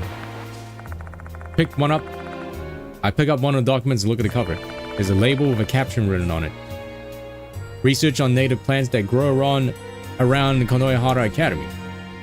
There are 2 dates written on the title, under the title. One from 11 years ago and another from 9 years ago. Did this research span 2 years? Find a preface on the next page. The fox forest behind the school seems to have a special environment. A variety of plants native to this area can be seen here. As a science teacher at Konohara Academy, I set out to catalog all of them. Following the preface page, there's a summary of the research done on various plants. There are photos of plants and moss complete with detailed research information. It's thorough, yet a surprisingly easy read. It's clear that the author is both a fine writer and educator. What in the... The page between Fox Azalea and Foxtail Fern has been torn out. I skimmed through to the end, but I don't find anything about the red mushrooms. It's staying crazy shot and dark here, but let me guess. The mushrooms info is on the torn page. Most likely.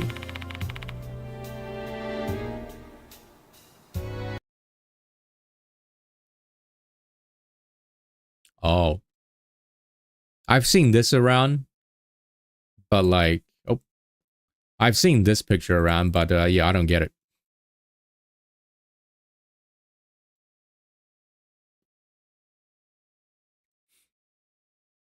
Thanks. Kakuto must have done this. I bet it's why he snuck in here. Why did he do that, Katsu? He trespassed into a locked schoolroom and stole something. Probably be expelled if he got caught.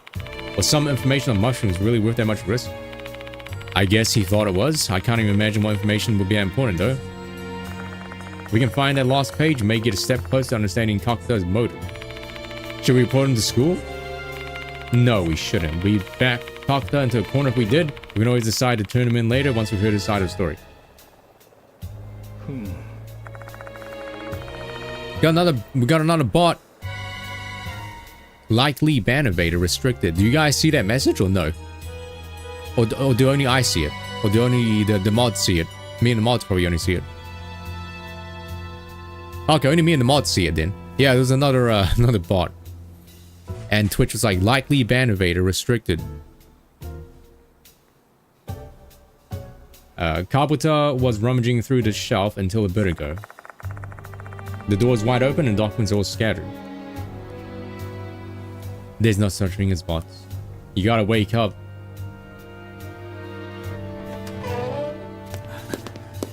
Oi. Let's get going. Hey, thanks for the tip. Ah, Miss Katsu finally. Hello? Abe showed up earlier and left me a message. Seekers of wisdom, I shall await you in the Garden of Knowledge library. What does that even mean? Don't ask me, I've got no clue either. Well, that's all. See you later.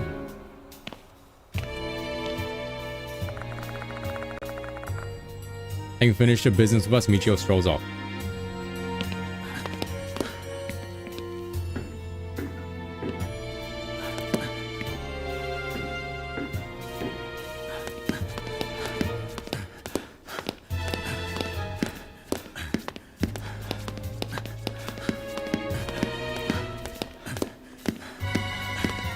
Not enough bots. More bots must be sacrificed.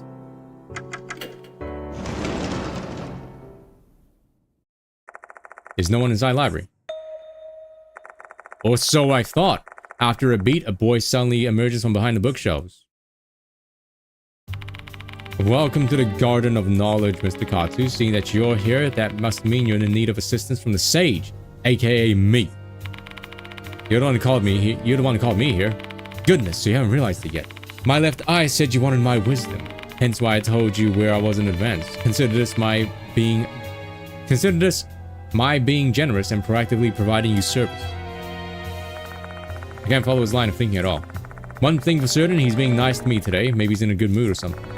There's a good chance to get some information out of him. Let's play along. Didn't realize that your clairvoyance let you see so far ahead. You really are incredible. Just as you mentioned, there was something I wanted to ask you. That's right, ask away, I'm listening.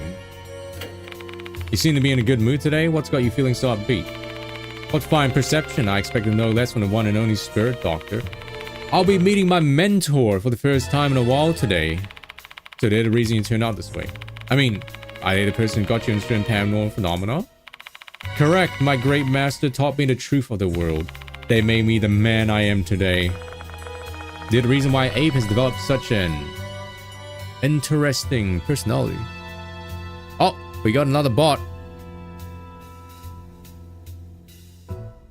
I did my Nikkei pulls yesterday, actually. It has warped his mind and completely ruined a kid's life. Hate to see it. You hate to see it. Please wait, Mr. Katsu. I shall share information regarding the departed case on one condition. That condition being, you must complete my trial. What trial? I want to see your true abilities as a spirit doctor. Be it your spiritual state of power, show me everything. I'm busy with my investigation, though. I'll take about a moment of your time. Are you ready? I mean, it's probably like the pool one. Now allow me to explain the trial. I have 3 talismans with me. Take them and get a good look. Each talisman has a symbol on it. Triangle, square, or star. I'm going to envision one symbol in my head. I'm sure you already know what you should do, right? You merely need to read my mind with your supernatural powers and state the symbol I'm picturing. What a silly game. The prattling of outsiders is not necessary for this trial. This is my trial for Mr. Katsu. But I'm not a psychic, let alone someone with supernatural powers. Humbling yourself, I see. I've selected a symbol. Now demonstrate your powers to me. Seimon, Seimon, Seimon. What does Seimon mean? Any helpers?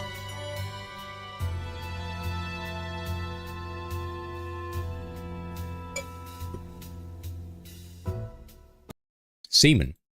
Ah. I see, that's what he's saying.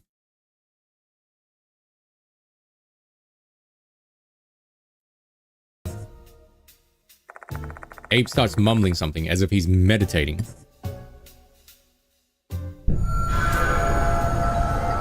If we don't complete this, we'll die.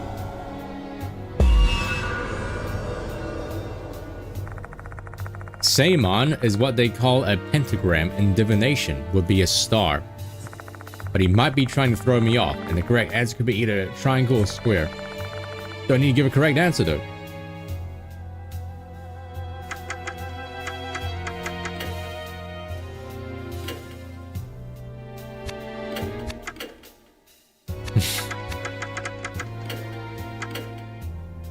Hey, look at this bug. Yes.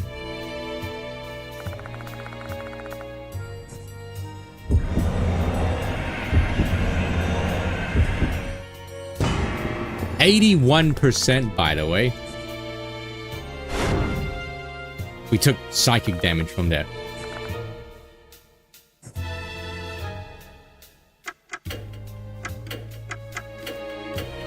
Hey, you hate bugs, look at this.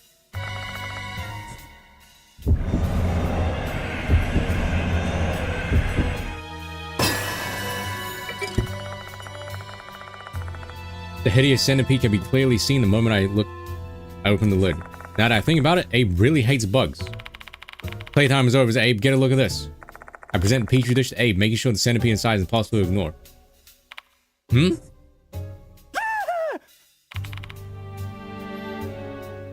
Should that be another alert sound?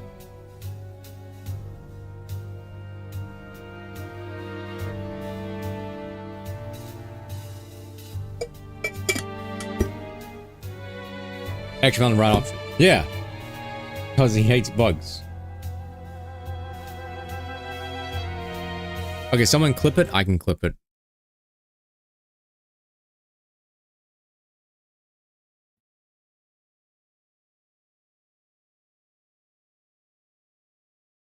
Oh.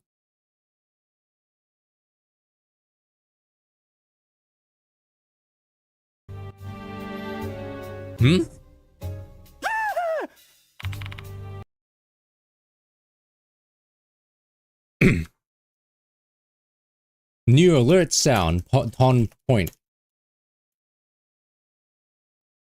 Featured clip.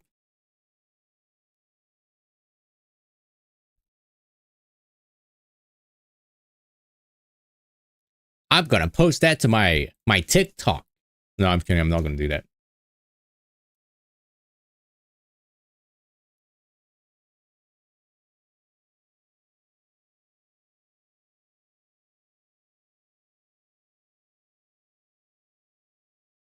Centipede, get it away from me, please. Are you going to give me your information then? That's unfair, Mr. Katsu. This is a lesson for you. Never underestimate the craftiness of adults, you brat. What you do now? Fine, I lose. Get that petri dish away from me now. Survived.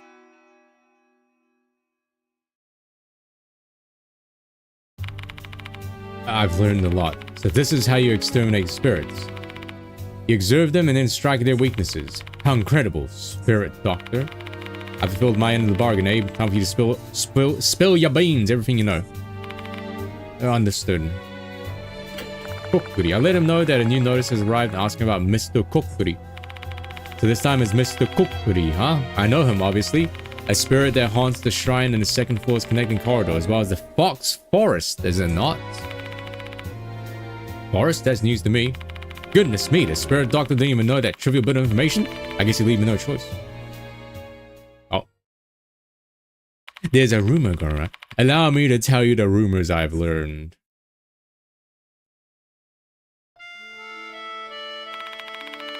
This was a well-known rumor that spread around 10 years ago. There's an old shrine gate in the north corner of the school grounds. Beyond the gate lies a path leading to the forest. It's said he appears there at night.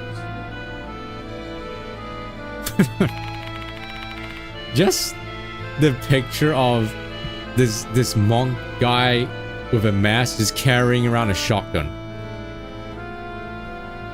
It's just like, you know, you imagine like these Buddhist monks, right? that are like peace and tranquility and calm, and then they just whip out like a double-barrel shotgun right now. It's just out of nowhere. And sometimes peace and meditations, you know, sometimes that's not the solution. You gotta whip out the gun. A man clad in white garb and a fox mask. He is Mr. Cook. Just a guy in a white robe with a mask holding a friggin' shotgun. He was dubbed Kokuri because of the mask. As I'm sure you know, the ritual used to speak with the dead. Kokuri summons a part fox spirit. I believe he was given a name by someone who knew he was a fox spirit. It said Mr. Kokuri used to be a priest of the shrine in the forest. In his past life, he patrolled the path and performed ritual cleansings to keep the shrine free of negative energy. He continues this routine even after death. He will never forgive anyone who disgraces the shrine, should he find one.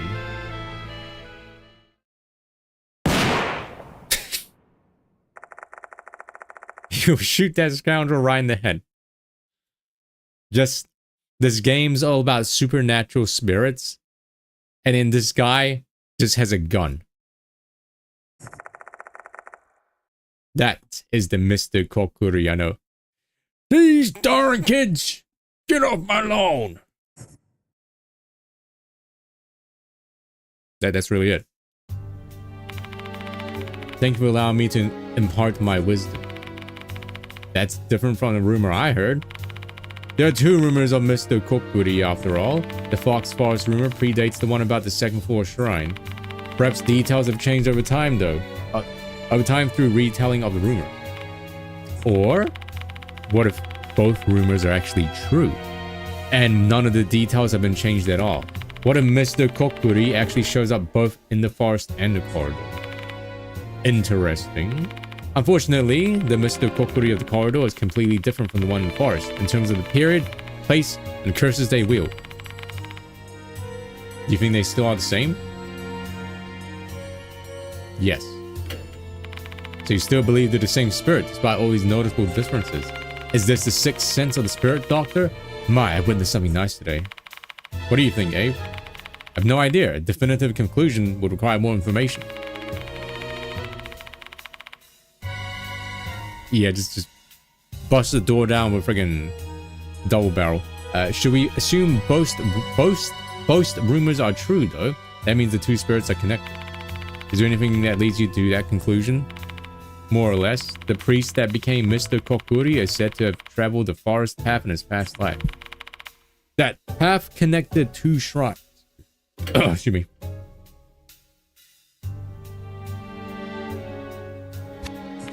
The first one is the shrine in the forest, and the other one is the Kokuri shrine on the second floor. You see, that shrine was originally on the ground. Kokuri appears in both shrines because they are connected. That what you think? Precisely. Two shrines and two rumors related to Kokuri. What could this mean? Hooligan, huh? A person who's a far cry from the upstanding citizen I am. I haven't the faintest idea who that might be. Describe the girl who attacked me. I'm not familiar with such an individual. My left eye refuses to even see those of low spiritual state.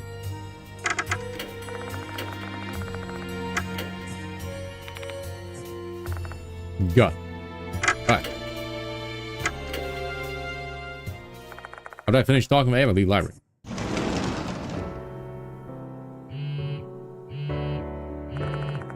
Oh, Romax, you're back. Hello. How was volleyball? Did you win? Mashta's phone is vibrating. Who the heck's calling me? Mashta answers the phone and begins to speak. Based on the part of the conversation I overhear, I assume the caller is Hiro. Hiro said that brat's awake. She said it's too much for me to handle. Please return ASAP. Completed infirmary? It's almost time for students to leave school anyway. You do the talking, Katsu, seeing as how you're a teacher here and all. I'm not super confident, but I'll give it a shot. You lost. Dang. On a losing streak. It's okay, you'll hit that gotcha pity soon, alright? I find the delinquent girl glaring at Hiro, who is clearly flustered and frustrated when I arrive back in the infirmary. Oh, thank goodness you're here. Try to explain what happened to her. But she didn't even respond. I don't know what to do with her. Please do something. So the situation falls to me. Once I'm all ready, I should talk to the delinquent girl. Well, I did say I was going to do the Nikkei sub event. The event because it was like Persona related, because they're like, you know, Phantom Thief and calling card and stuff like that. But I think I'll just do that myself off stream.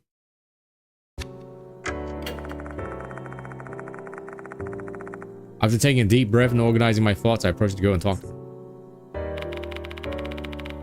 Glad to see you regain consciousness. Your name's Saki Maruhashi, right? The name's Katsu. I'm a temporary teacher here.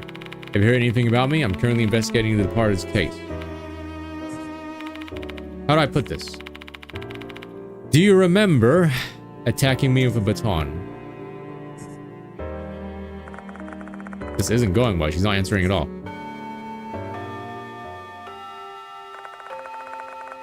A chime sound signaling the closing of the school for the day.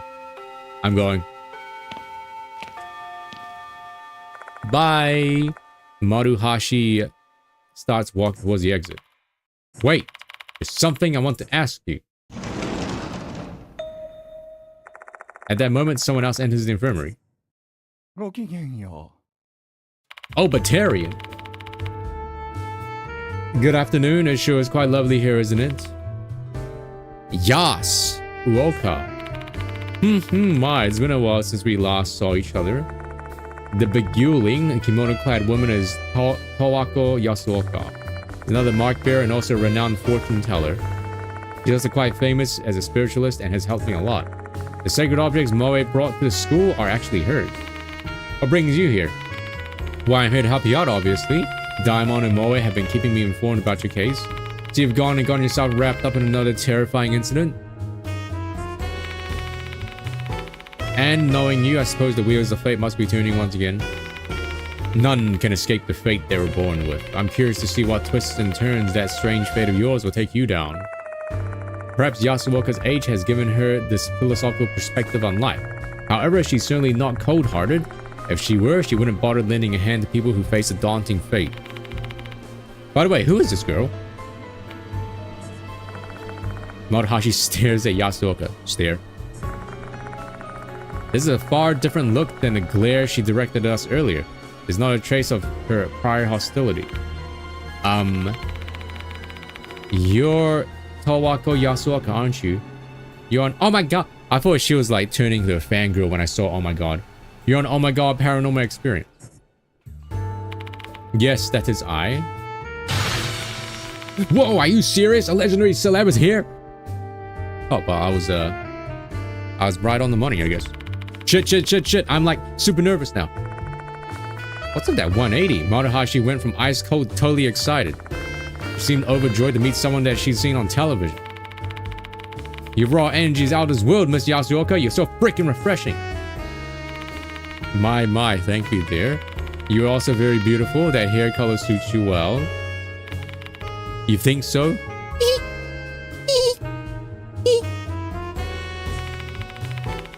Miss Yasuoka, can I get your autograph? After that, I asked Yasuoka to help me persuade Maruhashi to talk. Because of that, she reluctantly agrees to cooperate with us. I'm only doing this because Miss Yasuoka asked me. I don't like it. So what do you want to know? Let's talk about you. Oh, you want to get to know me? Saki Maruhashi from 1B. My favorite subjects are math and art. My favorite food is sweet red bean buns. I love looking at motorcycles. Wow, say what? Just looking at them? Not riding? Yeah, I don't have a license. I really love the plating and gold glitter paint on vintage motorcycles. My cousin's the leader of a biker gang. He's got this red chicken on the cowl of his bike, and it just looks so cool. Once Maruhashi starts excitedly talking about motorcycle detailing, looks like any other enthusiastic kid. Heard a job at hanging out by yourself. I can't help that, you know? There's no one in the school that I can talk to about art. And I get bored talking to him about other stuff.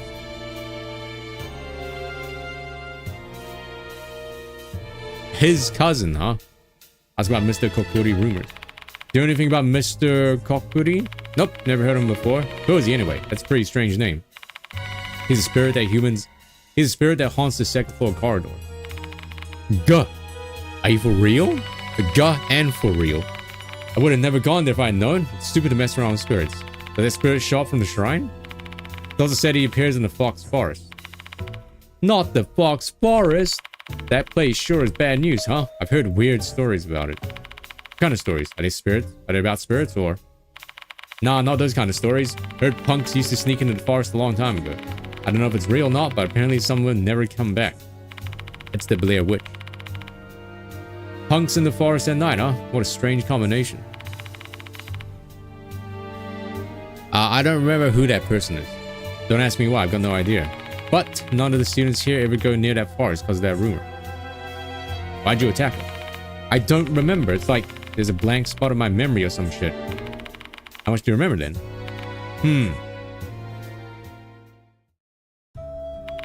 I remember going to the corridor after school. I know that place is like off limits, but I like hanging out there, you know? It's empty and the wind feels really nice. Oh, this guy. Ew. You're saying this guy is dead? All right.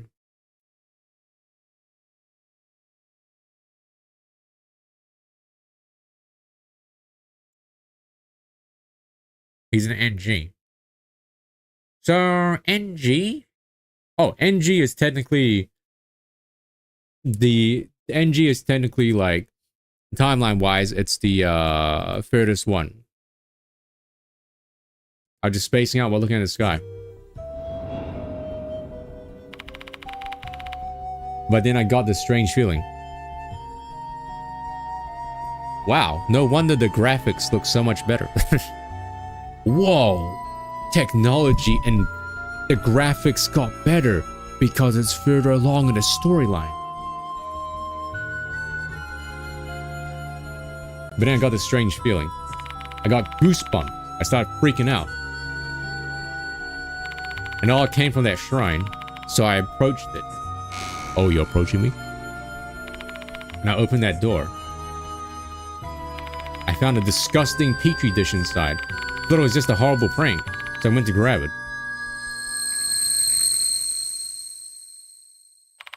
And my memory got wiped after that. I don't even remember attacking you or being carried to the infirmary or anything. That's all. So you're not the one who put that dish there? Of course not. My Gramps is the chief priest of Kintoki Shrine. Ever since I was a kid, I had a fear of the gods drilled into my skull. And you think I do such blasphemous shit? Hell no. Seeing how pale with faces, I don't think she's lying. Who put the petri dish there then?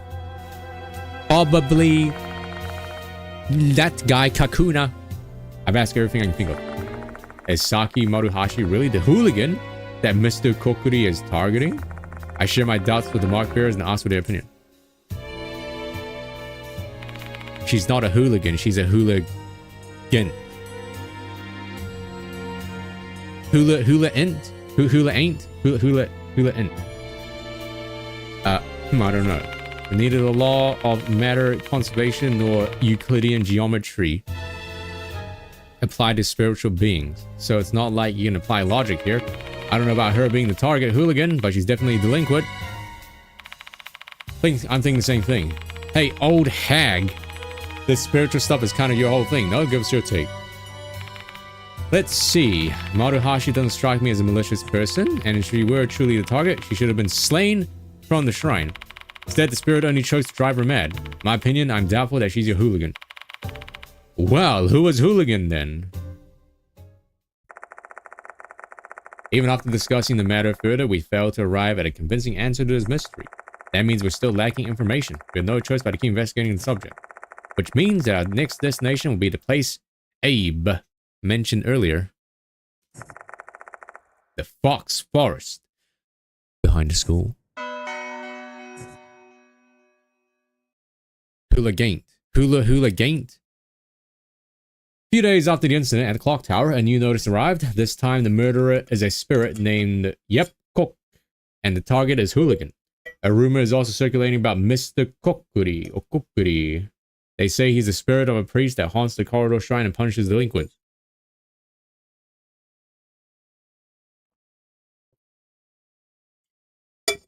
Hooligaint. Yeah. Rumor has it, hooligans who desecrate the shrine will be cursed by Mr. Kokuri, and mushrooms will grow on their faces. When we went to investigate, we were attacked by a victim of the curse, a student named Maruhashi. She fits the description of a hooligan, but she's the target. We managed to get information on Mr. Kokuri, a spirit who haunts the fox forest behind the school, through a student named Abe. These two Mr. Kokuri rumors are different, but they share one aspect, a male priest. But they really targeting Maruhashi? If not, then who? Who's the hooligan? Also, I didn't see what Romex posted, because once again, restream chat doesn't show him for some reason. 6'5" guy. He kept ducking when he spiked, but he hit. Jesus Christ. By the time we finish our discussion, the sun has pretty much set.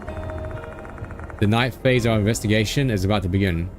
Romex looking at the 6'5" guy. Oh.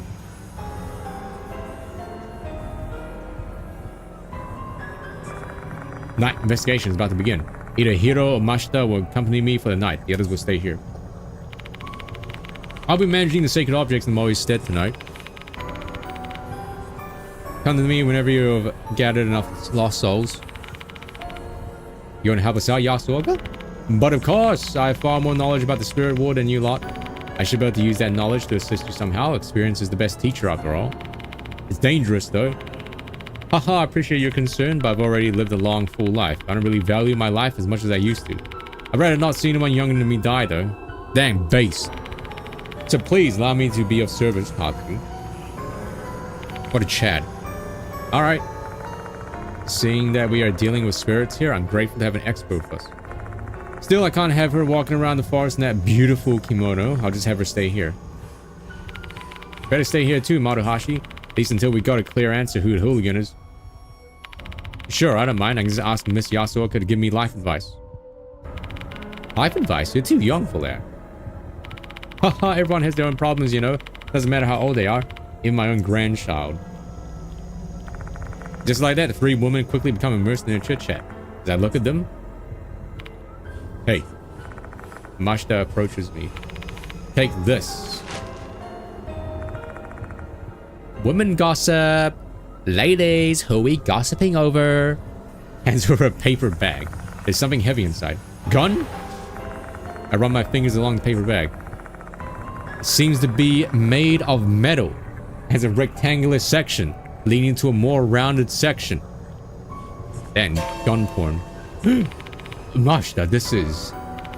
Lower your voice, idiot. Do you want others to find out? But I don't know how to use one of these. Relax, this one doesn't have a safety. Just aim and pull... Wait, isn't that even worse? This one doesn't have a safety. Just aim and pull the trigger. No safety, it's better. Still, because it doesn't have a safety, be very careful with it. Don't cause it to go off by accident. Oh yeah, let's just put a gun without a safety trigger in a paper bag randomly. Don't give this kind of thing to civilians. Krybaka wishes she was the gun. That's for your own safety. We have no idea what we could be dealing with. And if something happens to me, we'll be glad you have it. Don't hesitate to use it when needed, you hear me? Okay. Suspicious paper bag, okay. What are you two doing? Nothing. If we're all set then, let's get on with this investigation. The Fox Forest is located in the northern corner of the school, just beyond the Shrine Gate. To get to the Shrine Gate, take the road in front of the clock tower.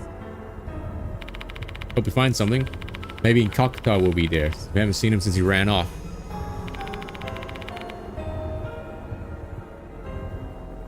I have no idea where he went, though. Sorry to say, but there's nothing we can do about it. Well, it's not really bullying. It's... I recall Kakuta's parting words to us. I was summoned. I have to go or else I'll be killed. Mickey Mouse. I mean, it doesn't seem like we can swap to any other character. Who called Kakuta and for what reason? By the way, Katsu, hey, isn't Nakamatsu at Kujo Mansion? Why don't you give him a call? Eita may be able to research the background details of this case on the internet. Well, I'm still not sure how I should involve him in this. We're in dire need of information now. If I have any questions, I should call him. Saki Maruhashi and Towako Yasuoka have been added to the cat files.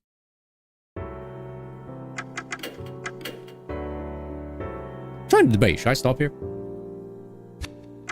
Or should we keep going for a little bit longer? I'm gonna go to the bathroom. Oh, OMG. Mr. Mishida is so totes crushing on protagonist San. This is just like one of my Japanese guys. He even gave him a present like on White Day, kissing face, nail polish. yeah, like the horror game, White Day. Let me go to the bathroom first.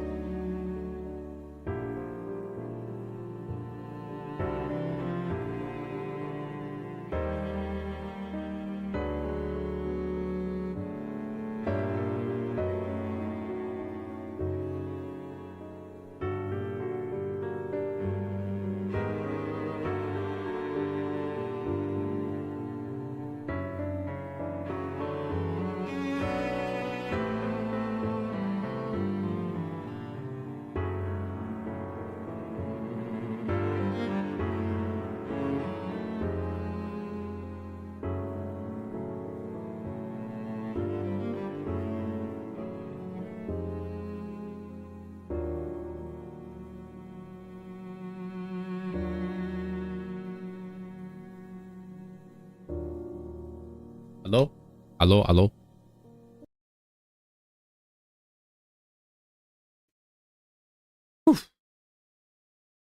I look sweaty.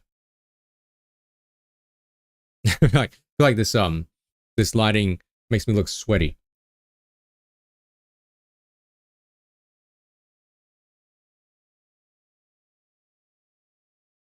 One thing's for sure though, really makes my eyes like shine. I don't know if you can tell, but the way I have this lighting set up, you can see like, I think it's because it's like my eye pupils are reflecting off like the actual like lights. I don't know if I like that. Whew. People attack. But why?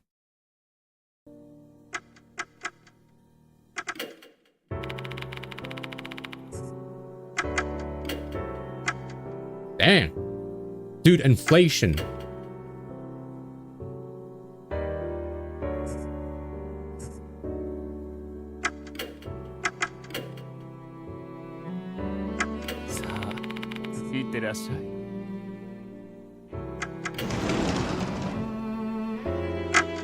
So to get here, we need to go to the clock tower.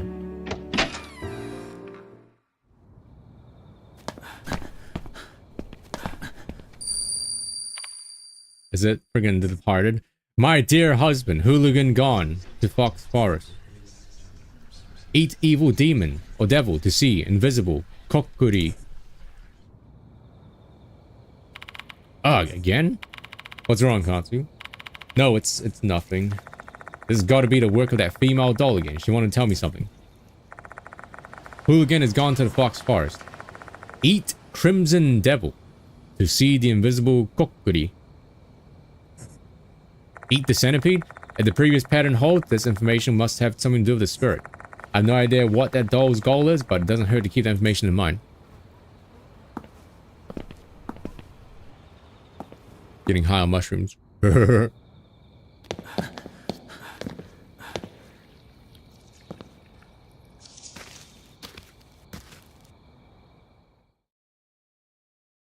Dang, spooky. We arrive at the north end of the school grounds. The shrine gate we see before us must be the entrance to the Fox Forest. The traffic cone is VLC, and barrier are blocking the way. I imagine they're there to prevent people from going in. However, this might have the opposite effect. They're quite attention-grabbing, and it's not difficult to bypass the barrier.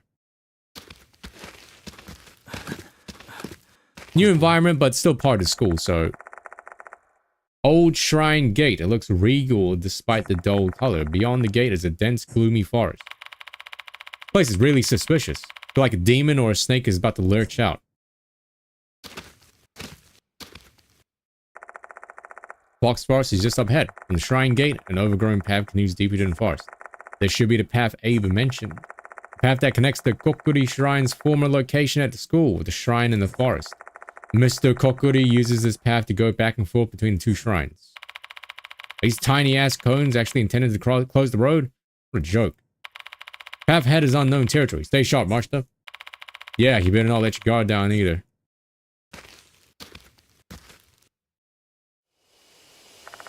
We delve deeper into the pitch-black forest. As you press forward, the light from the flashlight illuminates more and more trees crowding in around us. Slender, but I'm so riled up that the shadowy forms look like a horde of monsters to me. Who knows, maybe a real monster is poised to strike just beyond the imagined monsters I'm seeing. Once my mind starts down a train of thought, my skin starts to crawl, getting in my own head and making myself paranoid. Drink some more water.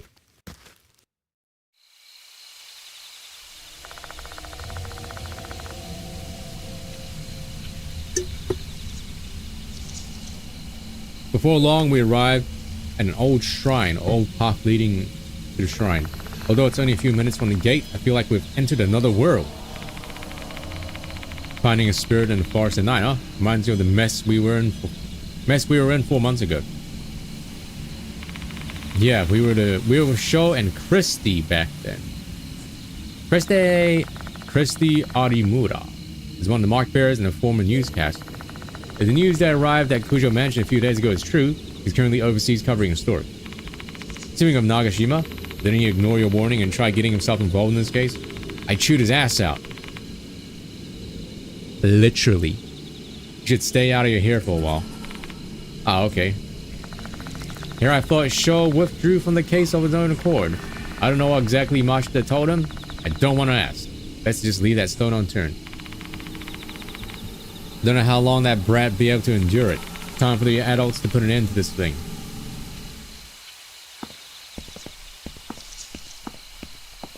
Oh. Is that Kakuta? Hey, Kakuta, why are you here? This is the end. What end? I didn't do him a favor. I shouldn't have gotten involved. Fuck. Die. Fox die. Ratata, huh? He's mumbling something to himself. His voice is hoarse, as if his words are caught in the back of his throat. What the hell happened, Kakuta? Ah, Mr. Katsu. I don't wanna die. You gonna explode? Oh. I mean, that's kind of exploding. Ah. His face bulges from within, red lines webbing across his skin as if it's pulled apart. His expression contorts in agony as he screams. Mushrooms sprout from within his wounds, rooted somewhere inside his head. More and more mushrooms split his skin to pieces. What is happening to Kakuta's body? I think it hurts. Ah! Cringe. Clutching his face, Kakuta runs away while screaming. His figure disappears into the woods.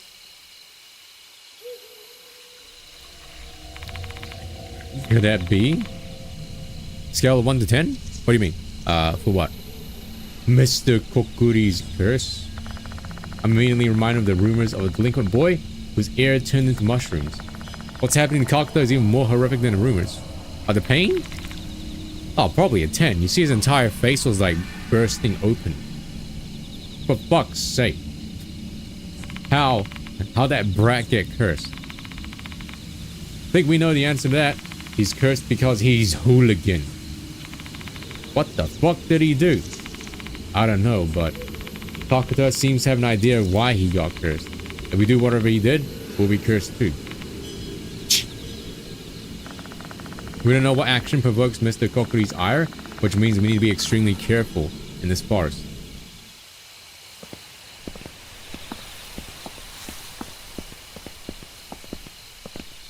Oh! I saw that, but I'm not gonna run because I might miss something. Like a tooth? A cluster of mushrooms is growing on a tree trunk.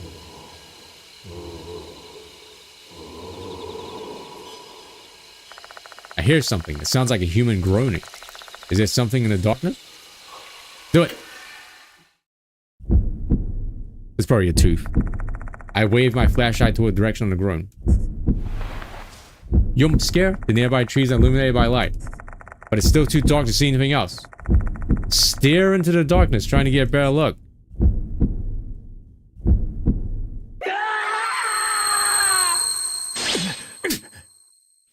Ow. Ugh. What was that? Those eyes. Those eyes are looking at us. Is this spiritual phenomenon tied to Kokuri? Or did other spirits in the forest do it? Plinky. I don't really know. Hey, I got a free tooth though. At that moment I feel something strange at the bottom of my foot. Feels like I'm stepping on something small and hard. I raise my foot and pick up the item. Level up. No level up.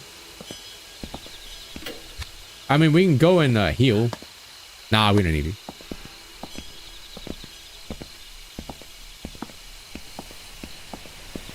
My nose is tinkling. Yoshi. There's an old stone lantern. There's an animal carved atop the lantern. It looks like a mouse to me. Right. Do these animals mean anything? I'm getting curious now. I better look it up. The stone is quite withered, so these things are quite old. Its surface is most likely covered in moss and mushrooms. Gun. Rat is engraved.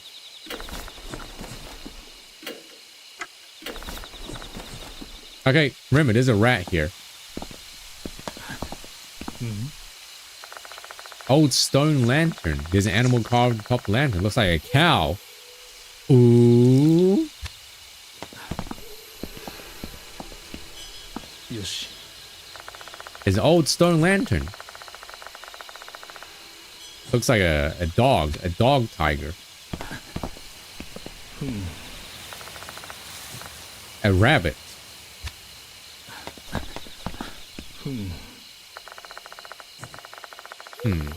Dragon.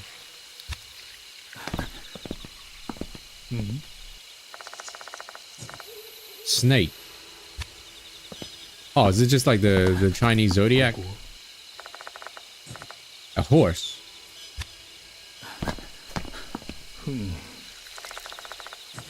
Sheep.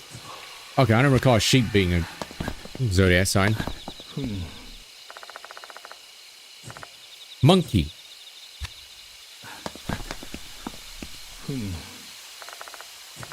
Rooster. Actually.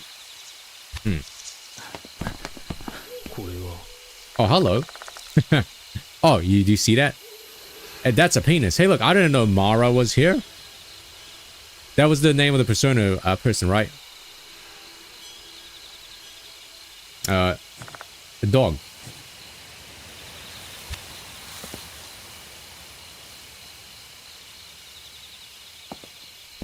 Hello? What is that? A stooped figure is blocking our path. It's a man with mushrooms sprouting from his body. Or rather, more like a man who's become mushroom. I've become mushroom. Dude, what is like unavoidable damage? He bellows a maddening roar and I feel a thick haze constricting my consciousness. Before I can react, I'm back on the path. The spirit do this? Fuck, my head. It feels like someone took a jackhammer into my skull. What are we gonna do, Katsu? As long as that mushroom bastard's there, we can't go forward. We need to do something. Yoshi. Oh, so now we're back to the beginning, right? Gun. Gun.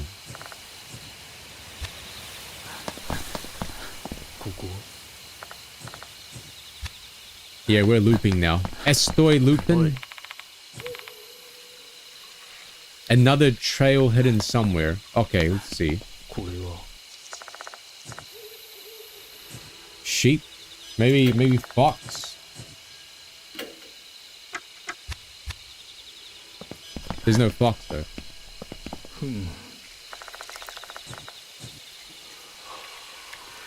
Eating a red mushroom?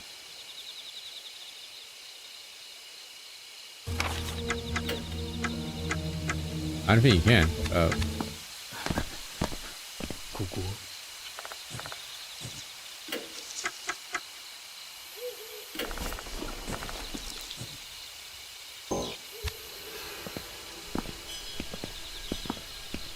Yoshi. Oh, he's gonna scream at me again.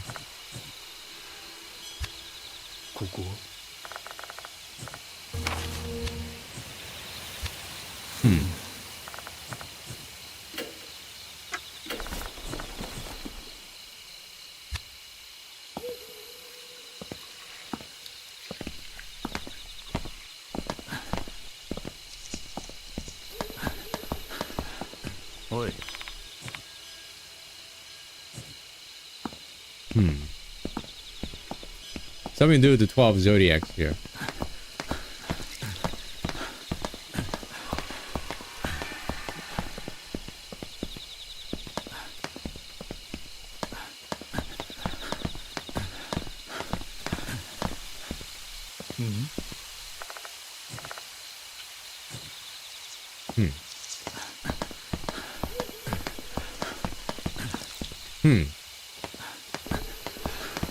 Okay, let's get one of his stands is broken. I did see that, yeah, but there wasn't anything we could do to interact with it.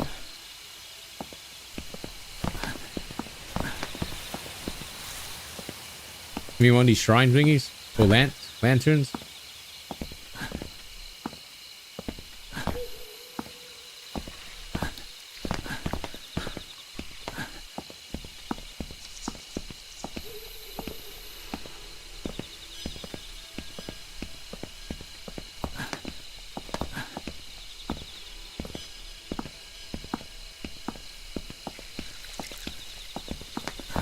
Let's get yelled at again.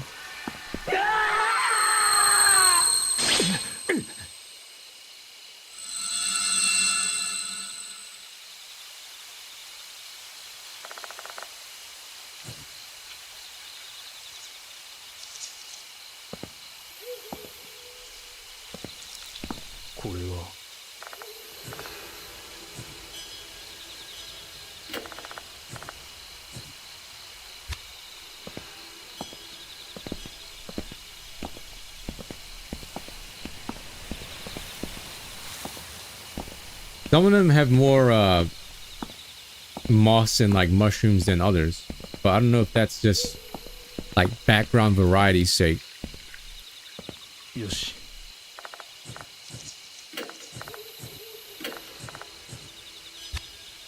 The answer is the snake lamp. I mean, Mashita did mention, you know, snakes.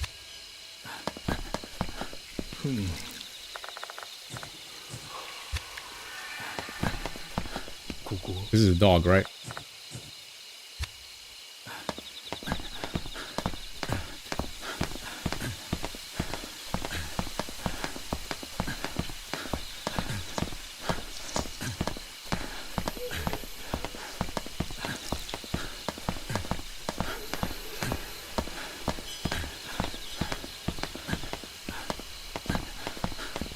Six one. Here, let's see. 1, 2, 3, 4, 5, 6. Snake and centipedes. Oh. Behind the stones, there seem to be animal tracks leading further into the woods, diverging from the path. Okay, so how are you supposed to figure that out?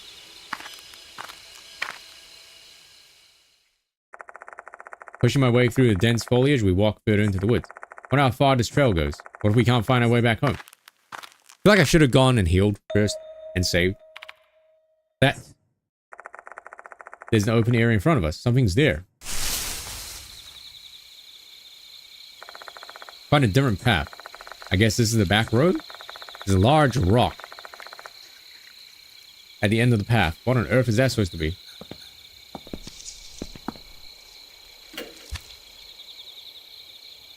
I'm gonna go heal first. Sorry. Cock block. You have been blue balled.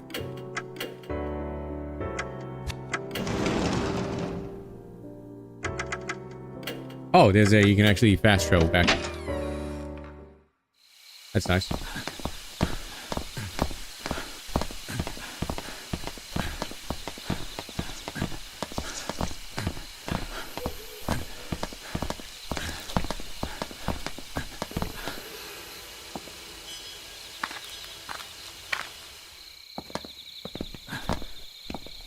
Yoshi. A huge stone is blocking the path. A thick shrine rope is wrapped around the stone. Looks like a serpent. Wonder what that means. Try to investigate it more closely. The rope looks like it's protecting this huge rock. Must be something behind it. Should I try touching the rope? Touch. I don't know, Potter. I'm not familiar with that at all. I take a step closer and touch the rope. Luckily we healed, right? Suddenly a sharp chill runs down my spine. That's supposed to be a warning or something? Better stop then. Maybe let's touch it again. Shoot at it.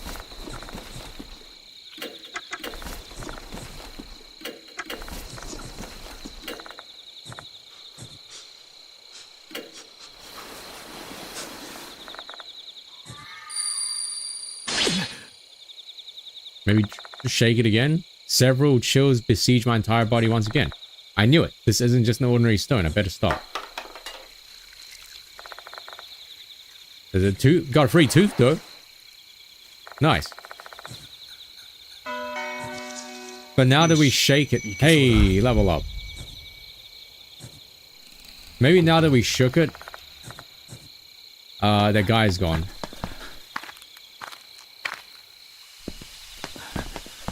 Because he doesn't like the sound or whatever. No, he's still here. Okay.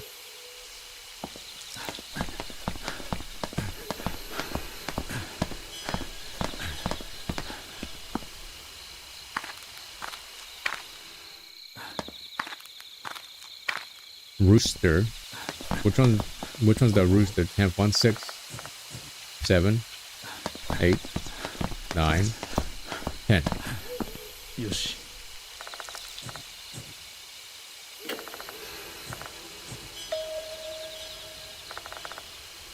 Animal tracks leading further into the woods, diverging from the path. I guess, well, Potter said, I guess, certain zodiac signs are directions.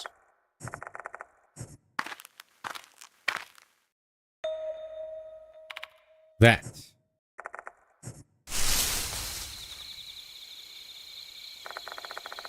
We arrive at a small meadow. There's some random things scattered on the ground here. Everything is old and unusable. You may as well call it junk. Perhaps this place used to be a garbage dump.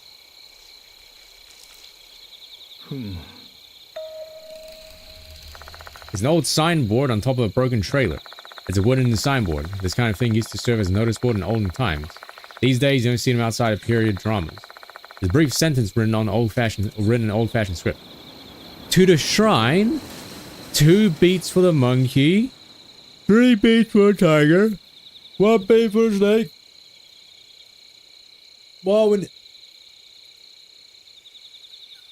This is probably the order we need to click on them with.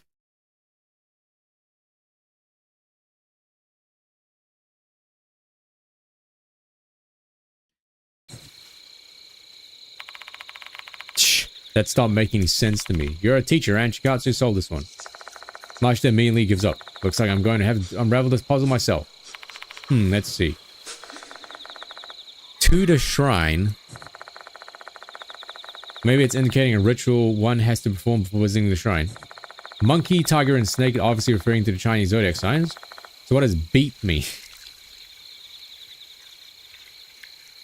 Oh, you know what beating means. Well, clapping? I mean, I know, like, I remember in World of Horror, right? You could, like, vanquish evil spirits by, like, clapping and bowing. So my first thought was like, oh, bowing. Right, clapping your spirits is a typical part of a shrine visit. Really? Oh, that seems to fit. That means we have to clap our hands in a particular manner before going to the shrine. It's probably how people in the past show their respect to the gods living in the shrine. I jot down the contents of the board just in case. Jump scare?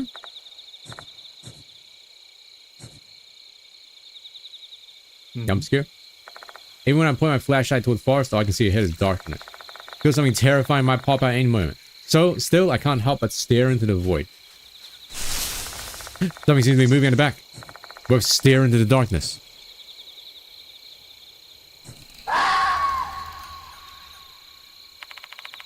Was that an animal sound? Sounded human to me, though. Me when I keep losing my gotcha 50-50 pity pools, man. What was that voice? We do not stay here any longer. What if there's a teeth? Can't hear the voice anymore. An abandoned, decaying drum. Its frame has gotten rusty after being exposed to elements. Why is this in the forest, though? Better take a close look. The brim of the drum is stained pitch black. Too dark to see anything inside. Should I take a close look? Yes. Jump scare? But teeth? Get up next to the drum and peek inside. Oh. Fuck, this inside is also pitch black. My guess is that they used to use this to burn things. Cat's gonna jump out. I assume they were burning garbage given the surroundings.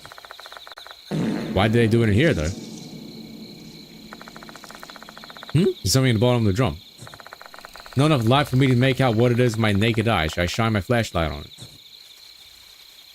Oh god. I knew that was gonna happen. Or something was gonna happen. Whoa! What's wrong? Why'd you start screaming out of the blue? In the drum, there's a hand with mushrooms. What'd you say? Wonder if you turn off a jump scare. If you turn off jump scares, that's probably not there. Master appears into the drum. Can't see shit. Turn the light here. Okay. I turn my flashlight toward the inside of the drum while Mashta looks in. However, we only find a thick pile of dark gray ashes. There are several mushrooms as well. The same ones as on nearby trees. Anyone can tell this drum hasn't been used for a long time. Hey, teeth though. There's something in the ashes. It's an airy tooth. Was it all just a spiritual phenomenon?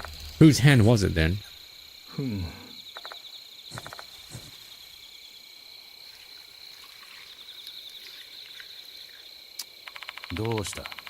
You wrote down the stuff that was on the signboard, right? Can you decipher it, Mr. Katsu?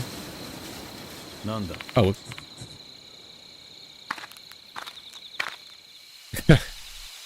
Yeah, perfect timing. Also, thanks, man. Yeah, perfect timing to get jump scared. Jump scared. Okay, 2 beats for the monkey, 3 beats for the tiger, 1 beat for the snake. Please do not beat your snake like that. So this was, Rooster was 10th, right? So, monkey, this must be monkey run. Monkey. Okay, 3 beats for the monkey. 1. 2 beats for the monkey. Okay. Tiger. No, it's okay. I'm fine. I'm okay with it. Doesn't matter. You missed jump scare. Yeah, you missed literally vibe check. We got vibe check. It went like boy.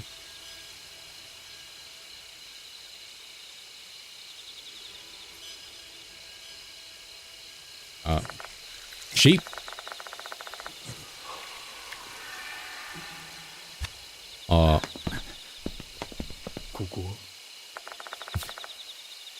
Yeah, it went like that.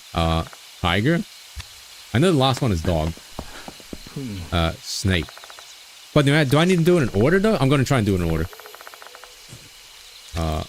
So there's the snake, tiger, dragon, 5th one, rabbit,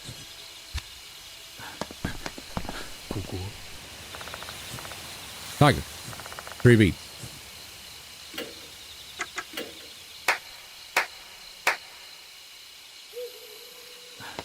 And snake is here by the path.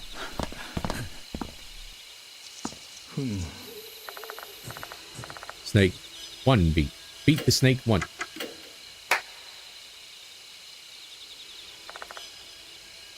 Two claps for the monkey, 3 claps for the tiger, 1 clap for the snake. Alright. That must have changed something. Let's see what it was. Maybe it's this thing over here, the rope. The old rope-a-dope. Oh, fuck.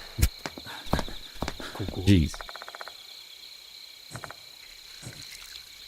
No?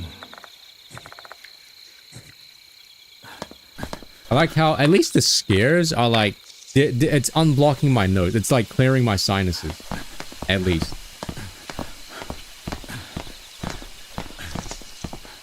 Maybe. Oh, almost ran into you. Maybe something back here.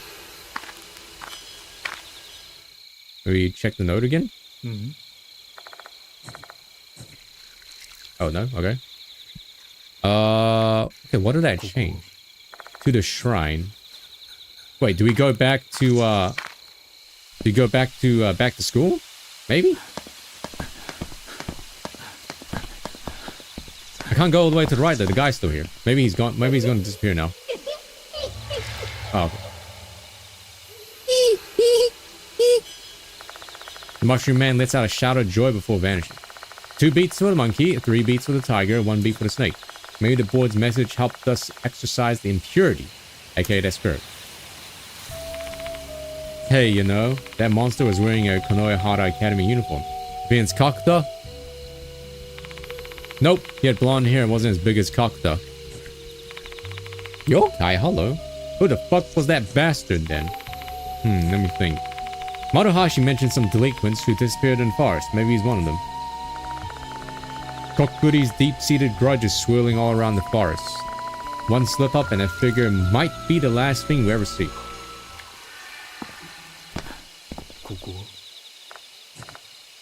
A boar, the 12th sign. The boar. Buta-san. You missed numerous jump scares. Umbrella-shaped mushrooms are growing on the tree trunk. Seeing this many mushrooms would make anyone feel queasy, even if they don't have trypophobia.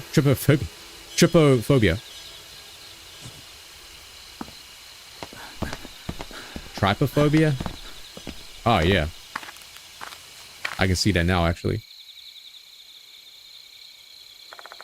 We find ourselves in an open space after passing the gate. This should be the grounds of the shrine. However, there are no remains of any buildings to be seen. Had they completely decayed? Oh, lantern. Thick bushes and shrubs crowd this area. Hey, Katsu, do you see that red thing behind those bushes? I strain my eyes staring at the bushes, but it's too dark for me to see anything. Can't see it? You need new glasses. I think I do need new glasses. Come here. Mashita walks toward the bushes as I follow him from behind. My bright flashlight in hand, we cross the spacious open area. If Kokuri was actually in here, we'd be perfect targets. Just thinking about that sends chills down my spine. So many chills. Look, there it is. Yeah, me. This is a mood. Aren't I right, fellow people? Fur.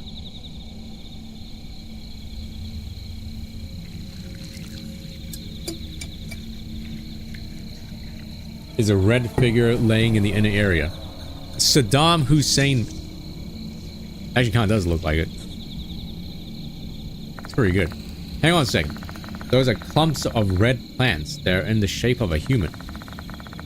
Still, this doesn't explain anything about the shrine. We better take a closer look. The mushrooms growing here are thin red filament. They look similar to red mushrooms inside the petri dish. I don't get it. Why are they clustered in such a strange shape? Oh, what?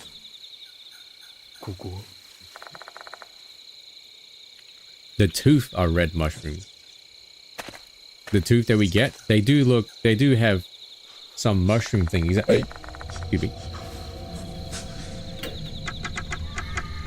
Shoot it. Okay.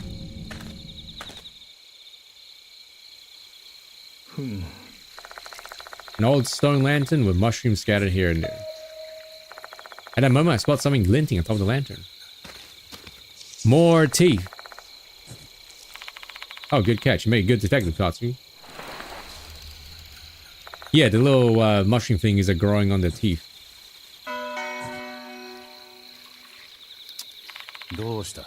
Where's that Kakuta kid gone to? I mean...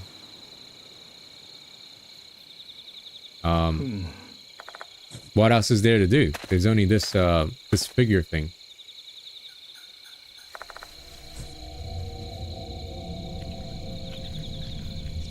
The notices also have mushrooms on them.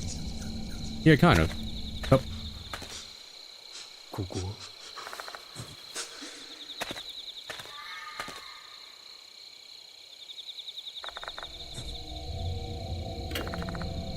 Okay. Looks similar to the red mushroom inside a petri dish. I don't get it.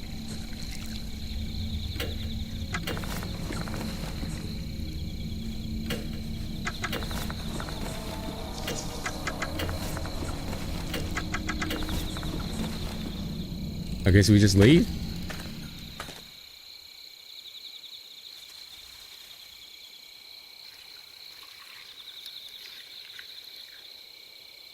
I expect one of these jump scares to happen when you, like, use a flashlight over something, like, dark. Okay, now what? どうした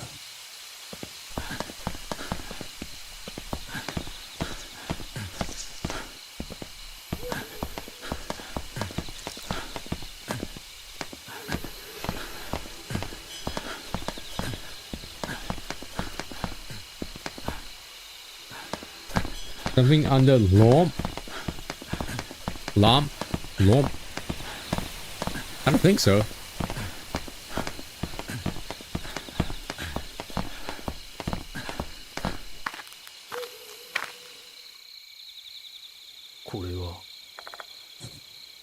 There's a tooth.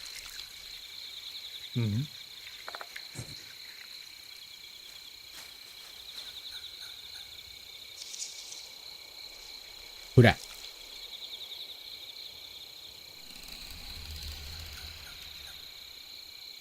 No. よし。ふん。Hmm. これは。Hmm.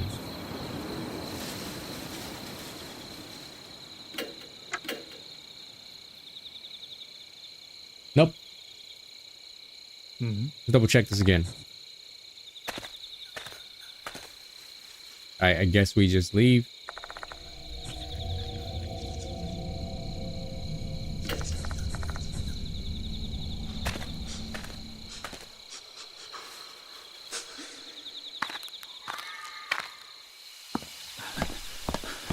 Let's try leaving and see what happens.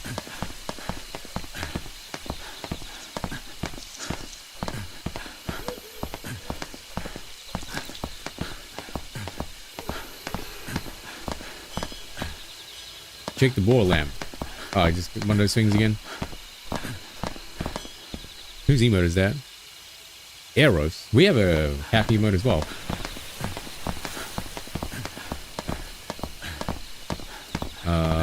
This one.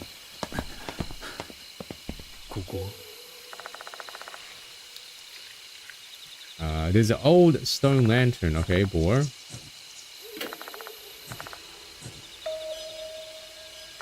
Find the stones. Oh, animal tracks, of course. I checked it once, but I had to check it again, I guess.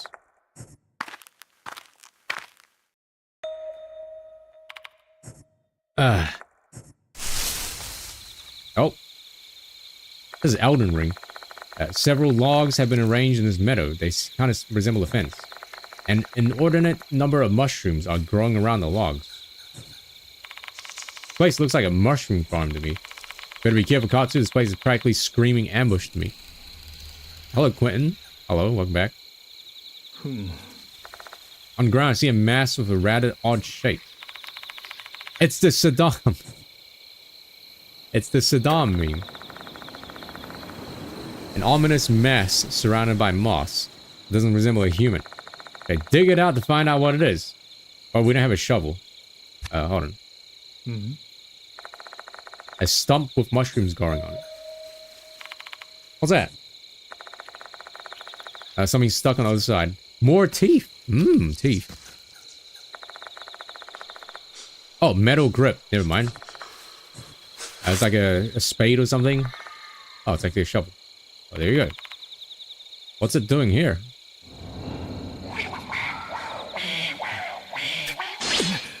What? That sounded like that guy from UP Psycho that did the frog voice. That voice just now. It sounded like a male's voice. Mashita's not showing any reaction. Looks like I'm the only one who heard it. Shovel might have some sordid tale attached to it.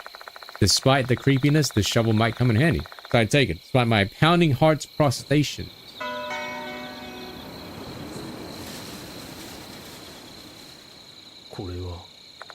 Mushrooms are growing on a lump of moss. A black shadow resembling an insect is moving. The light must have startled it.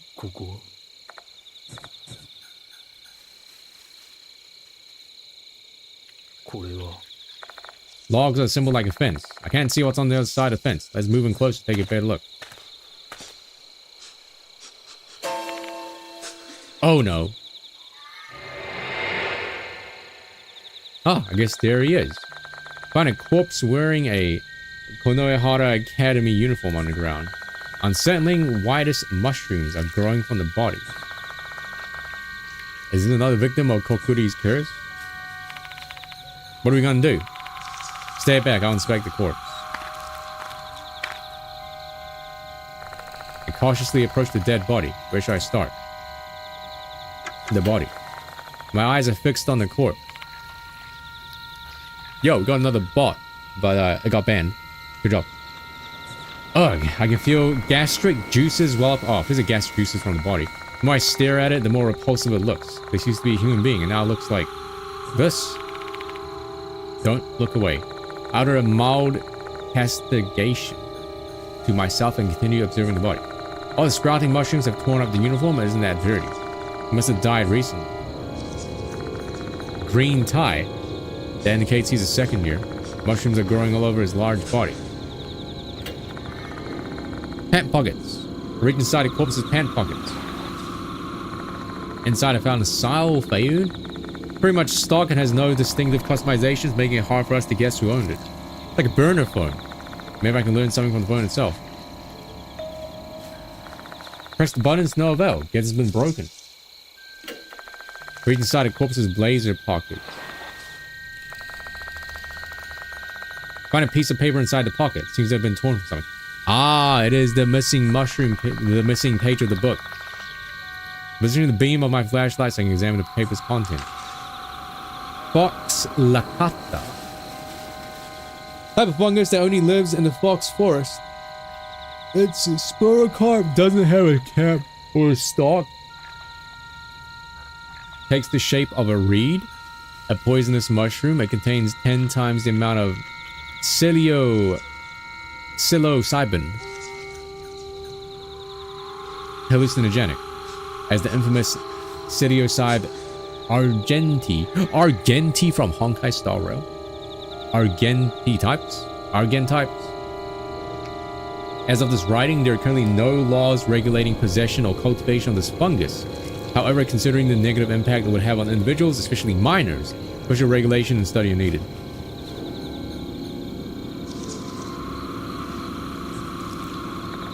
Descriptions of a plant are written on it. This must be the missing page from the guide in the storage room. Scarlet strip-shaped mushrooms. It should be referring to these plants. So, these red mushrooms are called fox lacata. According to the information, they seem to be mushrooms with strong hallucinogenic effects. Yeah, I still need to dig. There's another piece of paper inside the pocket. Unlike the first, this one's written in rough, hurried penmanship. The author of this note was definitely pissed off. Oh wow. Fox lacata and the murder at Lake S. The minor offender in this case seemed to have ingested fox lacata, and the one who sold the mushrooms to them was K. I've seen shifty looking youngsters roaming around the fox forest. Looks like they intended to harvest fox lacata. There were also some students from our school, including K. I didn't disclose this information to the public out of fear that it would damage the school's reputation. That was a grave mistake. I take responsibility for everything. The murder of a mother and a child at Lake S. An incident I've never heard of before. That's all there is to inspect. Found anything useful, Katsu? Yeah, quite a bit. Drugas? I describe the corpse's features and show much that items I found. I'm guessing that corpse is that brat, huh? Kakuta. Gotta be. His well-built second year and that torn research paper in his pocket is a dead giveaway. If it's not Kakuta, who else would it be? Kakuta had been cursed by Kokuri. The curse didn't end just because he ran away. He probably lost his stamina here. Might have a better idea why he came here once we check out his belongings. Let's keep that stuff. Agreed. It's an actual mushroom. Oi, oi, oi. This is like some, analog horror type thing. Like this analog horror type, analog horror type videos where they come up with like a made up like fungus or whatever, and they show like a picture of this.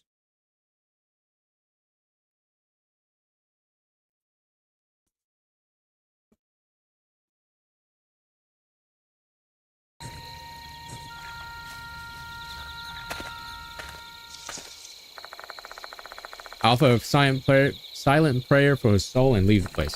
Realize something on our way back. Hey, don't leave now. We still gotta dig the thing. Unlike the other victims, Kakuta's corpse didn't disappear. I wonder why. The only possible reason I come up with is that maybe when he passed, he wasn't human any longer. Kakuta had basically become mushroom. Even his parents wouldn't recognize him in that state. Wonder what's a better death? Not even leaving behind a corpse or being completely stripped of all your distinguishing human features. Now we can dig.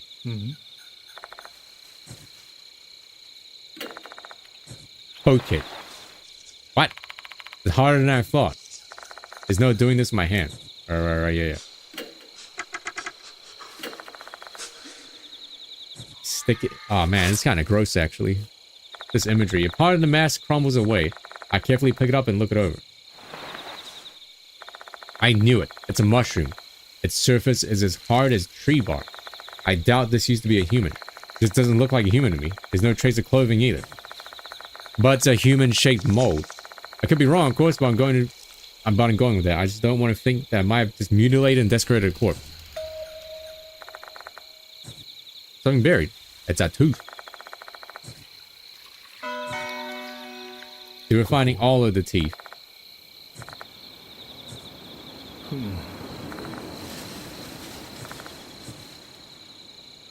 Oi. Gotta examine that Fox Licata cluster. Oh, right, okay. Now we go back to, this place.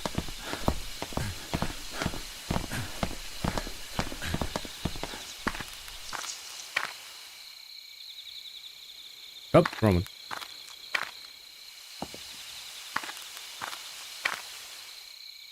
Koko.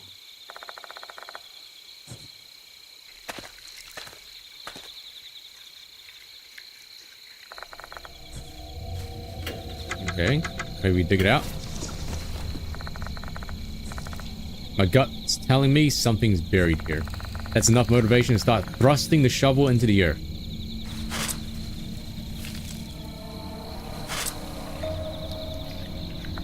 My shovel hit something hard.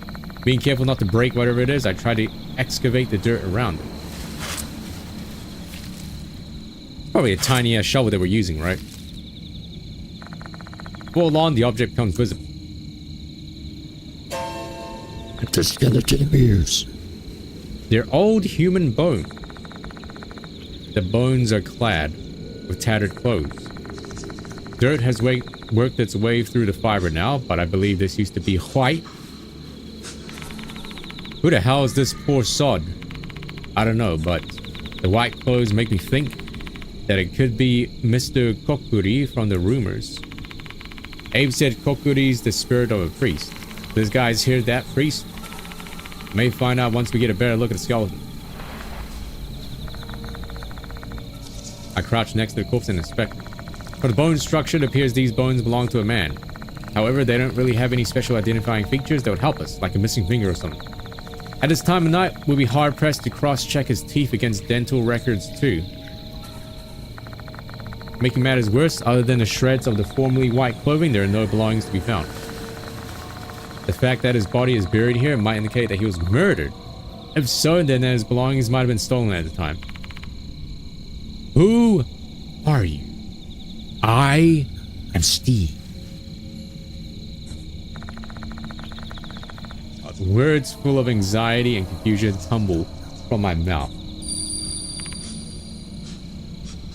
God, that freaking I am Steve thing. That's a meme, isn't it now? That's a spicy meme. Deep inside the old school, the dead fox god that looks alive inside the stomach. 1 damage. What was that? The man's voice suddenly echoes through my mind as if he's trying to answer my question. But I believe these are murmurs of his deep resentment. If you listen too carefully, you may get overwhelmed by the regrets of the deceased. We can't stay here any longer, it's dangerous. Let's go, Mashita. I don't think we're getting useful information here. Nothing? Really? Gee.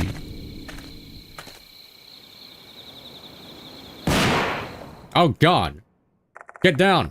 Suddenly, the sound of a gunshot rings out and reverberates through the shrine guards or grounds. It's a furry! It's a rat furry. That's... Yo, which FNAF animatronic is this? It's got something resembling a hunting rifle in its hands. Is that Mr. Kokuri? Kill! Hooligan!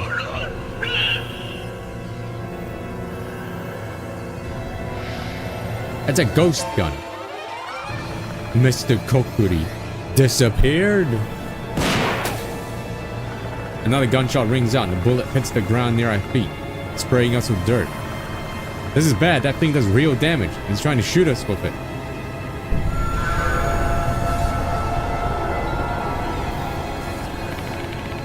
Hey guys, don't go out there like that. We're wide open. After saying that, Mashita hides behind a nearby tree. I do the same and hunker down behind a different tree. Gotta shoot at him. We got a gun. The bullet hits somewhere completely off target. Eat the mushroom? The mushroom is hallucinogenic, right? The bullet hits a spot near the lantern. This guy's obviously an amateur. I think he's using a hunting rifle, but you can see the grouping of his shots is very loose. Either that gun's old and hasn't been cleaned, or he's just a poor marksman who keeps missing a target. What'd the voice say?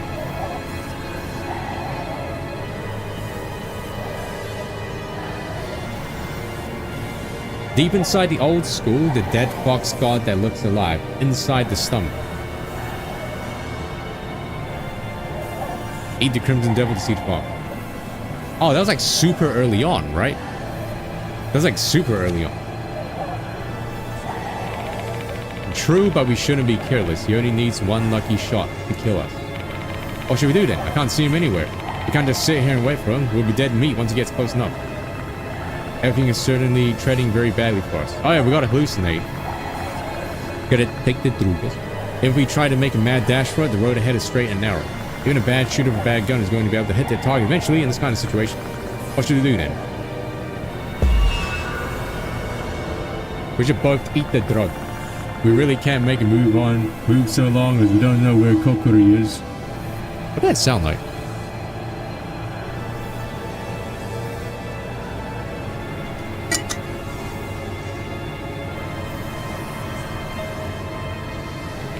Hold on, we can't see him right now. I feel like I remember something, but I'm not too sure. Keep calm and think, there must be clues somewhere.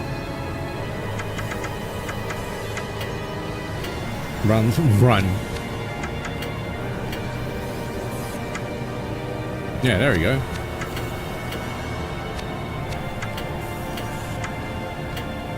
Yosh. Eat the centipede. Open the petri dish and decide to eat some of the mushrooms that grow in the centipede. 81% chance. No, wait.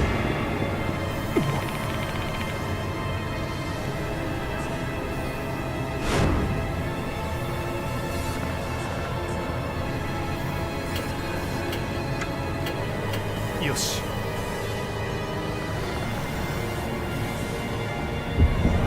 Forgot how to eat, yeah. That's the problem I run into. Well, imagine we fail 99%. I bite one of the mushrooms sticking out of the insect's body and tear it off a fourth. Then with steely determination, I swallowed it down.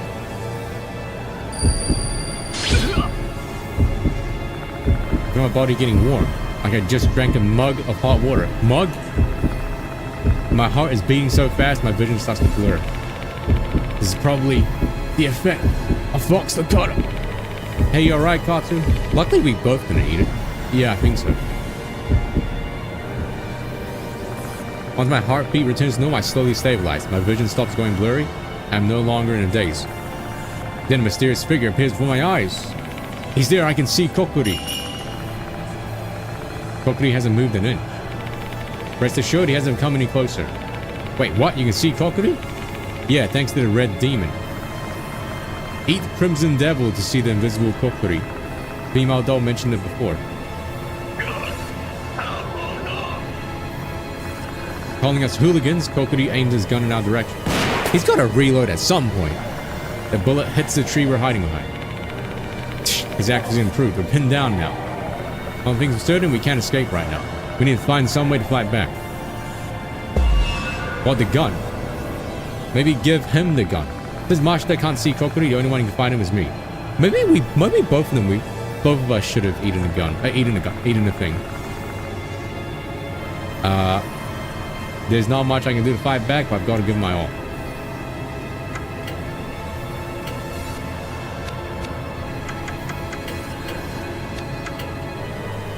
Recite a mantra and attack with talisman.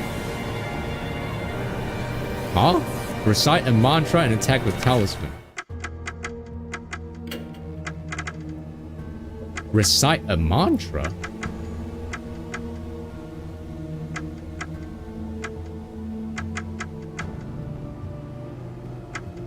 I'm gonna try the gun. How are we supposed to team up with him? Maybe he can teach us how to like properly aim, use the gun.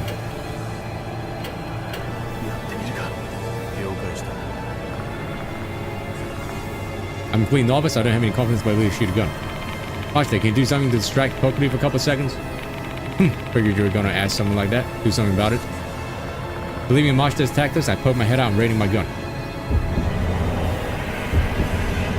82% chance, man. Yeah, there we go. Mashita leaves his cover and shoots into the open space. Kokuri turns towards Mashita. Great job, Mashita! I take aim at Kokuri, who has now stopped moving. Breathe deeply and calmly pull the trigger. Kokuri lets out an eerie howl. Did you get him, Katsu? I think I heard him. Although I guess it's more like my bullet just passed through his body. Well, he is a spirit after all. If you feed him guns, no one called me to investigate. You just get the military.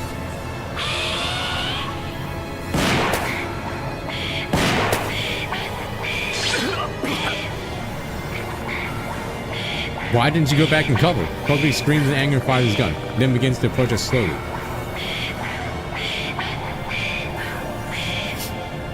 He's gone, Donald Duck. Dude, he's coming closer. So we just pissed him off. I want to believe this is the right choice. Kokuri's breathing hard. He seems angry. The closer he gets to us, the more in danger we are. That also makes it easier to shoot him now. Will that really help us? Hey, what are we going to do? We're running out of time. Oh, I know that already. If we knew how to deal with Kokuri's shots, we might be able to find an opening and escape.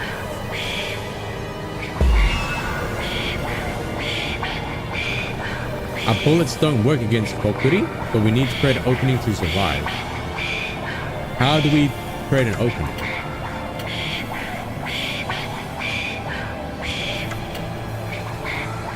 Wait, how do Aki's talisman? A talisman? What? Yeah, what? Ghost rifle? I'm thinking she shoot the gun. Why is there a talisman though? Why is there an option to use his talisman? Yeah, I was thinking of shooting a gun as well. But maybe shoot his mask. But yeah, maybe we'll try shooting his gun. Sorry, but can you be my decoy once more? Fine. Trusting in Mashita, I peek my head out, cover, ready my gun.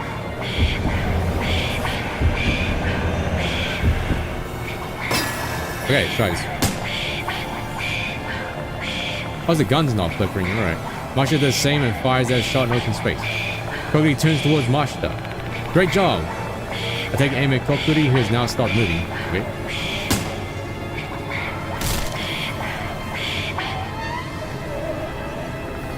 Kokuri lets down airy how? That definitely hit. My gun! I saw it for a split second. You shot his rifle. Kokuri sounds frustrated and angry. Something might have happened to his rifle. Did I attack Jammer's rifle?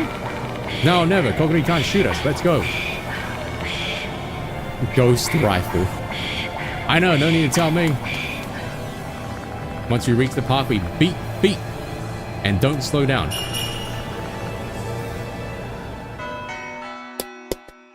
I mean, I thought about shooting his gun as well. But we... Holy A.L. the Killer. Hey, thanks for the raid, man. Hello, everyone. Hello, Megs. A.L. Nesbo. Hello? This is unfortunate timing, because I was going to stop the stream, actually, after this part. It's getting late. But thank you very much, man. How are you? How are you? And what were you guys doing? The scissor me Tim. Yeah, I tried to, like, come up with, like, a funny pun. Because, like, previously, in the previous stream, the killer, or the spirit, the killer before, like, in yesterday's stream, the main gimmick was, like, scissors. So I was like, oh, it's shiver me timbers, you know, scissor me timbers. Yeah. I tried. Thanks, Nick. Chooksy. Oh yeah, I know that game. Yeah, it's like that first-person FPS game that's like kind of scuffed. If I remember. Thanks. I think the shout-out thing broke. Oh no, just had to take a while.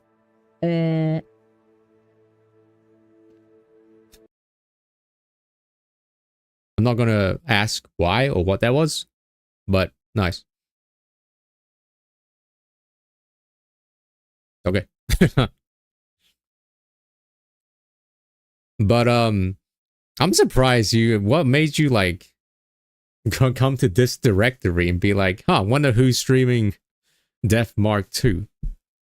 Oh well, if you guys don't know anything about this game, really quick summary. This is a sequel to the first Spirit Hunter Death Mark 1, in which the overarching story is we are a spirit investigator, and right now we got hired to try and investigate the spirits. They're haunting this high school.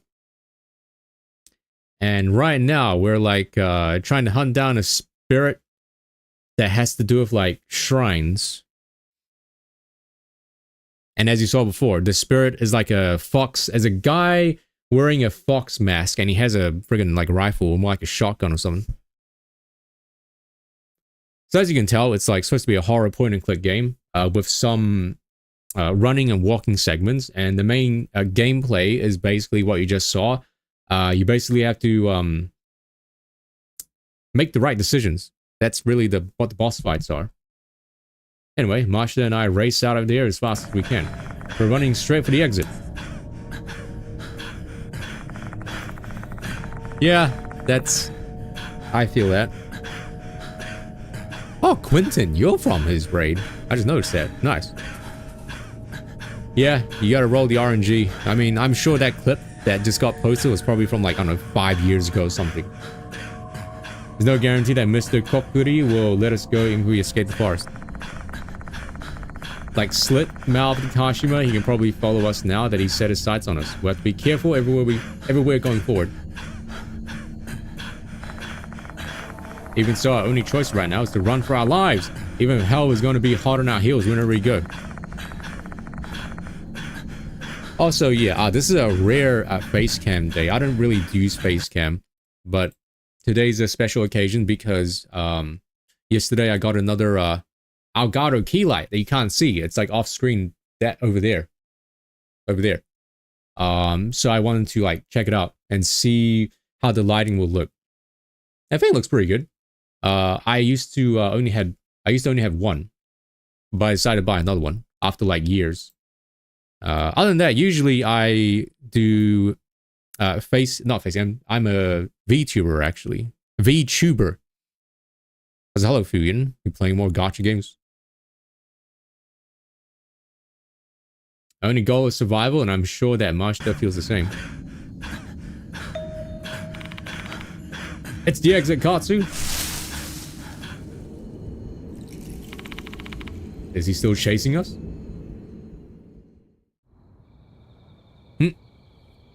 Just standing there. He is not. I did finish Persona 5. Yes, we finally did. And then I decided to buy this game because, like, this was a game we played the first one, and, like, I guess you could say the second one, even though it's not really a second one. But I did play all of them, and I was like, okay, why not? Let's buy this. Your own? Wait, your own what? Oh, your own, you mean Persona 5 playthrough? Yeah, for context, by the way, it took us 5. Wait, yeah. 5. Count them. 5. 5 months to finish it on stream. For fuck's sake, we barely escaped that bastard. We better stay out of this goddamn forest for now, unless you feel like being target practice. Yeah, we did Yakuza 8 at the beginning of the year. That lasted for like 2 months. And then right after that, we went to Persona 5. So really this year has only been like Persona 5 and Yakuza 8 as like the big games. I guess this counts as a big game, even though the developers are like a much smaller team. This is a much smaller game. And this had to be like kickstarted or something. Mashita looks exhausted. I'm sure I do as well. This takes this opportunity to head to the infirmary and sort out everything we just learned. Also, Atlas's new game, right, called Metaphor, is coming out in a few days. Who knows how long that game's gonna be. Oh yeah, extremely niche audience. Oi. That pistol is useful. We're dealing with a dangerous spirit, so that means we need to do whatever it takes, even if that means breaking the law. Sure. どうした?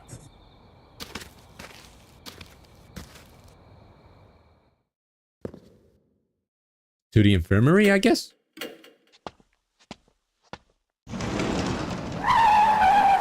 Oh god, jump scare again. A sigh of relief escapes my lips the moment we step inside infirmary. By the way, How Long the Beat said that this game was supposed to be like, this game was supposed to be like 17, 20 hours long, and we are, my playtime is like 24 hours. So I should have finished this already. Good night, Quentin. See you next time. Next time is, next week, actually. On Wednesday. Also, I didn't see, did you say you recommended this stream? I don't know if you did. But thank you, though, if you did. That's very, very nice of you to do.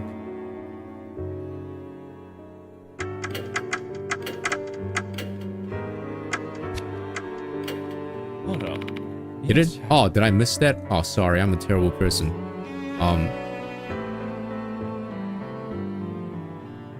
Well, thank you a lot.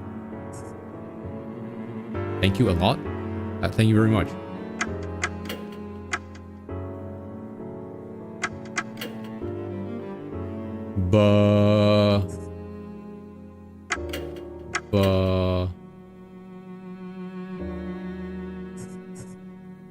Okay, yeah, it's by the success rate one.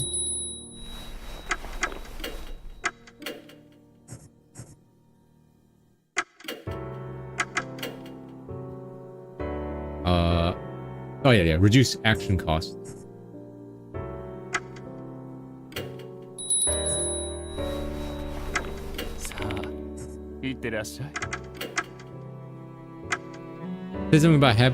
Said something about something happening to some of my items. Wait, in this game? What type of item? Oh, thanks, Quinton. I appreciate it, man. Welcome back. The one that I bought. Oh, yeah. When you buy upgrades, it overwrites the other ones. So the one that I bought, they're just like upgrades of the ones I do have. So they get like overridden. So like my plus 15 one goes to like plus 20. Welcome back. Glad to see you're both safe. Yasuoka and Hiro are the only people inside the infirmary. Where's Maruhashi? Oh, she went to the restroom. Alone? She's aware of the dangers that shrine possesses now, and she's not headed into the forest. She should be fine. Clueless.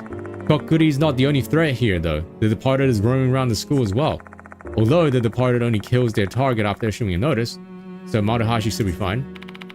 Good thing she's not here then. I'll give you a quick summary of what happened before she returns. There are things I don't want her to hear.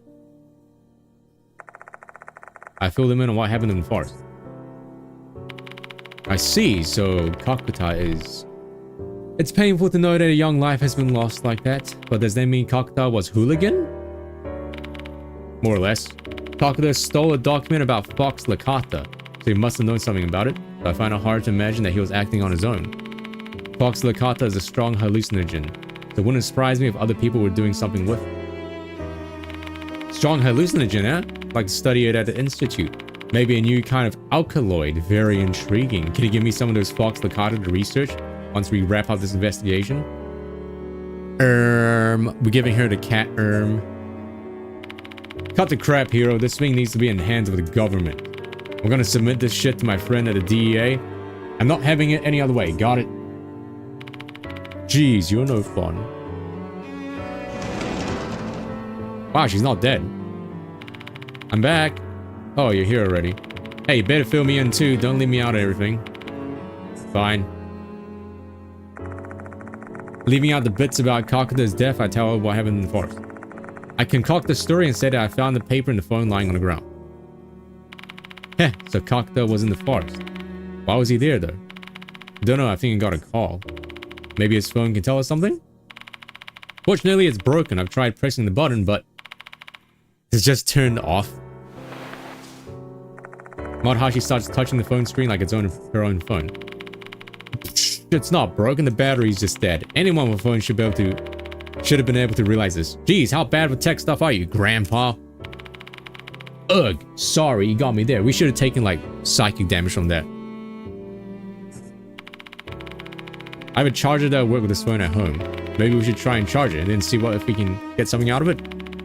Our home's not far from here. This phone's going to be pretty useless to us with a dead battery. Let's take her up on her off. I'll be right back. Maruhashi quickly exits the infirmary. What should we do now? Do we wait until that kid calls us? I object to that course of action. We should resume the investigation. It's for your sake as well, Katsu. What do you mean by that? I can tell you're being targeted by a spirit. Excuse me? Sooner or later, that spirit will find its way to you. If that happens while you're unprepared, you'll meet the same fate as Kakuta. Aw, for fuck's sake. Whoa, is this the first time we swore? Why is everything so... As a renowned fortune teller and spiritualist, Yasuoka's words carry a lot of weight. I thought maybe the clock had stopped with Kakuta's death and would have a little more time before there was another target. But it turns out the clock is still ticking. And it's counting down for me. But what should we do now? We still don't know who exactly Kokuri is, right? That's something we can research. I have an idea. Remember the case from Kakuta's document? Let's look into that murder of a mother and child at Lake S. That's been stuck in my head. How are we going to investigate that? Have Nakamatsu look it up on the internet for us. He should at least be able to pull up a general summary from somewhere. And by that, I mean you go call him up. Wait, why do I have to do it? You know how to use the phone? Just call him yourself. Nah, I don't really like talking to him. We're not really on the same wavelength. Heh, so that's your issue? Guess you can't expect a nice otaku and a hard-boiled ex-detective to get along. Looks like I'm going to have to be the one to call Eita. Final stage. Oh shit, what do I do, chat? Should I power through this until we beat it? Or should we just stop here? I mean, it says it's final stage. But how final is final stage? That reminds me when Tolo... Oh yeah, no problem, man. Hopefully your lighting issues get figured out. Figuring out lighting is hard. Before I had a second light, my lighting was like that, which is kind of bad. Oh, this is no lighting. Oh man, this feels so much better with no lights on. Ah. Ah. There's still some left. 1 to 2 hours? Oh god. 助けになるといいけれど。さあ、いってらっしゃい。 She has a really deep voice. By the way, I just want to say that. That reminds me of when Tolo, I don't know if you guys remember Tolo, right? But when Tolo played that Yu-Gi-Oh card game, he like left it on the cliffhanger, right? Left it on a cliffhanger, and then came back to it 1 week later, and he literally stopped at the end of the game. And like when he continued, it was like only 1 minute left.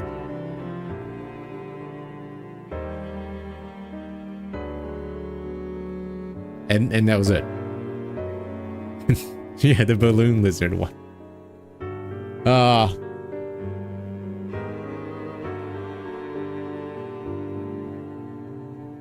So I guess the smart thing would be to call it here, right? It's 7:30 p.m. right now. As a reference. Okay, so how are we feeling about this lighting? Is it good? Should I change anything? Maybe I can show you guys what it actually looks like. Yeah, I figured like partway I was like, I did say partway through the stream that I was like, maybe I'll just do the Nikkei thing off stream. Because we're more invested in this game. The Nikkei thing I just want to do because I was like, oh look, Persona, you know, Phantom Thief and all that. Let me see if I can show you like.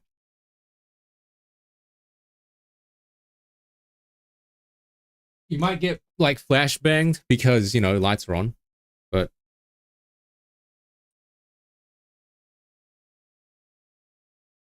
I only slept for 4 hours and 55 minutes according to my phone.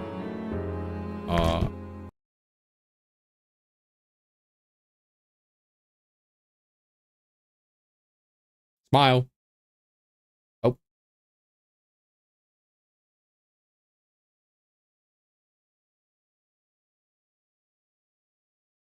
Okay, let's see. So this is what my setup looks like in terms of lighting. You guys ready to get flashbanged?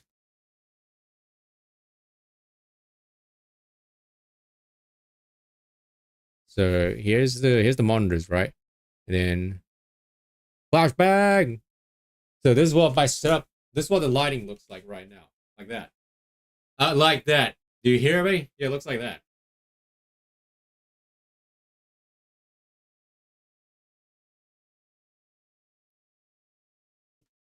So yeah. God, it's like looks like I'm in an interrogation room or something. So I got that one, right? I got that one. And then before, it was only this one, right? And this was actually pointed towards the wall. That was how my lighting was.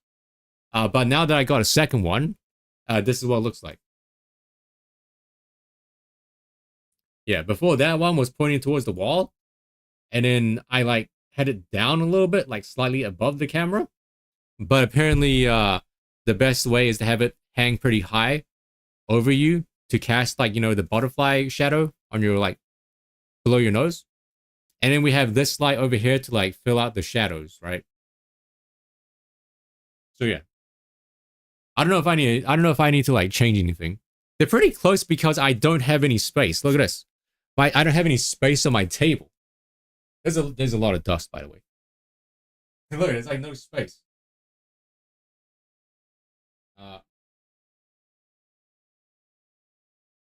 Like I could maybe move it more over there, but dude, it's like, oh god, oh jeez, my phone went AFK. Oh, there you go. That's what it looks like.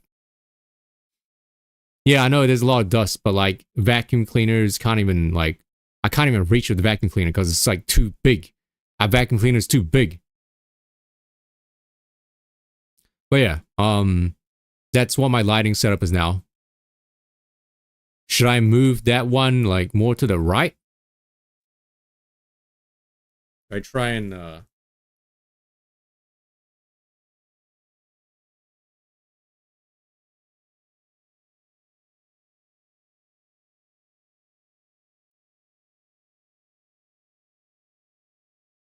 should I like should I like move should I move like this one more to the right? Would it be like better?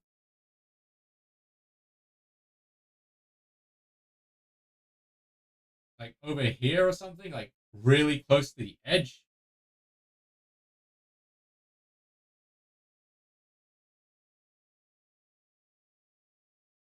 Cause like on the other examples I've seen, they're pretty far apart, but like I said, I've like no room. Like literally no room. You saw my feet? Oh, well. Well, oh, time to take a Twitch ban vacation, I guess, cause you saw my feet.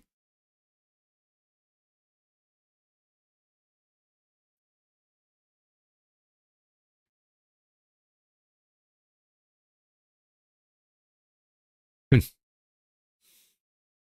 out of here. I'm getting out of here. I'm getting out of here. Ow, I just hit you. I'm sorry. I'm getting out of here, all right?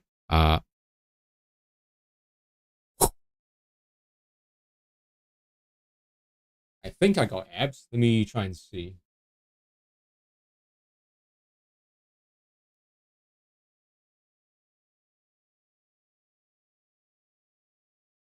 All right, yeah. I'm looking at my abs right now. I'm like, I pulled out my shirt to see if I can see my abs, and if in the right angle, and the right lighting, you can kind of see them, I guess. But like, yeah, it needs more work. It needs more work, actually.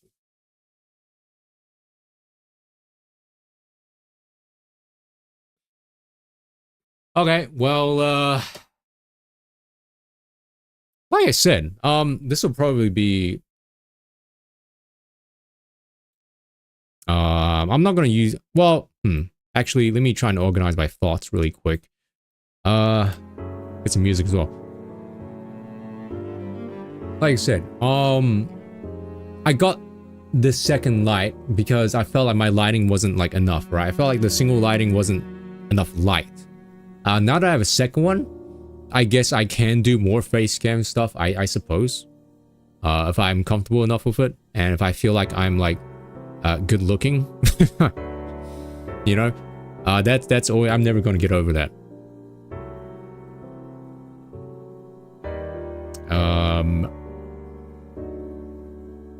But other than that though, it'll be like, you know, VTubing stuff as per usual. But yeah, the lights blasting my face definitely feels awful after a while. Oh, thank God. But this is I guess this type of stuff you just have to this is the type of stuff you just have to deal with. All right, chat. So the next stream will be on like Wednesday, right? Because remember, every Tuesday until the end of October is going to be puppy preschool. So that means I can't stream for Tuesdays, which means it'll only be like a Wednesday, Thursday, and Friday stream. So like it'll be only three streams a week. Unless something happens, like unless something happens over the weekend, like I don't know, a Tekken tournament or something. Actually, I think there's a Tekken tournament happening at 11 p.m. actually tonight, and 3.5 hours actually.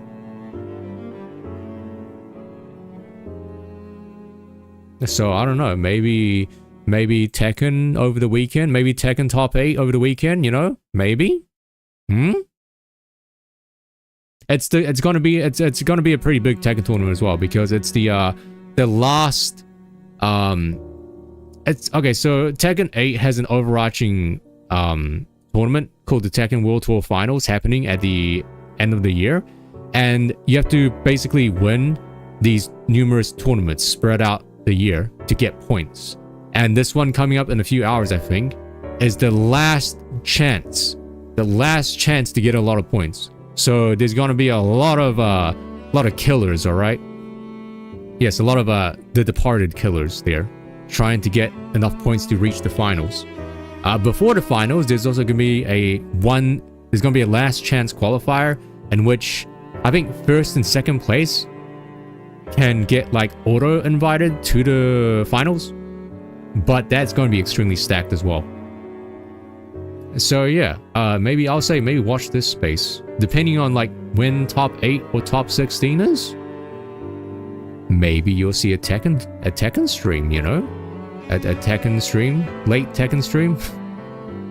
It's happening in Thailand, this last one, so that means Thailand time zones are usually pretty good for me.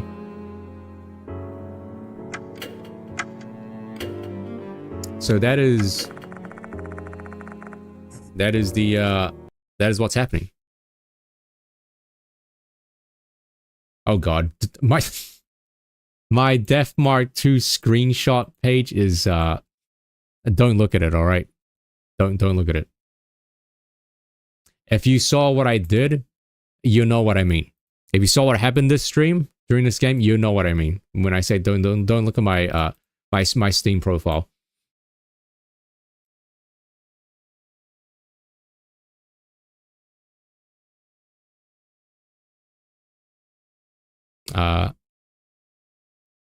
All right, cool, yeah. All right, see you guys maybe over the weekend. Maybe. Might be a surprise one. We'll see.